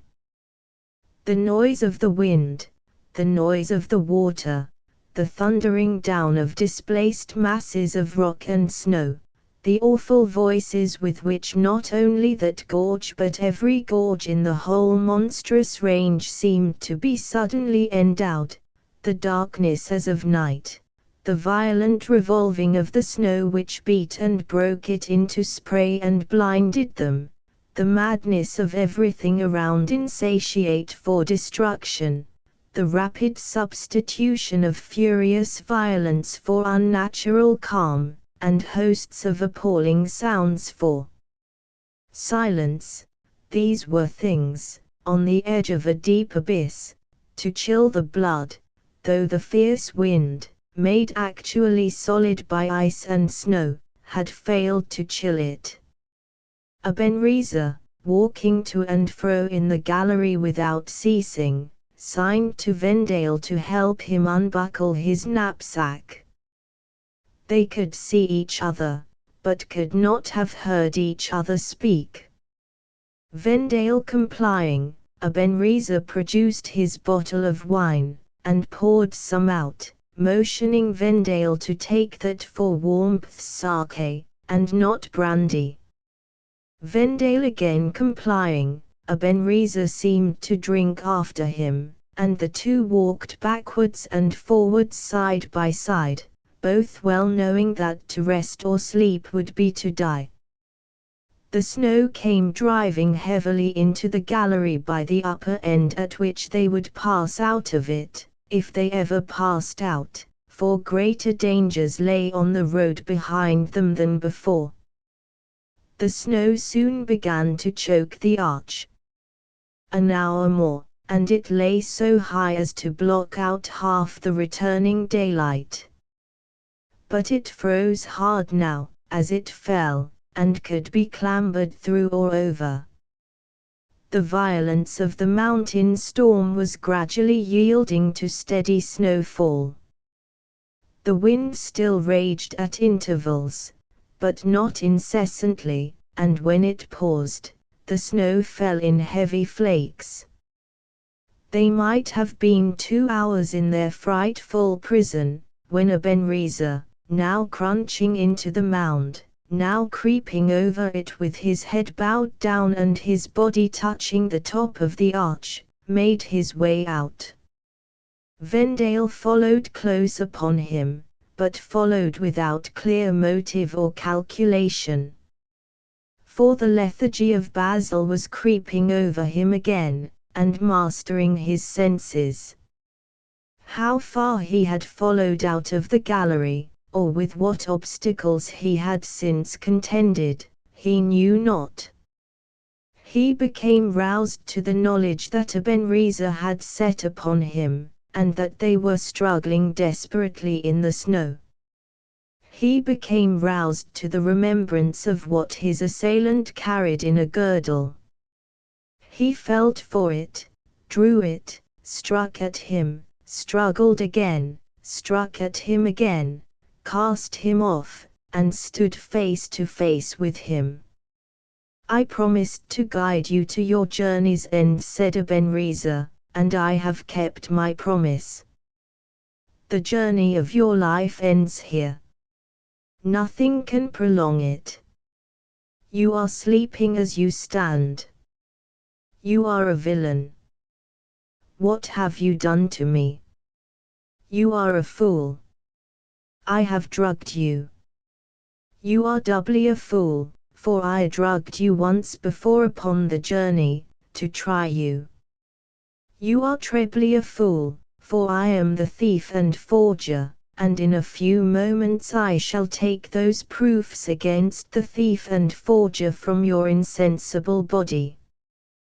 The entrapped man tried to throw off the lethargy, but its fatal hold upon him was so sure that, even while he heard those words, he stupidly wondered which of them had been wounded, and whose blood it was that he saw sprinkled on the snow. "What have I done to you?" he asked, heavily and thickly, "that you should be, so base, a murderer?" "Done to me? You would have destroyed me, but that you have come to your journey's end. Your cursed activity interposed between me and the time I had counted on in which I might have replaced the money. Done to me. You have come in my way, not once, not twice, but again and again and again. Did I try to shake you off in the beginning, or no? You were not to be shaken off. Therefore you die here." Vendale tried to think coherently, tried to speak coherently, tried to pick up the iron-shod staff he had let fall, failing to touch it, tried to stagger on without its aid. All in vain, all in vain. He stumbled, and fell heavily forward on the brink of the deep chasm. Stupefied, dozing, unable to stand upon his feet, a veil before his eyes, his sense of hearing deadened, he made such a vigorous rally that, supporting himself on his hands, he saw his enemy standing calmly over him, and heard him speak. "You call me murderer," said Ebenezer, with a grim laugh. "The name matters very little. But at least I have set my life against yours, for I am surrounded by dangers, and may never make my way out of this place. The torment is rising again. The snow is on the whirl. I must have the papers now. Every moment has my life in it." "Stop!"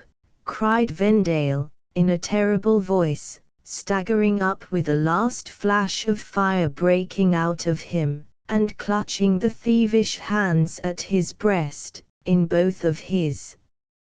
"Stop! Stand away from me! God bless my Marguerite! Happily she will never know how I died. Stand off from me, and let me look at your murderous face. Let it remind me of something left to say." The sight of him fighting so hard for his senses, and the doubt whether he might not for the instant be possessed by the strength of a dozen men, kept his opponent still.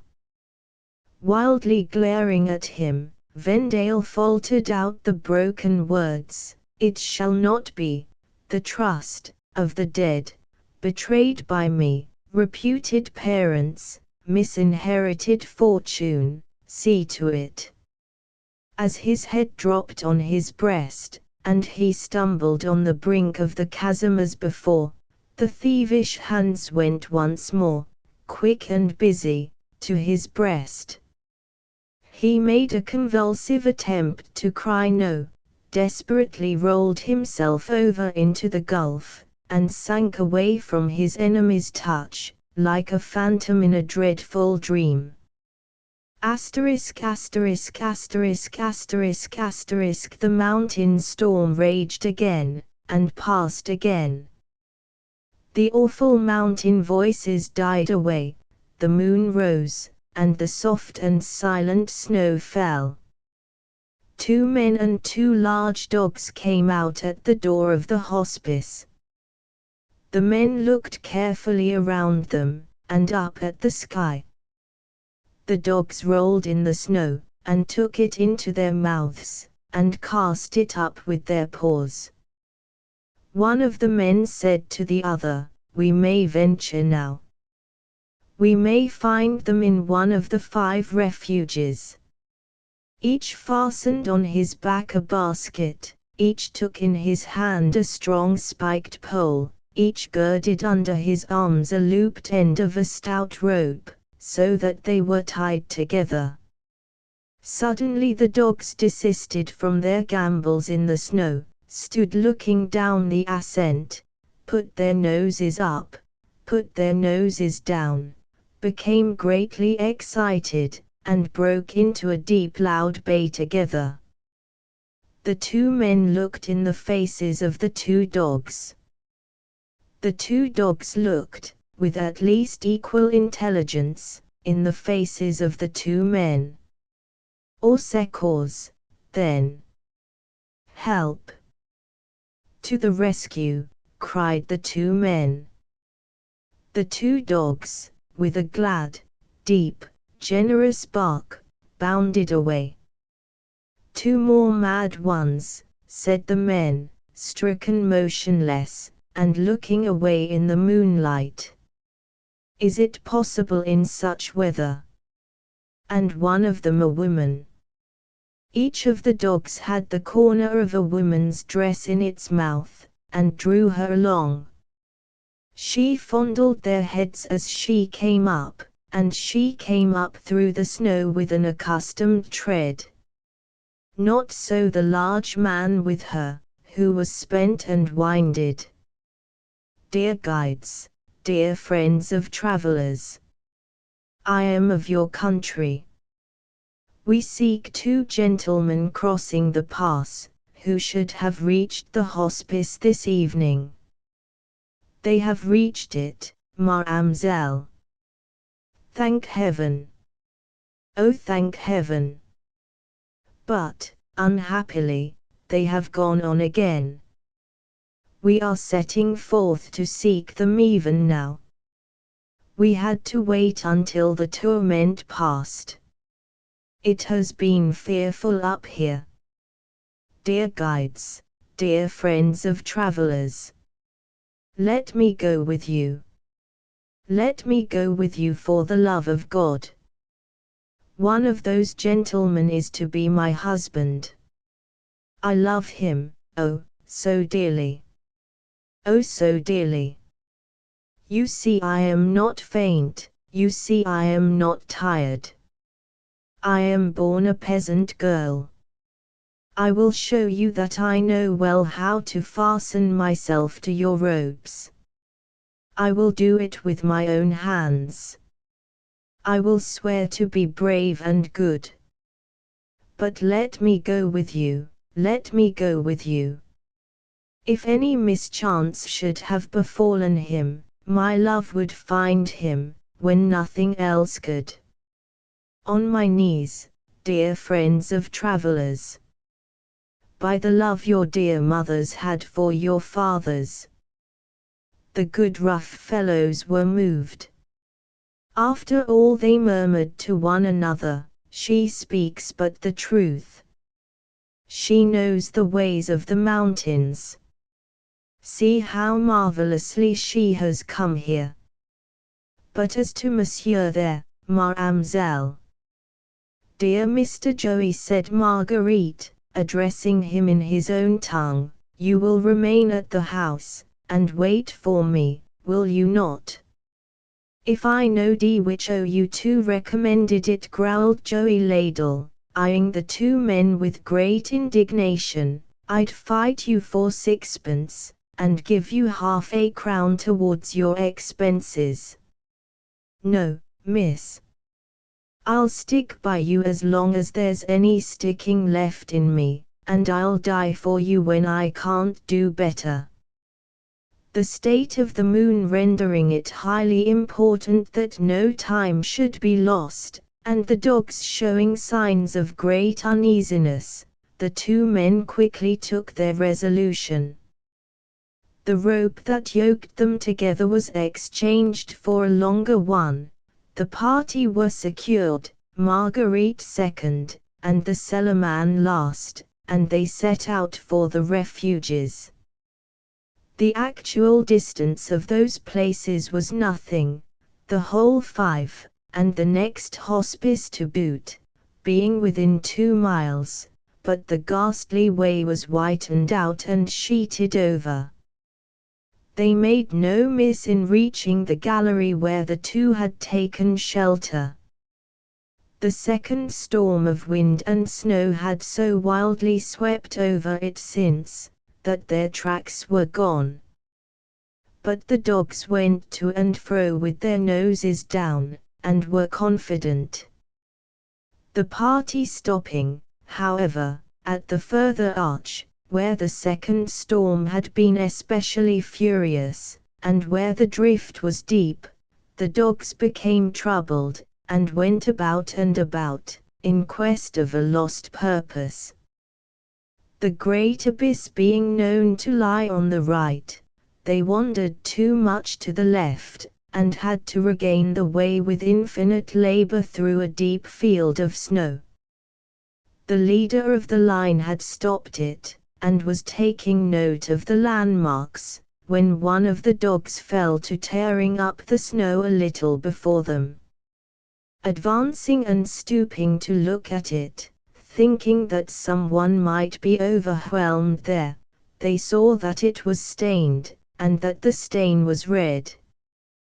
The other dog was now seen to look over the brink of the gulf, with his forelegs straightened out, lest he should fall into it, and to tremble in every limb.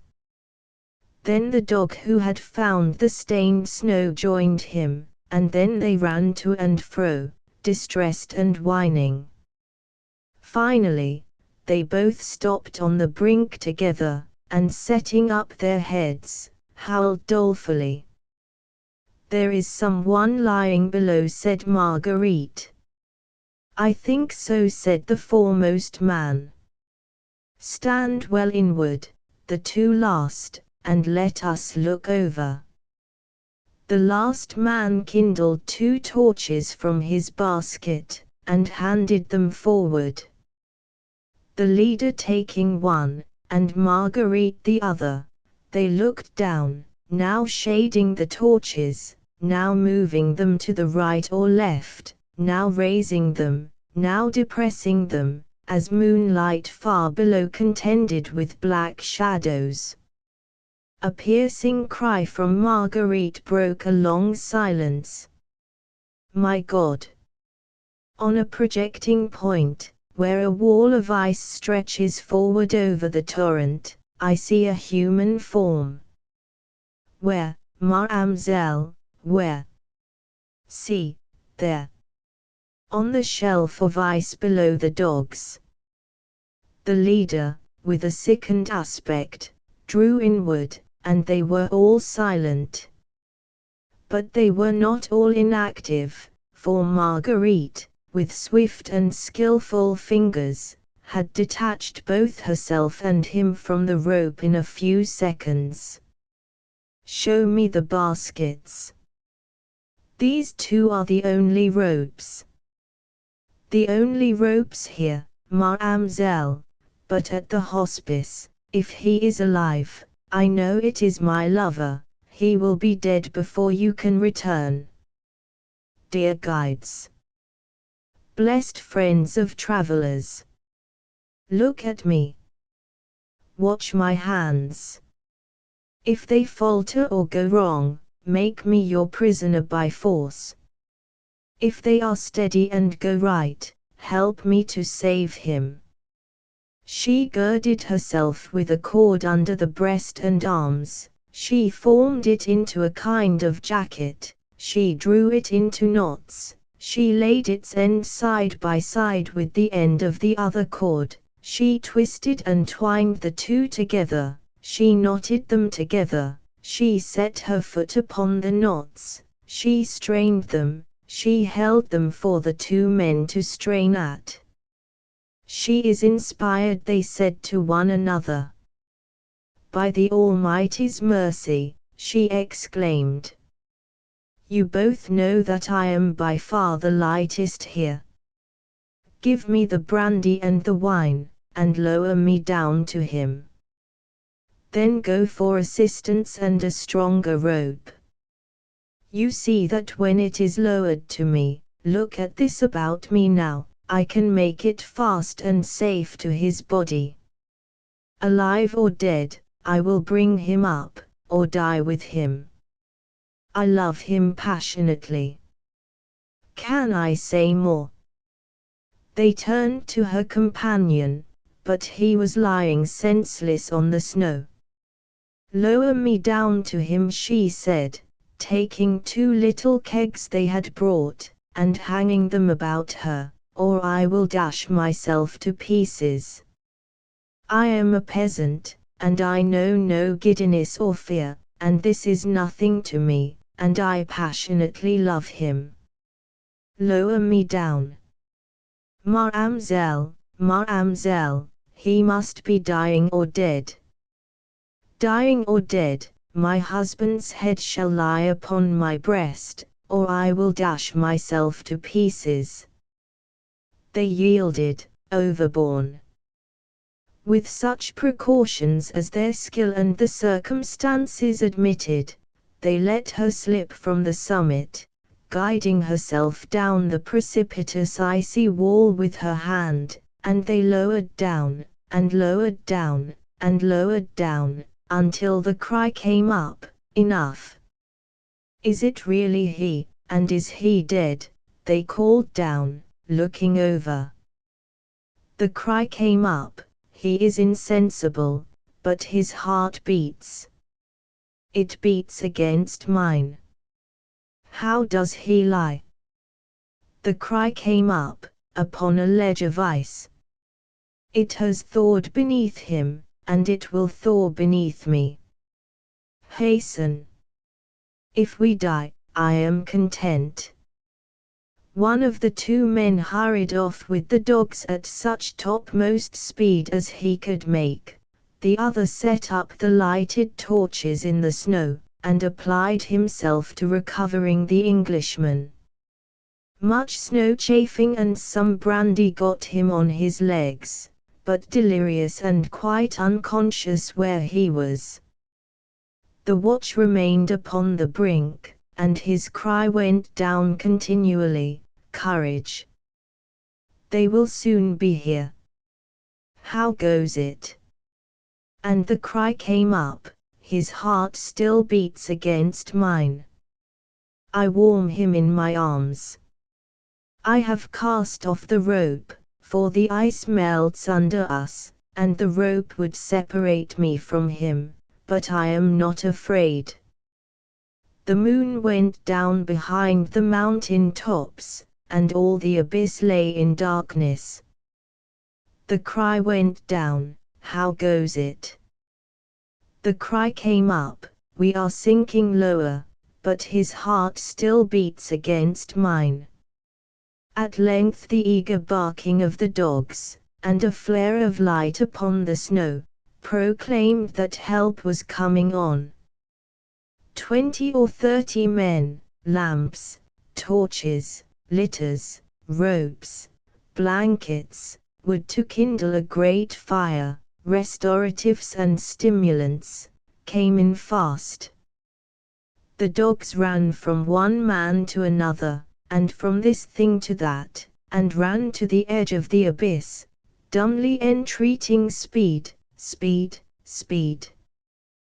The cry went down, thanks to God, all is ready. How goes it? The cry came up, we are sinking still, and we are deadly cold. His heart no longer beats against mine. Let no one come down, to add to our weight. Lower the rope only. The fire was kindled high, a great glare of torches lighted the sides of the precipice, lamps were lowered, a strong rope was lowered. She could be seen passing it round him, and making it secure. The cry came up into a deathly silence, raise. Softly.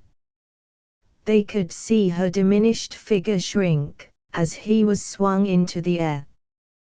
They gave no shout when some of them laid him on a litter, and others lowered another strong rope. The cry again came up into a deathly silence, raise. Softly. But when they caught her at the brink, then they shouted, then they wept, then they gave thanks to heaven, then they kissed her feet, then they kissed her dress, then the dogs caressed her, licked her icy hands, and with their honest faces warmed her frozen bosom. She broke from them all, and sank over him on his litter, with both her loving hands upon the heart that stood still. Act 4. The clock. The pleasant scene was Newcastle, the pleasant month was April, the pleasant place was a notary's office, the pleasant person in it was the notary, a rosy, hearty, handsome old man, chief notary of Newcastle, known far and wide in the canton as Maitre Voigt. Professionally and personally, the notary was a popular citizen. His innumerable kindnesses and his innumerable oddities had for years made him one of the recognized public characters of the pleasant Swiss town. His long brown frock coat and his black skull cap were among the institutions of the place, and he carried a snuff-box which, in point of size, was popularly believed to be without a parallel in Europe. There was another person in the notary's office, not so pleasant as the notary. This was a benraiser. An oddly pastoral kind of office it was, and one that would never have answered in England. It stood in a neat backyard, fenced off from a pretty flower garden. Goats browsed in the doorway, and a cow was within half a dozen feet of keeping company with the clerk. Maitre Voigt's room was a bright and varnished little room, with panelled walls, like a toy chamber. According to the seasons of the year, roses, sunflowers, hollyhocks, peeped in at the windows. Maitre Voigt's bees hummed through the office all the summer, in at this window and out at that, taking it frequently in their day's work, as if honey were to be made from Maitre Voigt's sweet disposition. A large musical box on the chimney-piece often trilled away at the overture to Fra Diavolo, or a selection from William Tell, with a chirruping liveliness that had to be stopped by force on the entrance of a client, and irrepressibly broke out again the moment his back was turned. "Courage, courage, my good fellow," said Maitre Voigt, patting a benraiser on the knee, in a fatherly and comforting way. "You will begin a new life tomorrow morning in my office here."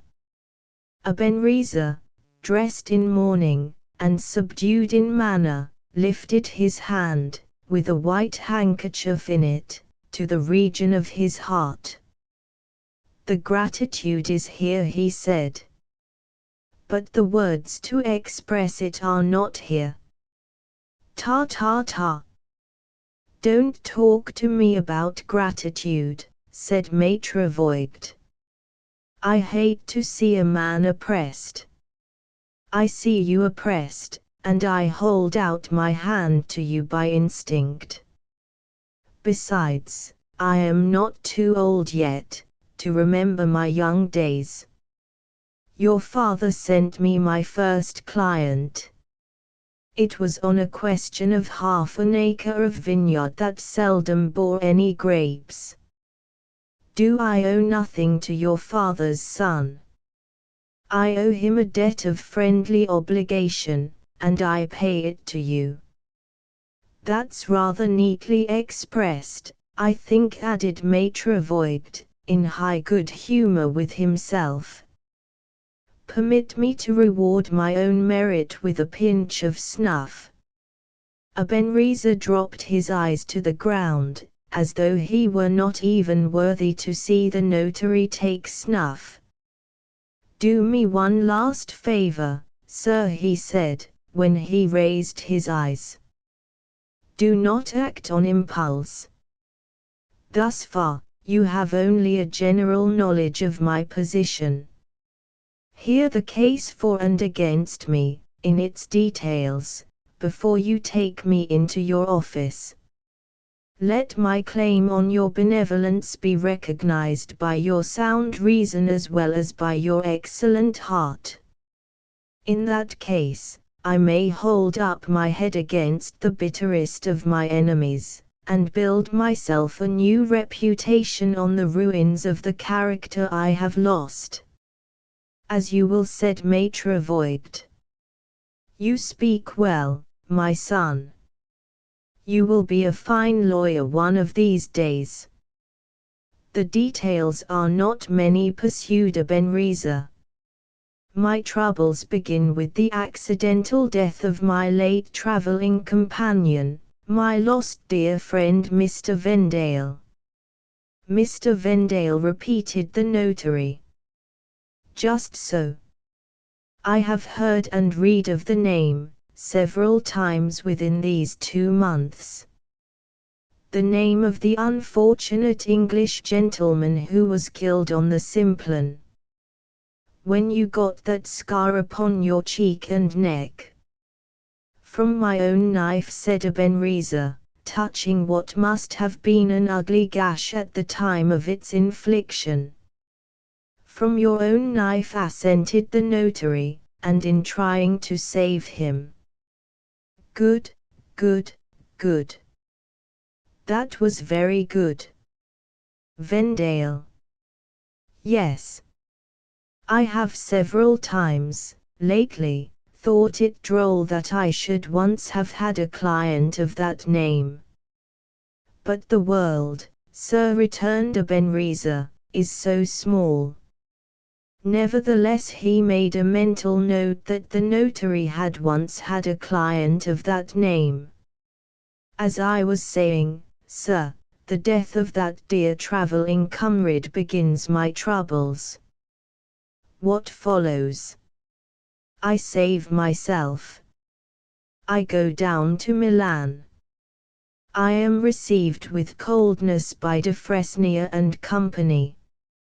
Shortly afterwards, I am discharged by de Fresnier and Company. Why? They give no reason why. I ask, do they assail my honor? No answer. I ask, what is the imputation against me? No answer. I ask, where are their proofs against me? No answer. I ask, what am I to think? The reply is, Ebenezer is free to think what he will. What Ebenezer thinks, is of no importance to de Fresnier and Company. And that is all. Perfectly. That is all, asserted the notary, taking a large pinch of snuff. But is that enough, sir? That is not enough, said Maitre Voigt.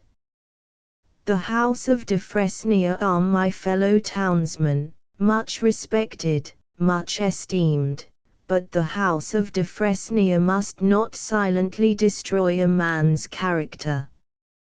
You can rebut assertion. But how can you rebut silence? Your sense of justice, my dear patron, answered Ebenezer, states in a word the cruelty of the case. Does it stop there? No. For, what follows upon that?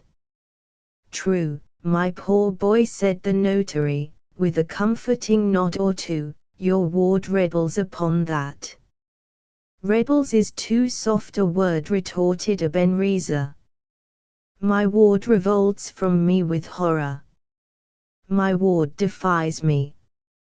My ward withdraws herself from my authority, and takes shelter, Madame Dor with her, in the house of that English lawyer, Mr. Bintoy, who replies to your summons to her to submit herself to my authority, that she will not do so.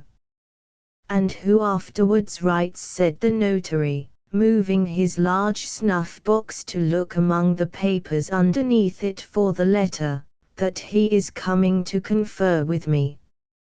Indeed, replied Ebenezer, rather checked. Well, sir, have I no legal rights? Assuredly, my poor boy, returned the notary. All but felons have their legal rights. And who calls me felon? Said Ebenezer, fiercely. No one. Be calm under your wrongs. If the house of de Fresnier would call you felon, indeed, we should know how to deal with them.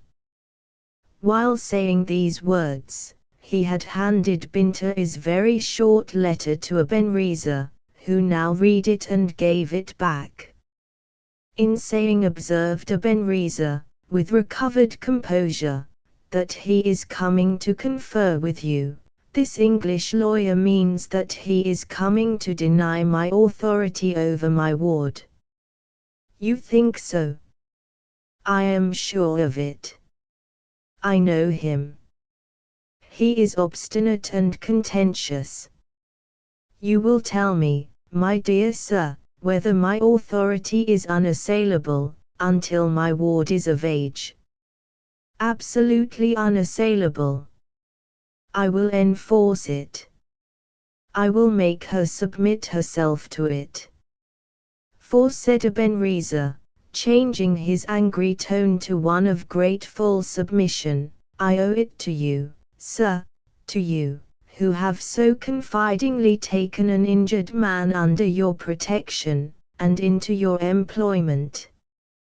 Make your mind easy, said Maître Voigt. No more of this now, and no thanks. Be here tomorrow morning, before the other clerk comes, between 7 and 8. You will find me in this room, and I will myself initiate you in your work. Go away. Go away. I have letters to write. I won't hear a word more. Dismissed with this generous abruptness, and satisfied with the favorable impression he had left on the old man's mind, Ebenezer was at leisure to revert to the mental note he had made that Maître Voigt once had a client whose name was Vendale.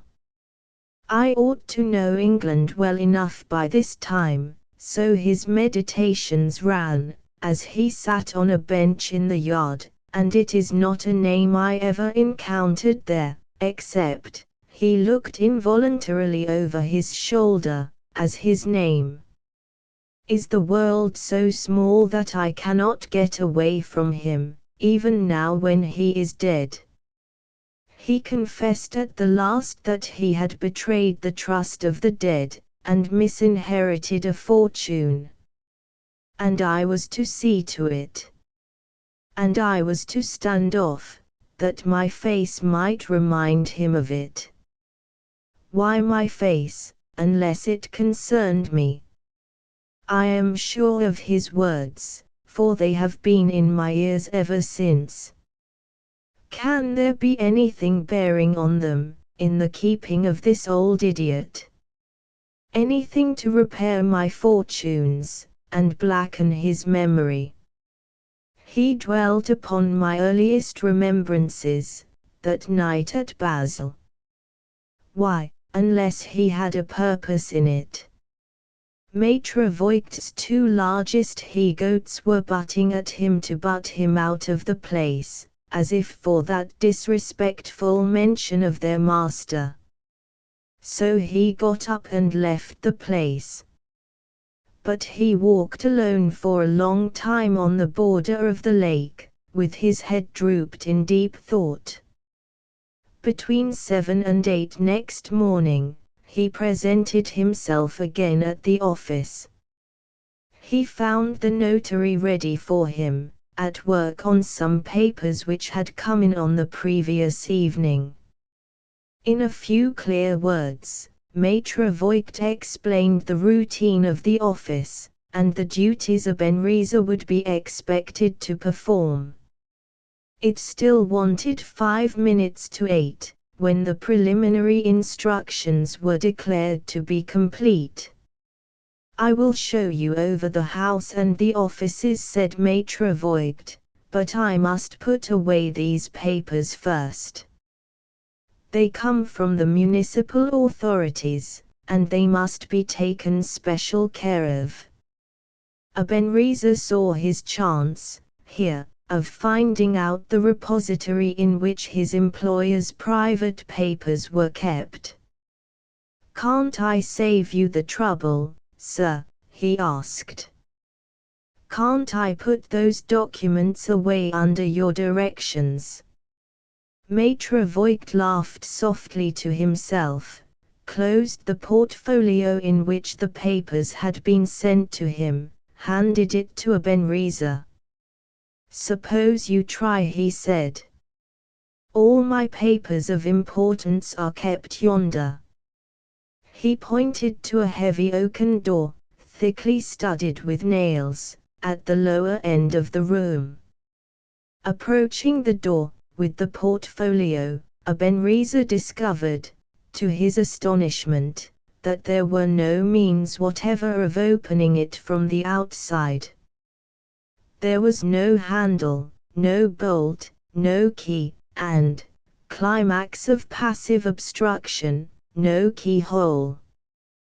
There is a second door to this room, said a Benriser, appealing to the notary. No, said Maître Voigt.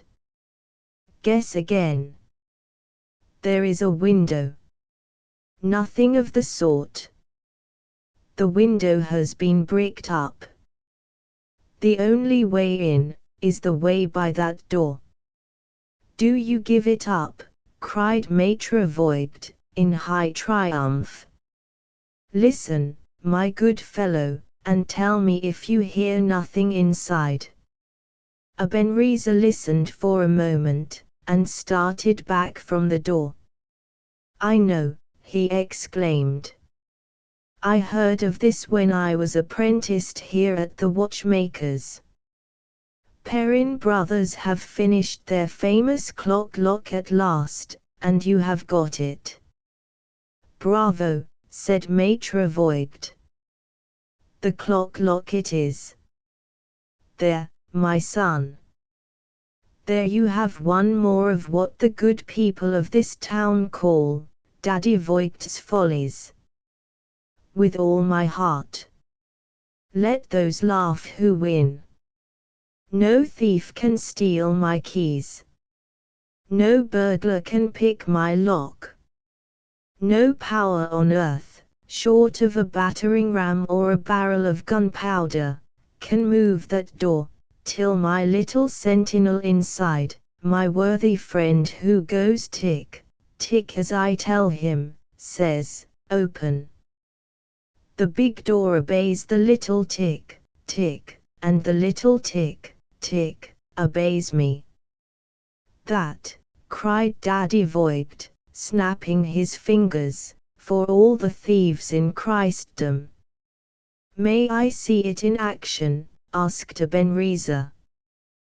"Pardon my curiosity, dear sir. You know that I was once a tolerable worker in the clock trade." "Certainly you shall see it in action," said Maitre Voigt.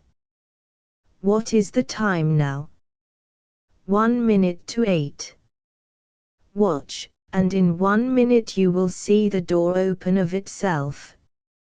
In 1 minute, smoothly and slowly and silently, as if invisible hands had set it free, the heavy door opened inward, and disclosed a dark chamber beyond. On 3 sides, shelves filled the walls, from floor to ceiling. Arranged on the shelves, were rows upon rows of boxes made in the pretty inlaid woodwork of Switzerland, and bearing inscribed on their fronts, for the most part in fanciful colored letters, the names of the notary's clients.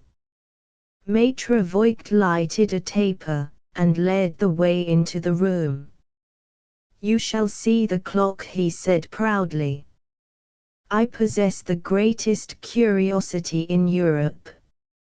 It is only a privileged few whose eyes can look at it. I give the privilege to your good father's son. You shall be one of the favored few who enter the room with me. See. Here it is, on the right-hand wall at the side of the door." "An ordinary clock," exclaimed Ebenezer. "No. Not an ordinary clock. It has only one hand." "Aha," said Maitre Voigt. "Not an ordinary clock, my friend. No, no. That one hand goes round the dial. As I put it, so it regulates the hour at which the door shall open. See. The hand points to 8. At 8 the door opened, as you saw for yourself." "Does it open more than once in the 24 hours?" asked Ebenezer. "More than once," repeated the notary, with great scorn. "You don't know my good friend, Tick-Tick. He will open the door as often as I ask him. All he wants is his directions, and he gets them here. Look below the dial. Here is a half-circle of steel let into the wall, and here is a hand, called the regulator, that travels round it, just as my hand chooses. Notice, if you please, that there are figures to guide me on the half-circle of steel. Figure I means, open once in the 24 hours. Figure 2 means, open twice, and so on to the end. I set the regulator every morning, after I have read my letters, and when I know what my day's work is to be. Would you like to see me set it now? What is today? Wednesday. Good. This is the day of our rifle club. There is little business to do. I grant a half-holiday. No work here today, after 3 o'clock. Let us first put away this portfolio of municipal papers. There. No need to trouble Tick-Tick to open the door until 8 tomorrow. Good. I leave the dial hand at 8, I put back the regulator to I. I close the door, and closed the door remains, past all opening by anybody, till tomorrow morning at 8. Ebenezer's quickness instantly saw the means by which he might make the clock lock betray its master's confidence, and place its master's papers at his disposal. "Stop, sir," he cried, at the moment when the notary was closing the door. "Don't I see something moving among the boxes, on the floor there?" Maitre Voigt turned his back for a moment to look. In that moment, Ebenezer's ready hand put the regulator on, from the figure I to the figure 2. Unless the notary looked again at the half-circle of steel, the door would open at 8 that evening, as well as at 8 next morning, and nobody but Ebenezer would know it. "There is nothing," said Maitre Voigt. "Your troubles have shaken your nerves, my son. Some shadow thrown by my taper, or some poor little beetle, who lives among the old lawyer's secrets, running away from the light. Hark! I hear your fellow clerk in the office. To work! To work! And build today the first step that leads to your new fortunes." He good-humoredly pushed Ebenezer out before him, extinguished the taper, with a last fond glance at his clock which passed harmlessly over the regulator beneath, and closed the oaken door. At 3, the office was shut up. The notary and everybody in the notary's employment, with one exception, went to see the rifle shooting. Ebenezer had pleaded that he was not in spirits for a public festival. Nobody knew what had become of him. It was believed that he had slipped away for a solitary walk. The house and offices had been closed but a few minutes, when the door of a shining wardrobe in the notary's shining room opened, and Ebenezer stopped out. He walked to a window, unclosed the shutters, satisfied himself that he could escape unseen by way of the garden, turned back into the room, and took his place in the notary's easy-chair. He was locked up in the house, and there were 5 hours to wait before 8 o'clock came. He wore his way through the 5 hours, sometimes reading the books and newspapers that lay on the table, sometimes thinking, sometimes walking to and fro. Sunset came on. He closed the window shutters before he kindled a light.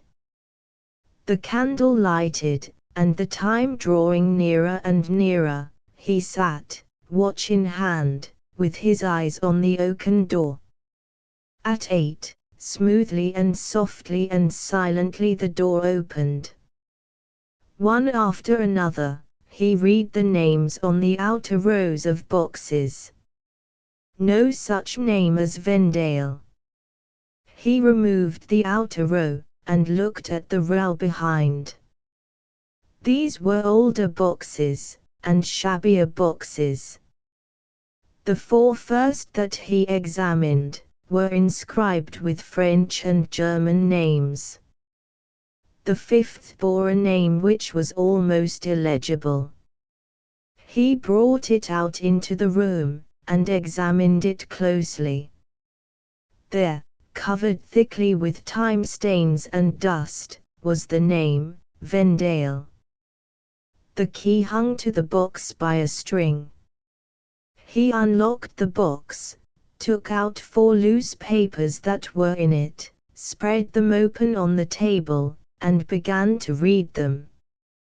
He had not so occupied a minute, when his face fell from its expression of eagerness and avidity, to one of haggard astonishment and disappointment.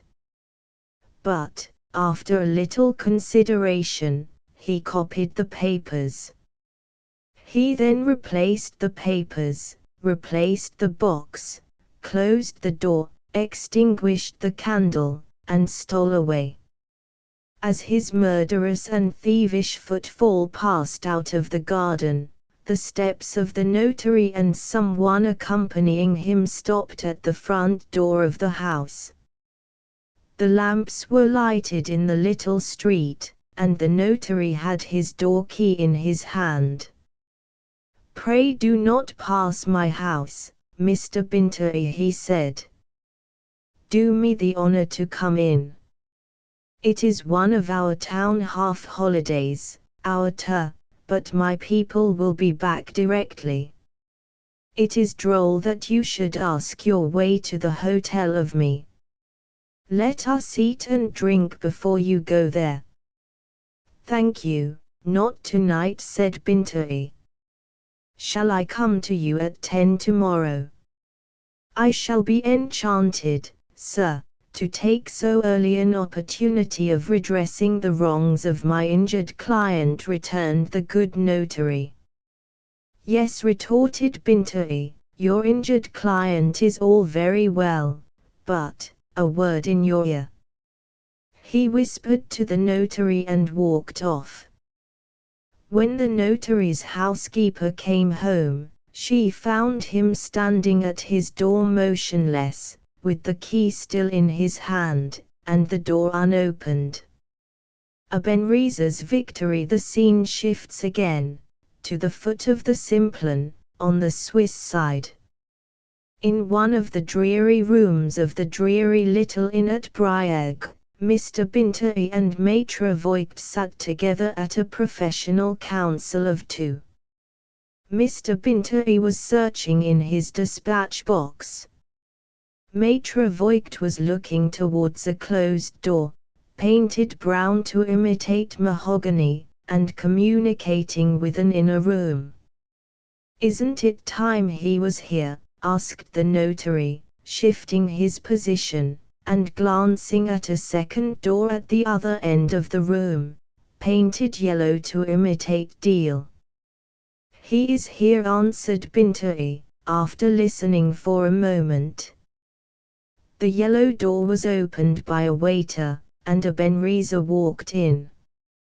After greeting Maitre Voigt with a cordiality which appeared to cause the notary no little embarrassment, Ebenezer bowed with grave and distant politeness to Binteri. "For what reason have I been brought from Neuchâtel to the foot of the mountain?" he inquired, taking the seat which the English lawyer had indicated to him. "You shall be quite satisfied on that head before our interview is over," returned Binteri. "For the present, permit me to suggest proceeding at once to business. There has been a correspondence, Mr. Ebenezer, between you and your niece. I am here to represent your niece. In other words, you, a lawyer, are here to represent an infraction of the law." "Admirably put," said Binteri. "If all the people I have to deal with were only like you, what an easy profession mine would be. I am here to represent an infraction of the law, that is your point of view. I am here to make a compromise between you and your niece, that is my point of view." "There must be two parties to a compromise," rejoined Ebenezer. "I decline, in this case, to be one of them. The law gives me authority to control my niece's actions, until she comes of age. She is not yet of age, and I claim my authority." At this point Maitre attempted to speak. Binteri silenced him with a compassionate indulgence of tone and manner, as if he was silencing a favorite child. "No, my worthy friend, not a word. Don't excite yourself unnecessarily, leave it to me." He turned, and addressed himself again to Ebenezer. "I can think of nothing comparable to you, Mr. Ebenezer, but granite, and even that wears out in course of time. In the interests of peace and quietness, for the sake of your own dignity, relax a little. If you will only delegate your authority to another person whom I know of, that person may be trusted never to lose sight of your niece, night or day. You are wasting your time and mine, returned Ebenezer.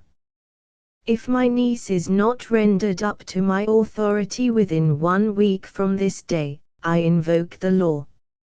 If you resist the law, I take her by force. He rose to his feet as he said the last word.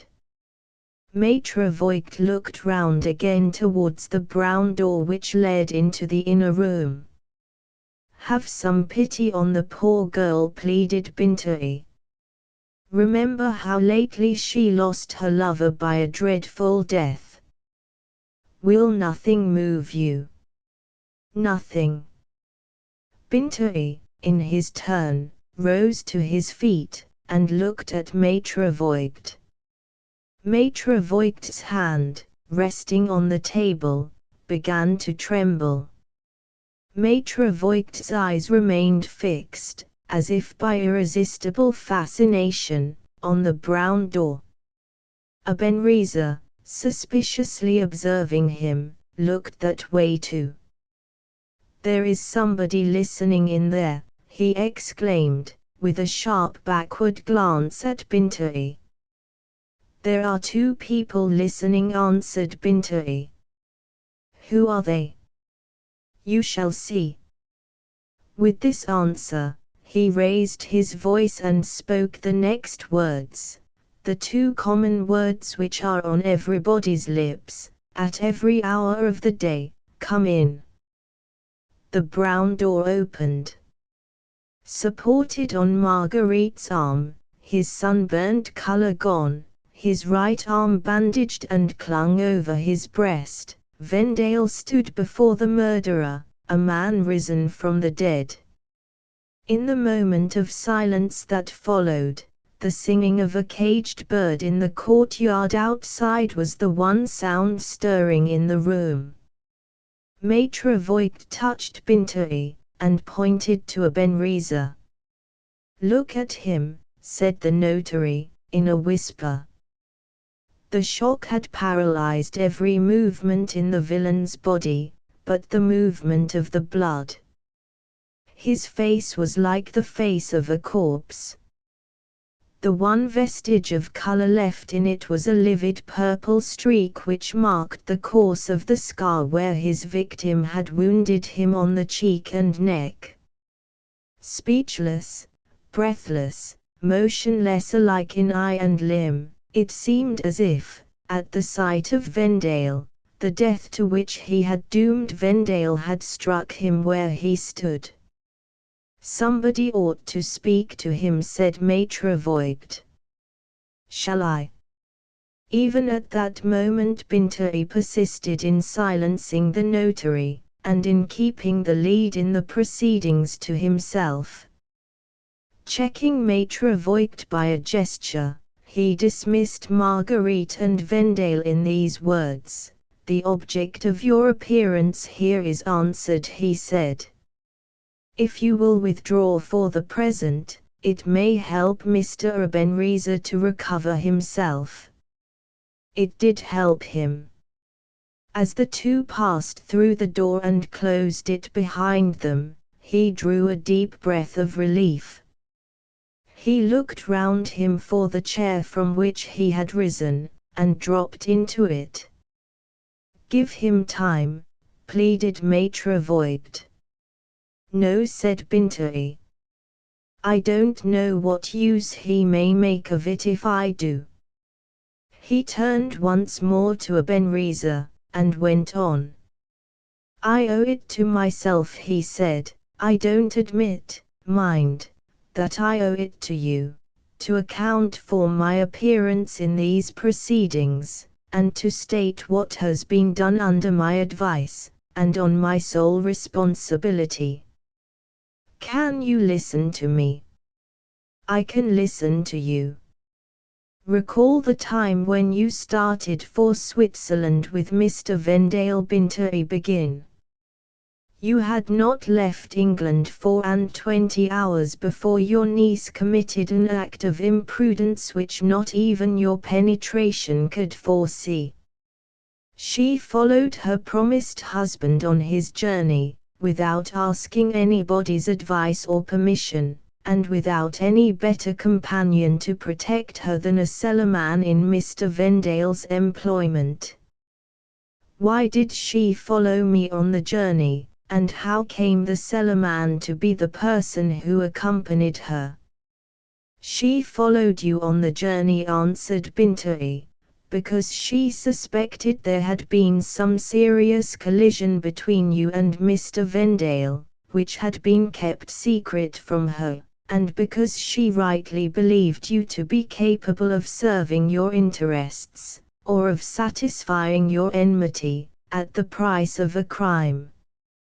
As for the cellarman, he was one, among the other people in Mr. Vendale's establishment, to whom she had applied, the moment your back was turned, to know if anything had happened between their master and you. The cellarman alone had something to tell her. A senseless superstition, and a common accident which had happened to his master, in his master's cellar, had connected Mr. Vendale in this man's mind with the idea of danger by murder. Your niece surprised him into a confession, which aggravated tenfold the terrors that possessed her. Aroused to a sense of the mischief he had done, the man, of his own accord, made the one atonement in his power. "If my master is in danger, miss," he said, "it's my duty to follow him, too, and it's more than my duty to take care of you." The two set forth together, and, for once, a superstition has had its use. It decided your niece on taking the journey, and it led the way to saving a man's life. Do you understand me, so far? I understand you, so far. My first knowledge of the crime that you had committed, pursued Binti, came to me in the form of a letter from your niece. All you need know is that her love and her courage recovered the body of your victim, and aided the after efforts which brought him back to life. While he lay helpless at Brieg, under her care, she wrote to me to come out to him. Before starting, I informed Madame Dor that I knew Miss Ebenezer to be safe, and knew where she was. Madame Dor informed me, in return, that a letter had come for your niece, which she knew to be in your handwriting. I took possession of it, and arranged for the forwarding of any other letters which might follow.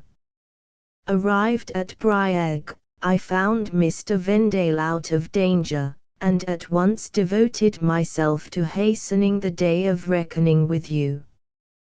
De Fresnier and Company turned you off on suspicion, acting on information privately supplied by me. Having stripped you of your false character, the next thing to do was to strip you of your authority over your niece.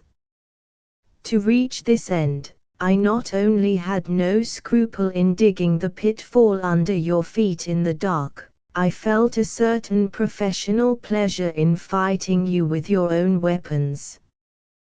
By my advice the truth has been carefully concealed from you up to this day. By my advice the trap into which you have walked was set for you. You know why, now, as well as I do, in this place. There was but one certain way of shaking the devilish self-control which has hitherto made you a formidable man. That way has been tried, and, look at me as you may, that way has succeeded. The last thing that remains to be done, concluded Binti, producing 2 little slips of manuscript from his dispatch box, is to set your niece free. You have attempted murder, and you have committed forgery and theft. We have the evidence ready against you in both cases. If you are convicted as a felon, you know as well as I do what becomes of your authority over your niece. Personally, I should have preferred taking that way out of it. But considerations are pressed on me which I am not able to resist, and this interview must end, as I have told you already, in a compromise.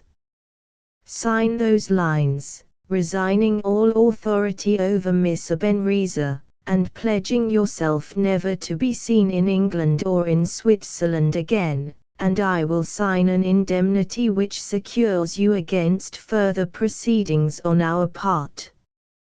Ebenezer took the pen in silence, and signed his niece's release. On receiving the indemnity in return, he rose, but made no movement to leave the room. He stood looking at Maitre Voigt with a strange smile gathering at his lips, and a strange light flashing in his filmy eyes. "What are you waiting for?" asked Bintoy. Ebenezer pointed to the brown door. "Call them back," he answered. "I have something to say in their presence before I go." "Say it in my presence," retorted Bintoy. "I decline to call them back." Ebenezer turned to Maitre Voigt. "Do you remember telling me that you once had an English client named Vendale?" he asked. "Well," answered the notary. "And what of that?" "Maitre Voigt, your clock has betrayed you." "What do you mean?" "I have read the letters and certificates in your client's box. I have taken copies of them. I have got the copies here. Is there, or is there not, a reason for calling them back?" For a moment the notary looked to and fro, between Ebenezer and Bintoy, in helpless astonishment. Recovering himself, he drew his brother lawyer aside, and hurriedly spoke a few words close at his ear. The face of Bintoy, after first faithfully reflecting the astonishment on the face of Maitre Voigt, suddenly altered its expression. He sprang, with the activity of a young man, to the door of the inner room, entered it, remained inside for a minute, and returned followed by Marguerite and Vendale. "Now, Mr. Ebenezer," said Bintoy, "the last move in the game is yours. Play it."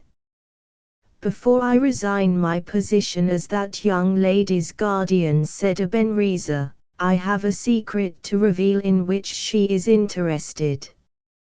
In making my disclosure, I am not claiming her attention for a narrative which she, or any other person present, is expected to take on trust. I am possessed of written proofs, copies of originals, the authenticity of which Maitre Voigt himself can attest. Bear that in mind, and permit me to refer you, at starting, to a date long past, the month of February, in the year 1836. "Mark the date, Mr. Vendale," said Bintoy.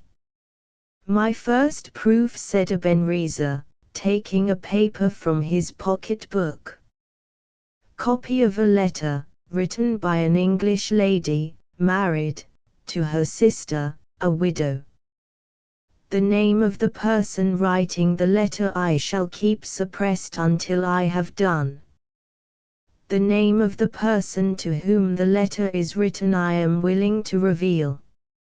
It is addressed to Mrs. Jane Ann Miller, of Groombridge Wells, England."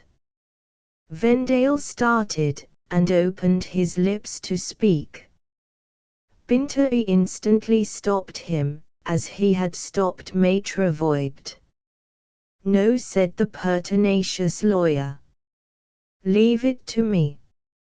Ebenezer went on. "It is needless to trouble you with the first half of the letter," he said. "I can give the substance of it in 2 words. The writer's position at the time is this.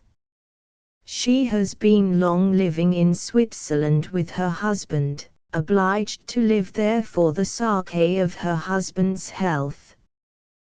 They are about to move to a new residence on the Lake of Neuchâtel in a week, and they will be ready to receive Mrs. Miller as visitor in a fortnight from that time." This said, the writer next enters into an important domestic detail. She has been childless for years. She and her husband have now no hope of children. They are lonely. They want an interest in life. They have decided on adopting a child. Here the important part of the letter begins, and here, therefore, I read it to you word for word. He folded back the first page of the letter and read as follows. Asterisk asterisk asterisk will you help us, my dear sister, to realize our new project? As English people, we wish to adopt an English child. This may be done, I believe, at the Foundling. My husband's lawyers in London will tell you how. I leave the choice to you, with only these conditions attached to it, that the child is to be an infant under a year old, and is to be a boy. Will you pardon the trouble I am giving you, for my sake, and will you bring our adopted child to us, with your own children, when you come to Neuchâtel? I must add a word as to my husband's wishes in this matter. He is resolved to spare the child whom we make our own any future mortification and loss of self-respect which might be caused by a discovery of his true origin. He will bear my husband's name, and he will be brought up in the belief that he is really our son. His inheritance of what we have to leave will be secured to him, not only according to the laws of England in such cases, but according to the laws of Switzerland also, for we have lived so long in this country, that there is a doubt whether we may not be considered as domiciled in Switzerland. The one precaution left to take is to prevent any after discovery at the Foundling.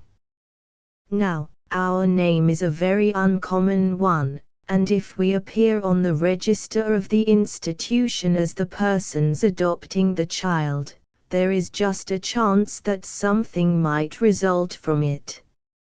Your name, my dear, is the name of thousands of other people, and if you will consent to appear on the register, there need be no fear of any discoveries in that quarter.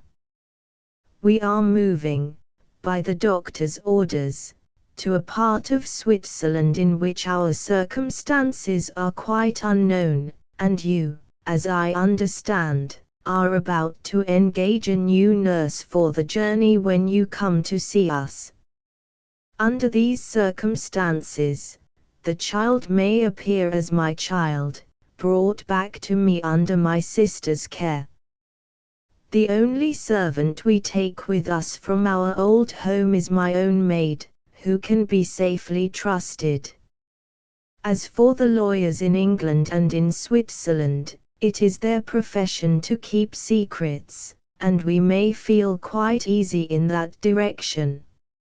So there you have our harmless little conspiracy. Write by return of post, my love, and tell me you will join it. Asterisk asterisk asterisk. Do you still conceal the name of the writer of that letter? Asked Vendale. I keep the name of the writer till the last, answered Ebenezer, and I proceed to my second proof, a mere slip of paper this time, as you see.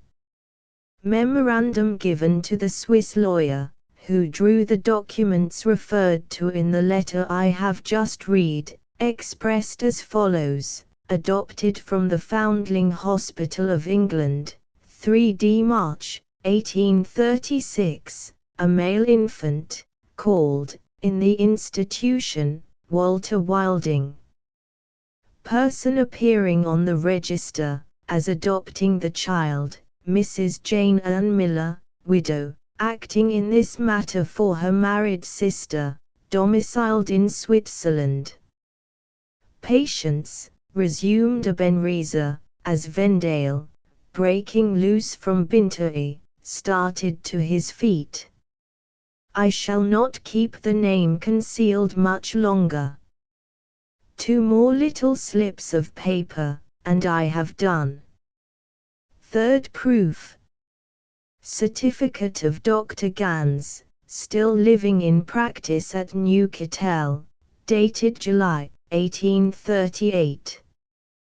The doctor certifies, you shall read it for yourselves directly, first, that he attended the adopted child in its infant maladies, second, that, 3 months before the date of the certificate, the gentleman adopting the child as his son died, third, that on the date of the certificate, his widow and her maid, taking the adopted child with them, left Newcastle on their return to England. One more link now added to this, and my chain of evidence is complete. The maid remained with her mistress till her mistress's death, only a few years since. The maid can swear to the identity of the adopted infant, from his childhood to his youth, from his youth to his manhood, as he is now. There is her address in England, and there, Mr. Vendale, is the fourth, and final proof.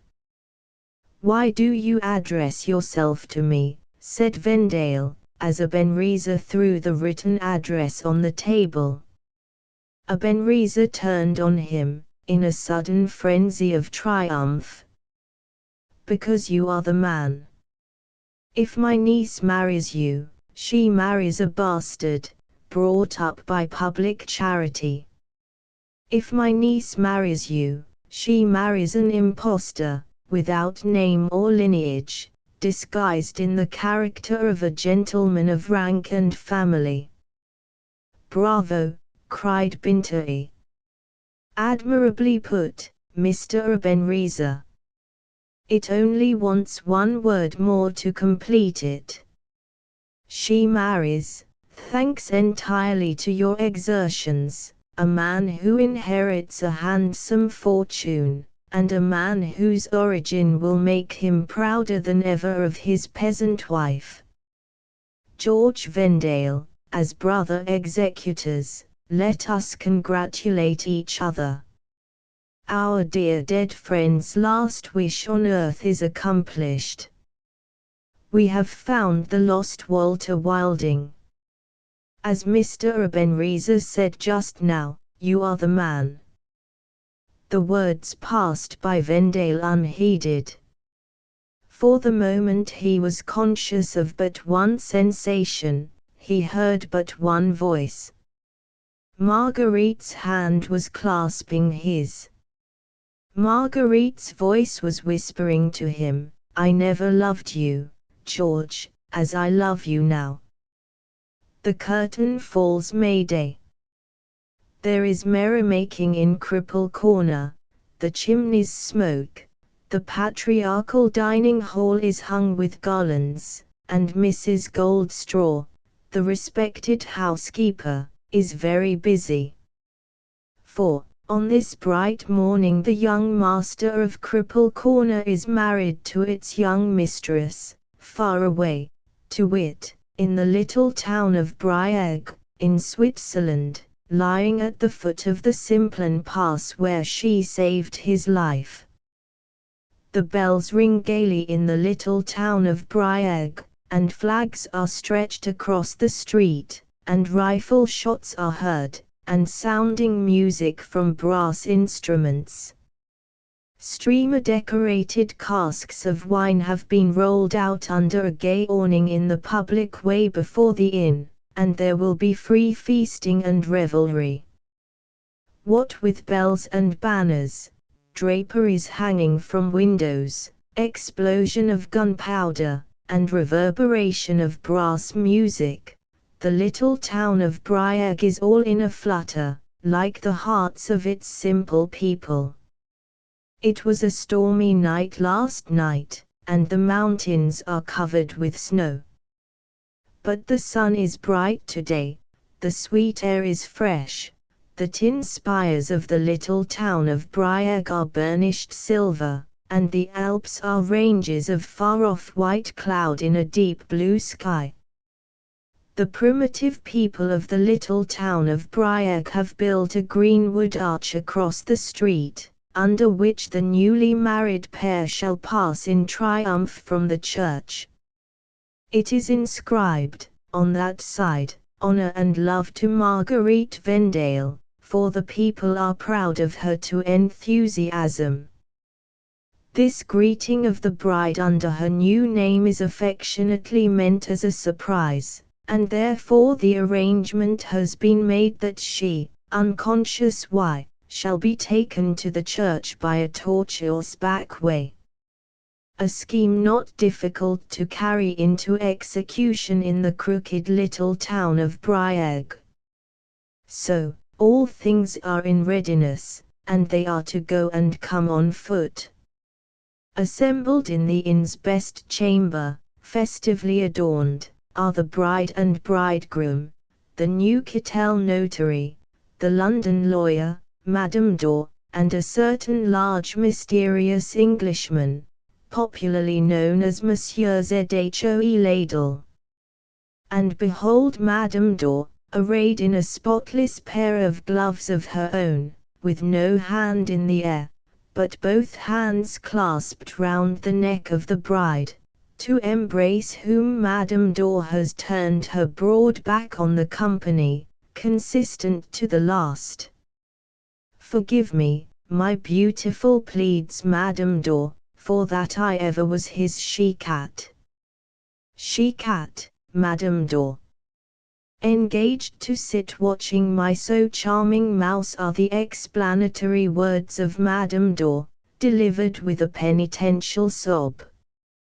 Why, you were our best friend. George, dearest, tell Madame Dor. Was she not our best friend? Undoubtedly, darling. What should we have done without her? You are both so generous, cries Madame Dor, accepting consolation, and immediately relapsing. But I commenced as a she-cat. Ah! But like the cat in the fairy story, good Madame Dor, says Vendale, saluting her cheek, you were a true woman. And, being a true woman, the sympathy of your heart was with true love.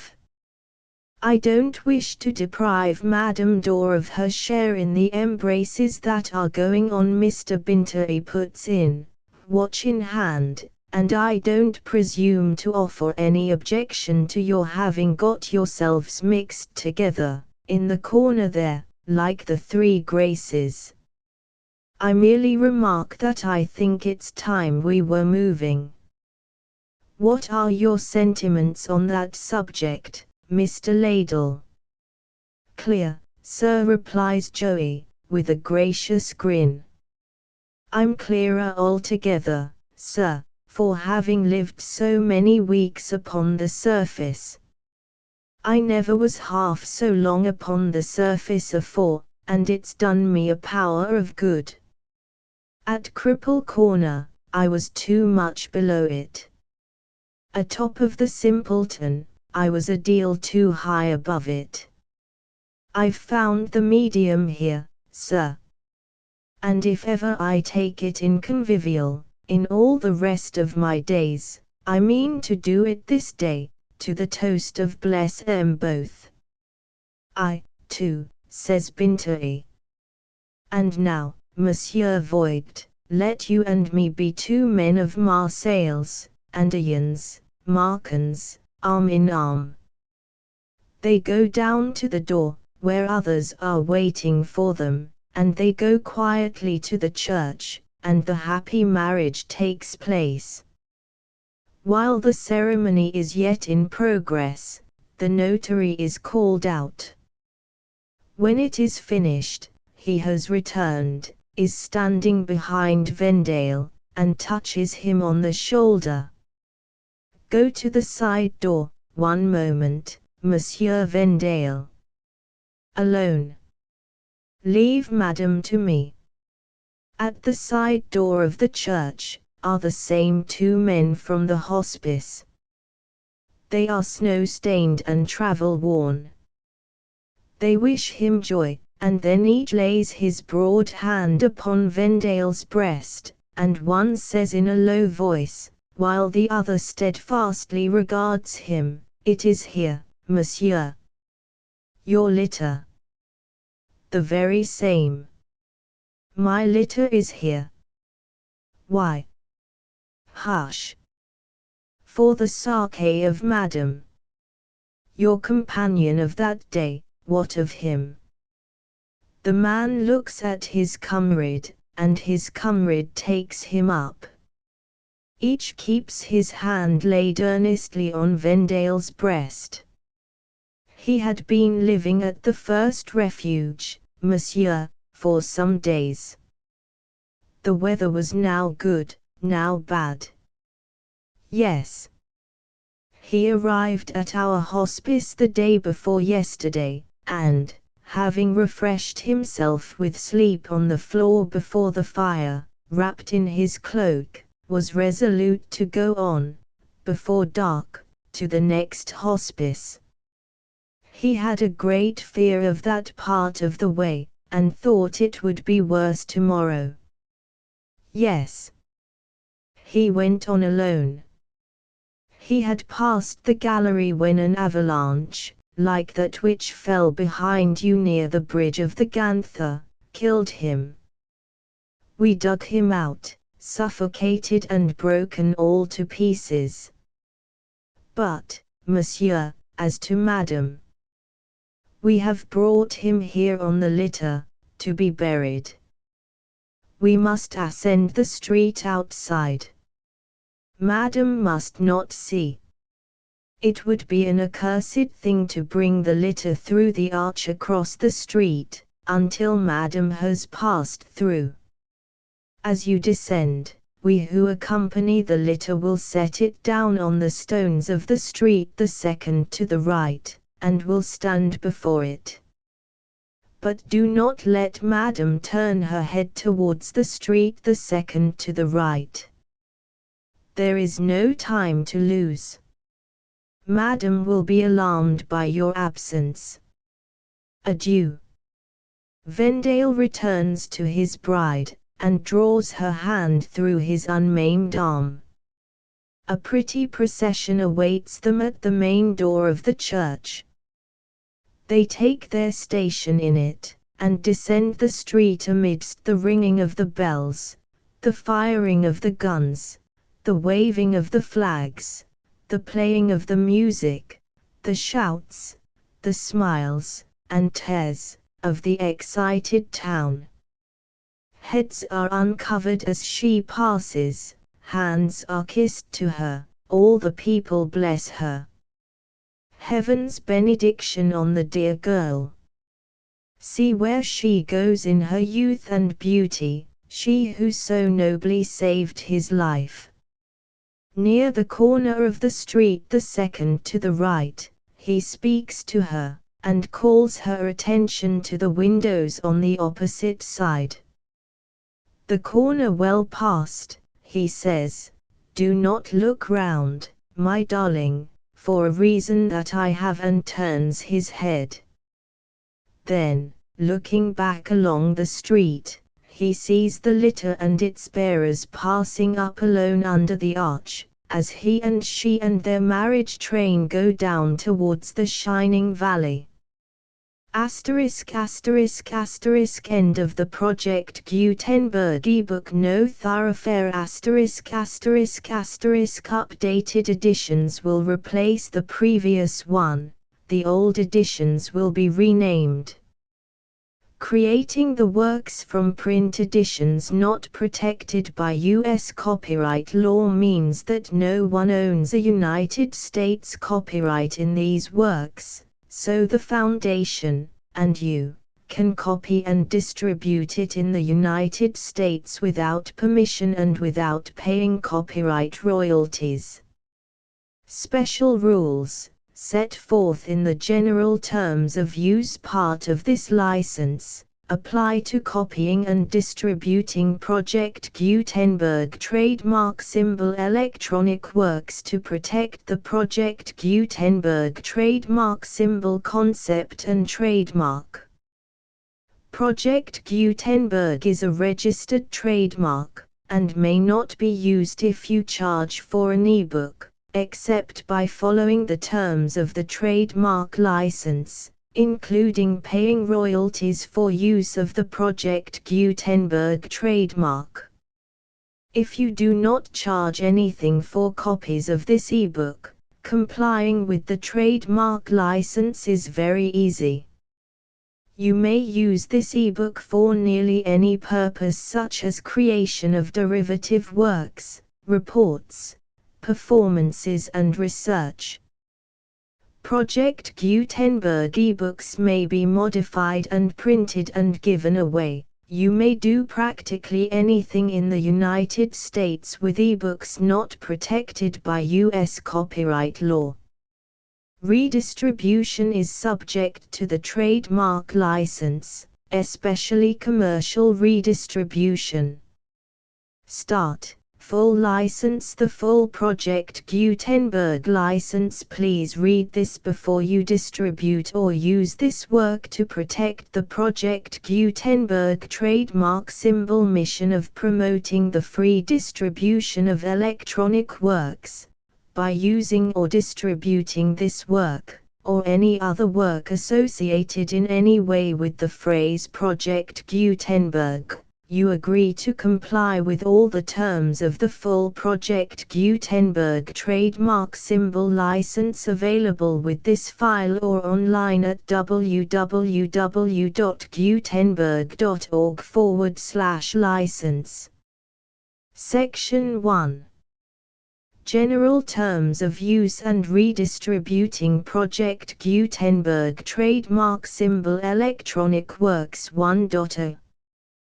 By reading or using any part of this Project Gutenberg trademark symbol electronic work, you indicate that you have read, understand, agree to and accept all the terms of this license and intellectual property, trademark/copyright, agreement. If you do not agree to abide by all the terms of this agreement, you must cease using and return or destroy all copies of Project Gutenberg trademark symbol electronic works in your possession. If you paid a fee for obtaining a copy of or access to a Project Gutenberg trademark symbol electronic work and you do not agree to be bound by the terms of this agreement, you may obtain a refund from the person or entity to whom you paid the fee as set forth in paragraph 1.e.8. 1.b Project Gutenberg is a registered trademark. It may only be used on or associated in any way with an electronic work by people who agree to be bound by the terms of this agreement. There are a few things that you can do with most Project Gutenberg trademark symbol electronic works even without complying with the full terms of this agreement. See paragraph 1.c below. There are a lot of things you can do with Project Gutenberg trademark symbol electronic works if you follow the terms of this agreement and help preserve free future access to Project Gutenberg trademark symbol electronic works. See paragraph 1.e below. 1.c. The Project Gutenberg Literary Archive Foundation, the Foundation or PGLAF, owns a compilation copyright in the collection of Project Gutenberg trademark symbol electronic works. Nearly all the individual works in the collection are in the public domain in the United States. If an individual work is unprotected by copyright law in the United States and you are located in the United States, we do not claim a right to prevent you from copying, distributing, performing, displaying or creating derivative works based on the work as long as all references to Project Gutenberg are removed. Of course, we hope that you will support the Project Gutenberg trademark symbol mission of promoting free access to electronic works by freely sharing Project Gutenberg trademark symbol works in compliance with the terms of this agreement for keeping the Project Gutenberg trademark symbol name associated with the work. You can easily comply with the terms of this agreement by keeping this work in the same format with its attached full Project Gutenberg trademark symbol license when you share it without charge with others. 1.d. The copyright laws of the place where you are located also govern what you can do with this work. Copyright laws in most countries are in a constant state of change. If you are outside the United States, check the laws of your country in addition to the terms of this agreement before downloading, copying, displaying, performing, distributing or creating derivative works based on this work or any other Project Gutenberg trademark symbol work. The Foundation makes no representations concerning the copyright status of any work in any country other than the United States. 1.e Unless you have removed all references to Project Gutenberg. 1.e.1.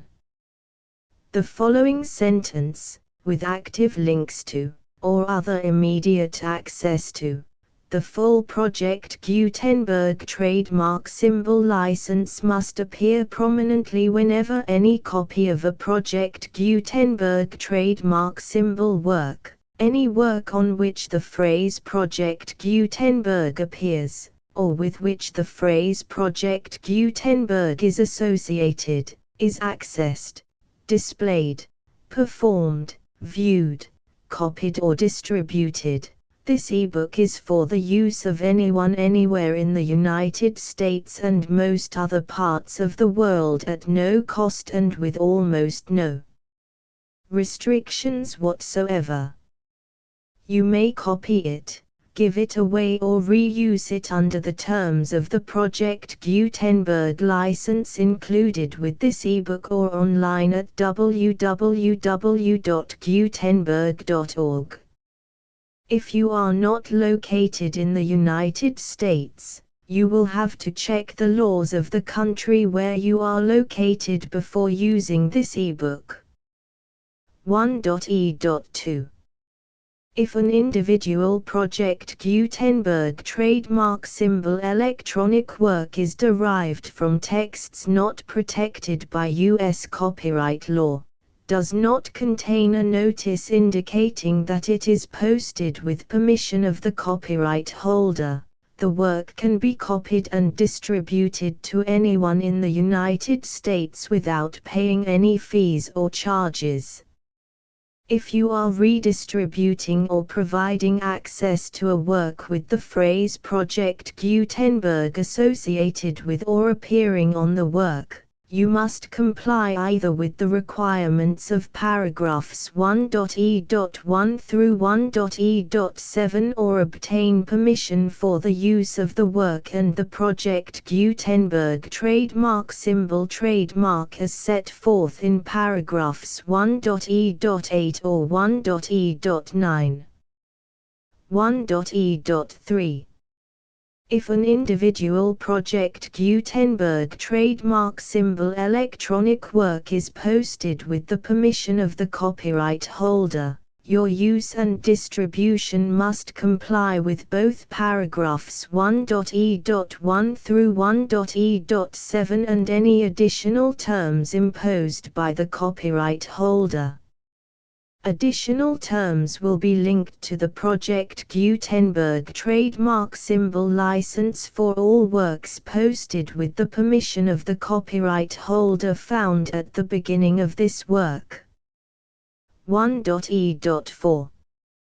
Do not unlink or detach or remove the full Project Gutenberg trademark symbol license terms from this work, or any files containing a part of this work or any other work associated with Project Gutenberg trademark symbol. 1.e.5. Do not copy, display, perform, distribute or redistribute this electronic work, or any part of this electronic work, without prominently displaying the sentence set forth in paragraph 1.e.1 with active links or immediate access to the full terms of the Project Gutenberg trademark symbol license. 1.e.6.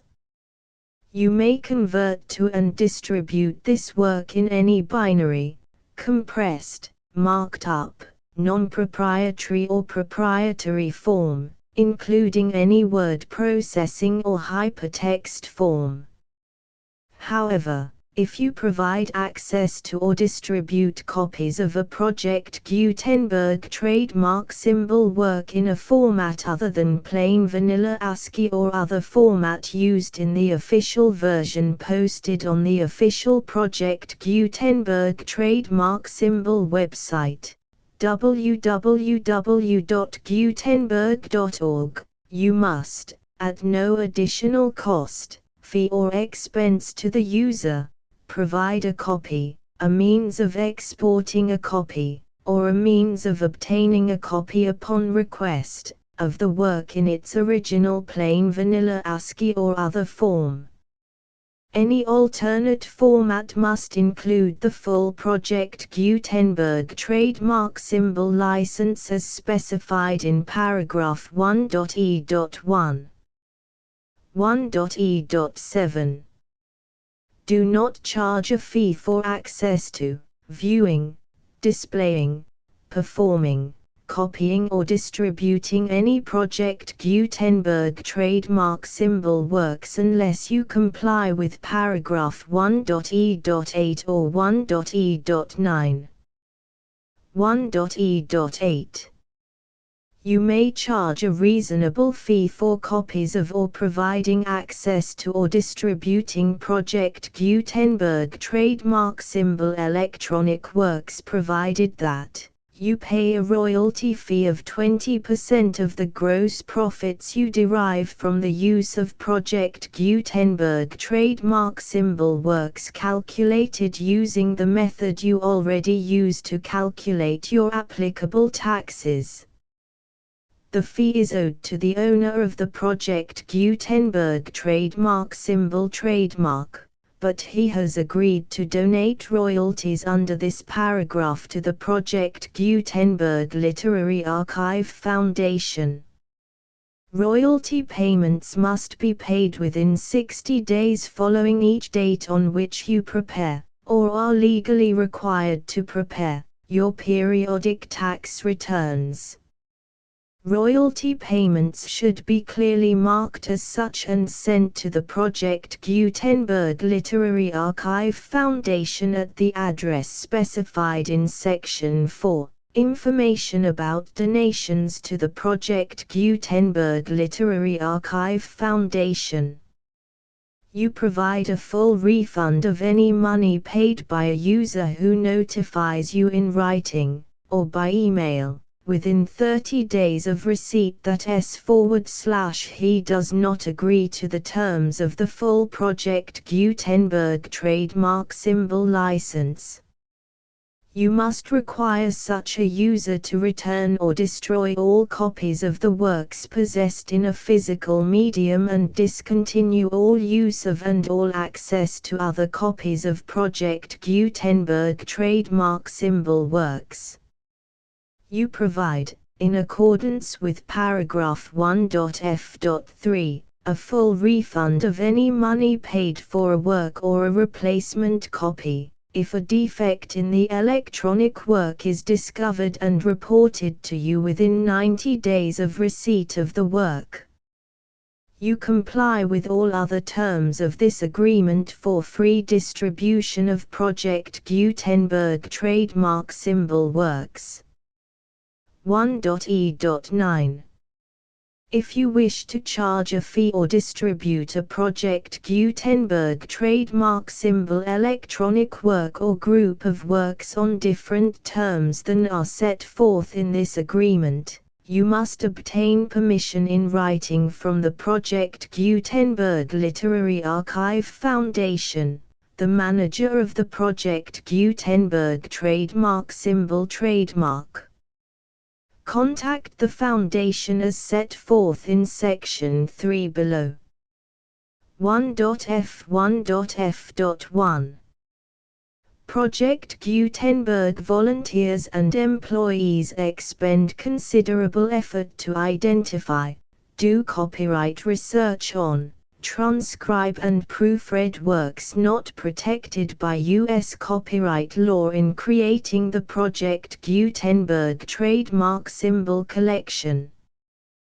Despite these efforts, Project Gutenberg trademark symbol electronic works, and the medium on which they may be stored, may contain defects such as, but not limited to, incomplete, inaccurate or corrupt data, transcription errors, a copyright or other intellectual property infringement, a defective or damaged disk or other medium, a computer virus, or computer codes that damage or cannot be read by your equipment.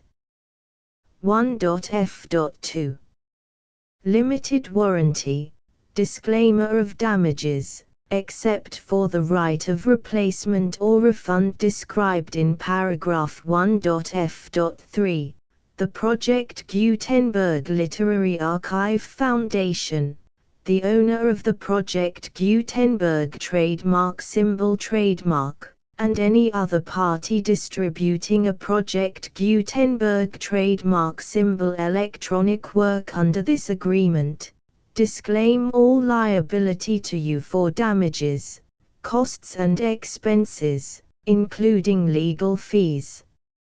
You agree that you have no remedies for negligence, strict liability, breach of warranty or breach of contract except those provided in paragraph 1.f.3.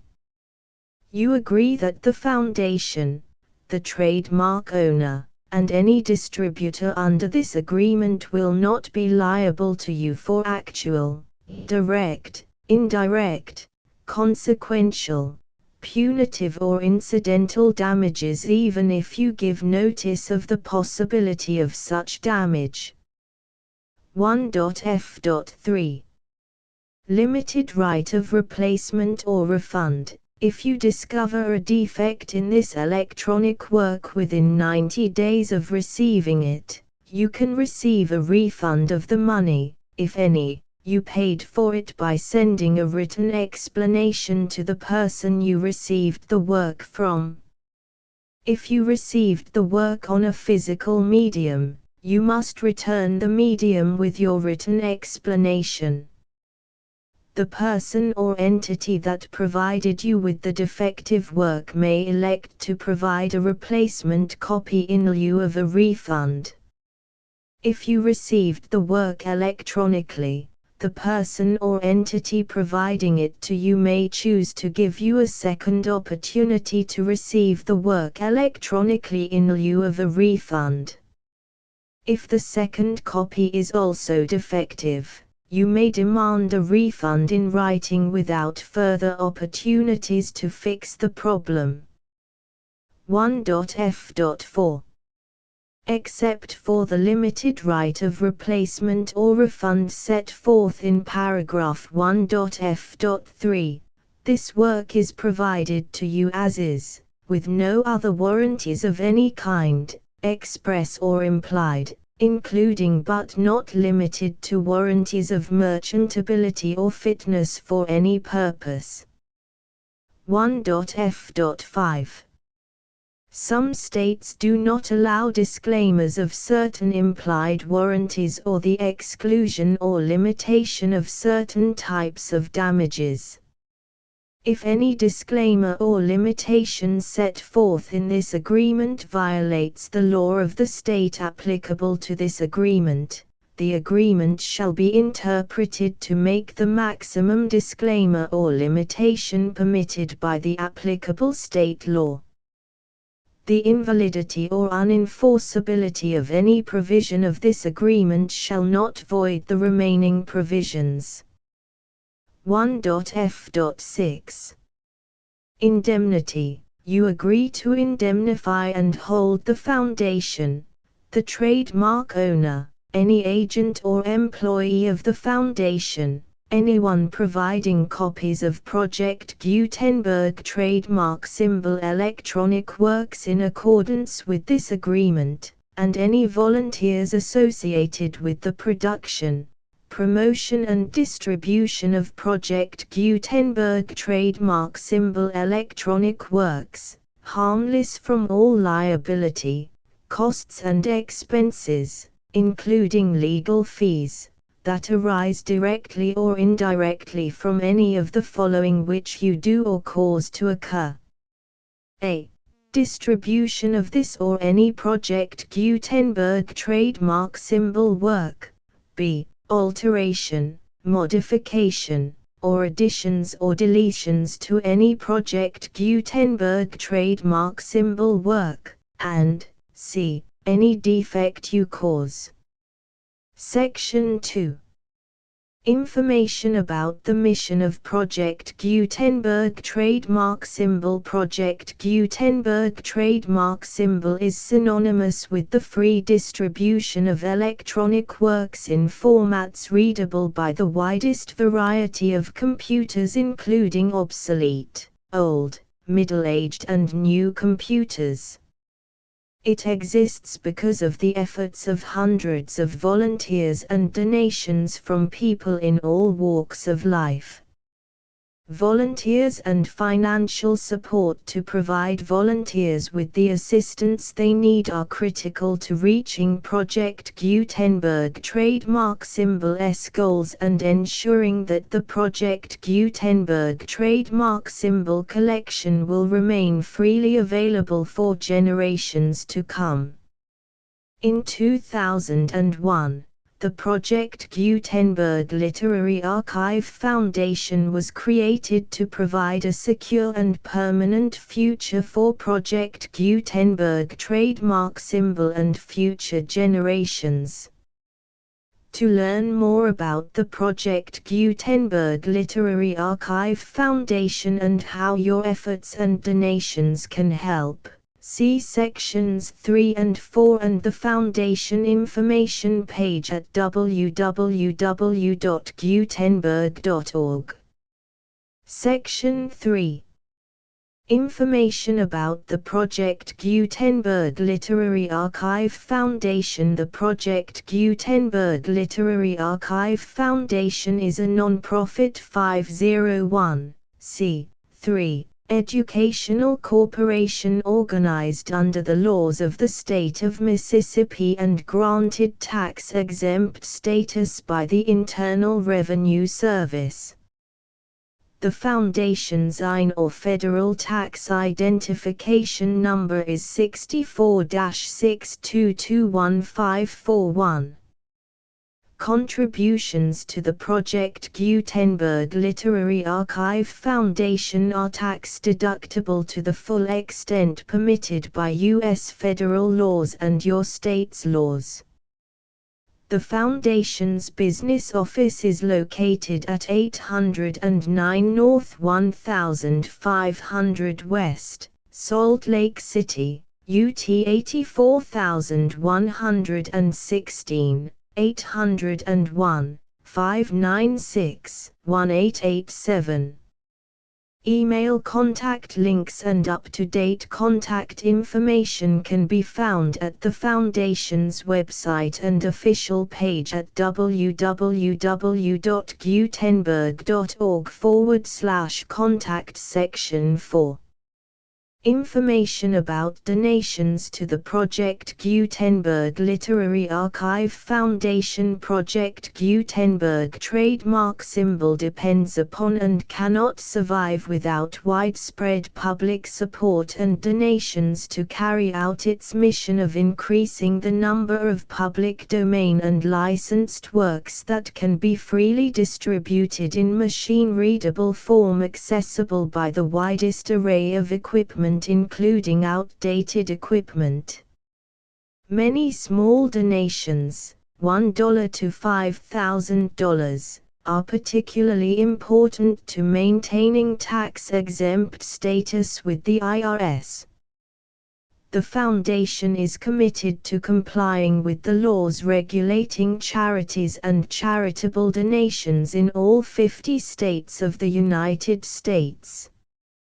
Compliance requirements are not uniform and it takes a considerable effort, much paperwork and many fees to meet and keep up with these requirements. We do not solicit donations in locations where we have not received written confirmation of compliance. To send donations or determine the status of compliance for any particular state, visit www.gutenberg.org/donate. While we cannot and do not solicit contributions from states where we have not met the solicitation requirements, we know of no prohibition against accepting unsolicited donations from donors in such states who approach us with offers to donate. International donations are gratefully accepted, but we cannot make any statements concerning tax treatment of donations received from outside the United States. U.S. laws alone swamp our small staff. Please check the Project Gutenberg web pages for current donation methods and addresses. Donations are accepted in a number of other ways, including checks, online payments and credit card donations. To donate, please visit www.gutenberg.org/donate. Section 5. General information about Project Gutenberg trademark symbol electronic works. Professor Michael S. Hart was the originator of the Project Gutenberg trademark symbol concept of a library of electronic works that could be freely shared with anyone. For 40 years, he produced and distributed Project Gutenberg trademark symbol ebooks with only a loose network of volunteer support. Project Gutenberg trademark symbol ebooks are often created from several printed editions, all of which are confirmed as not protected by copyright in the U.S. unless a copyright notice is included. Thus, we do not necessarily keep ebooks in compliance with any particular paper edition. Most people start at our website, which has the main PG search facility, www.gutenberg.org.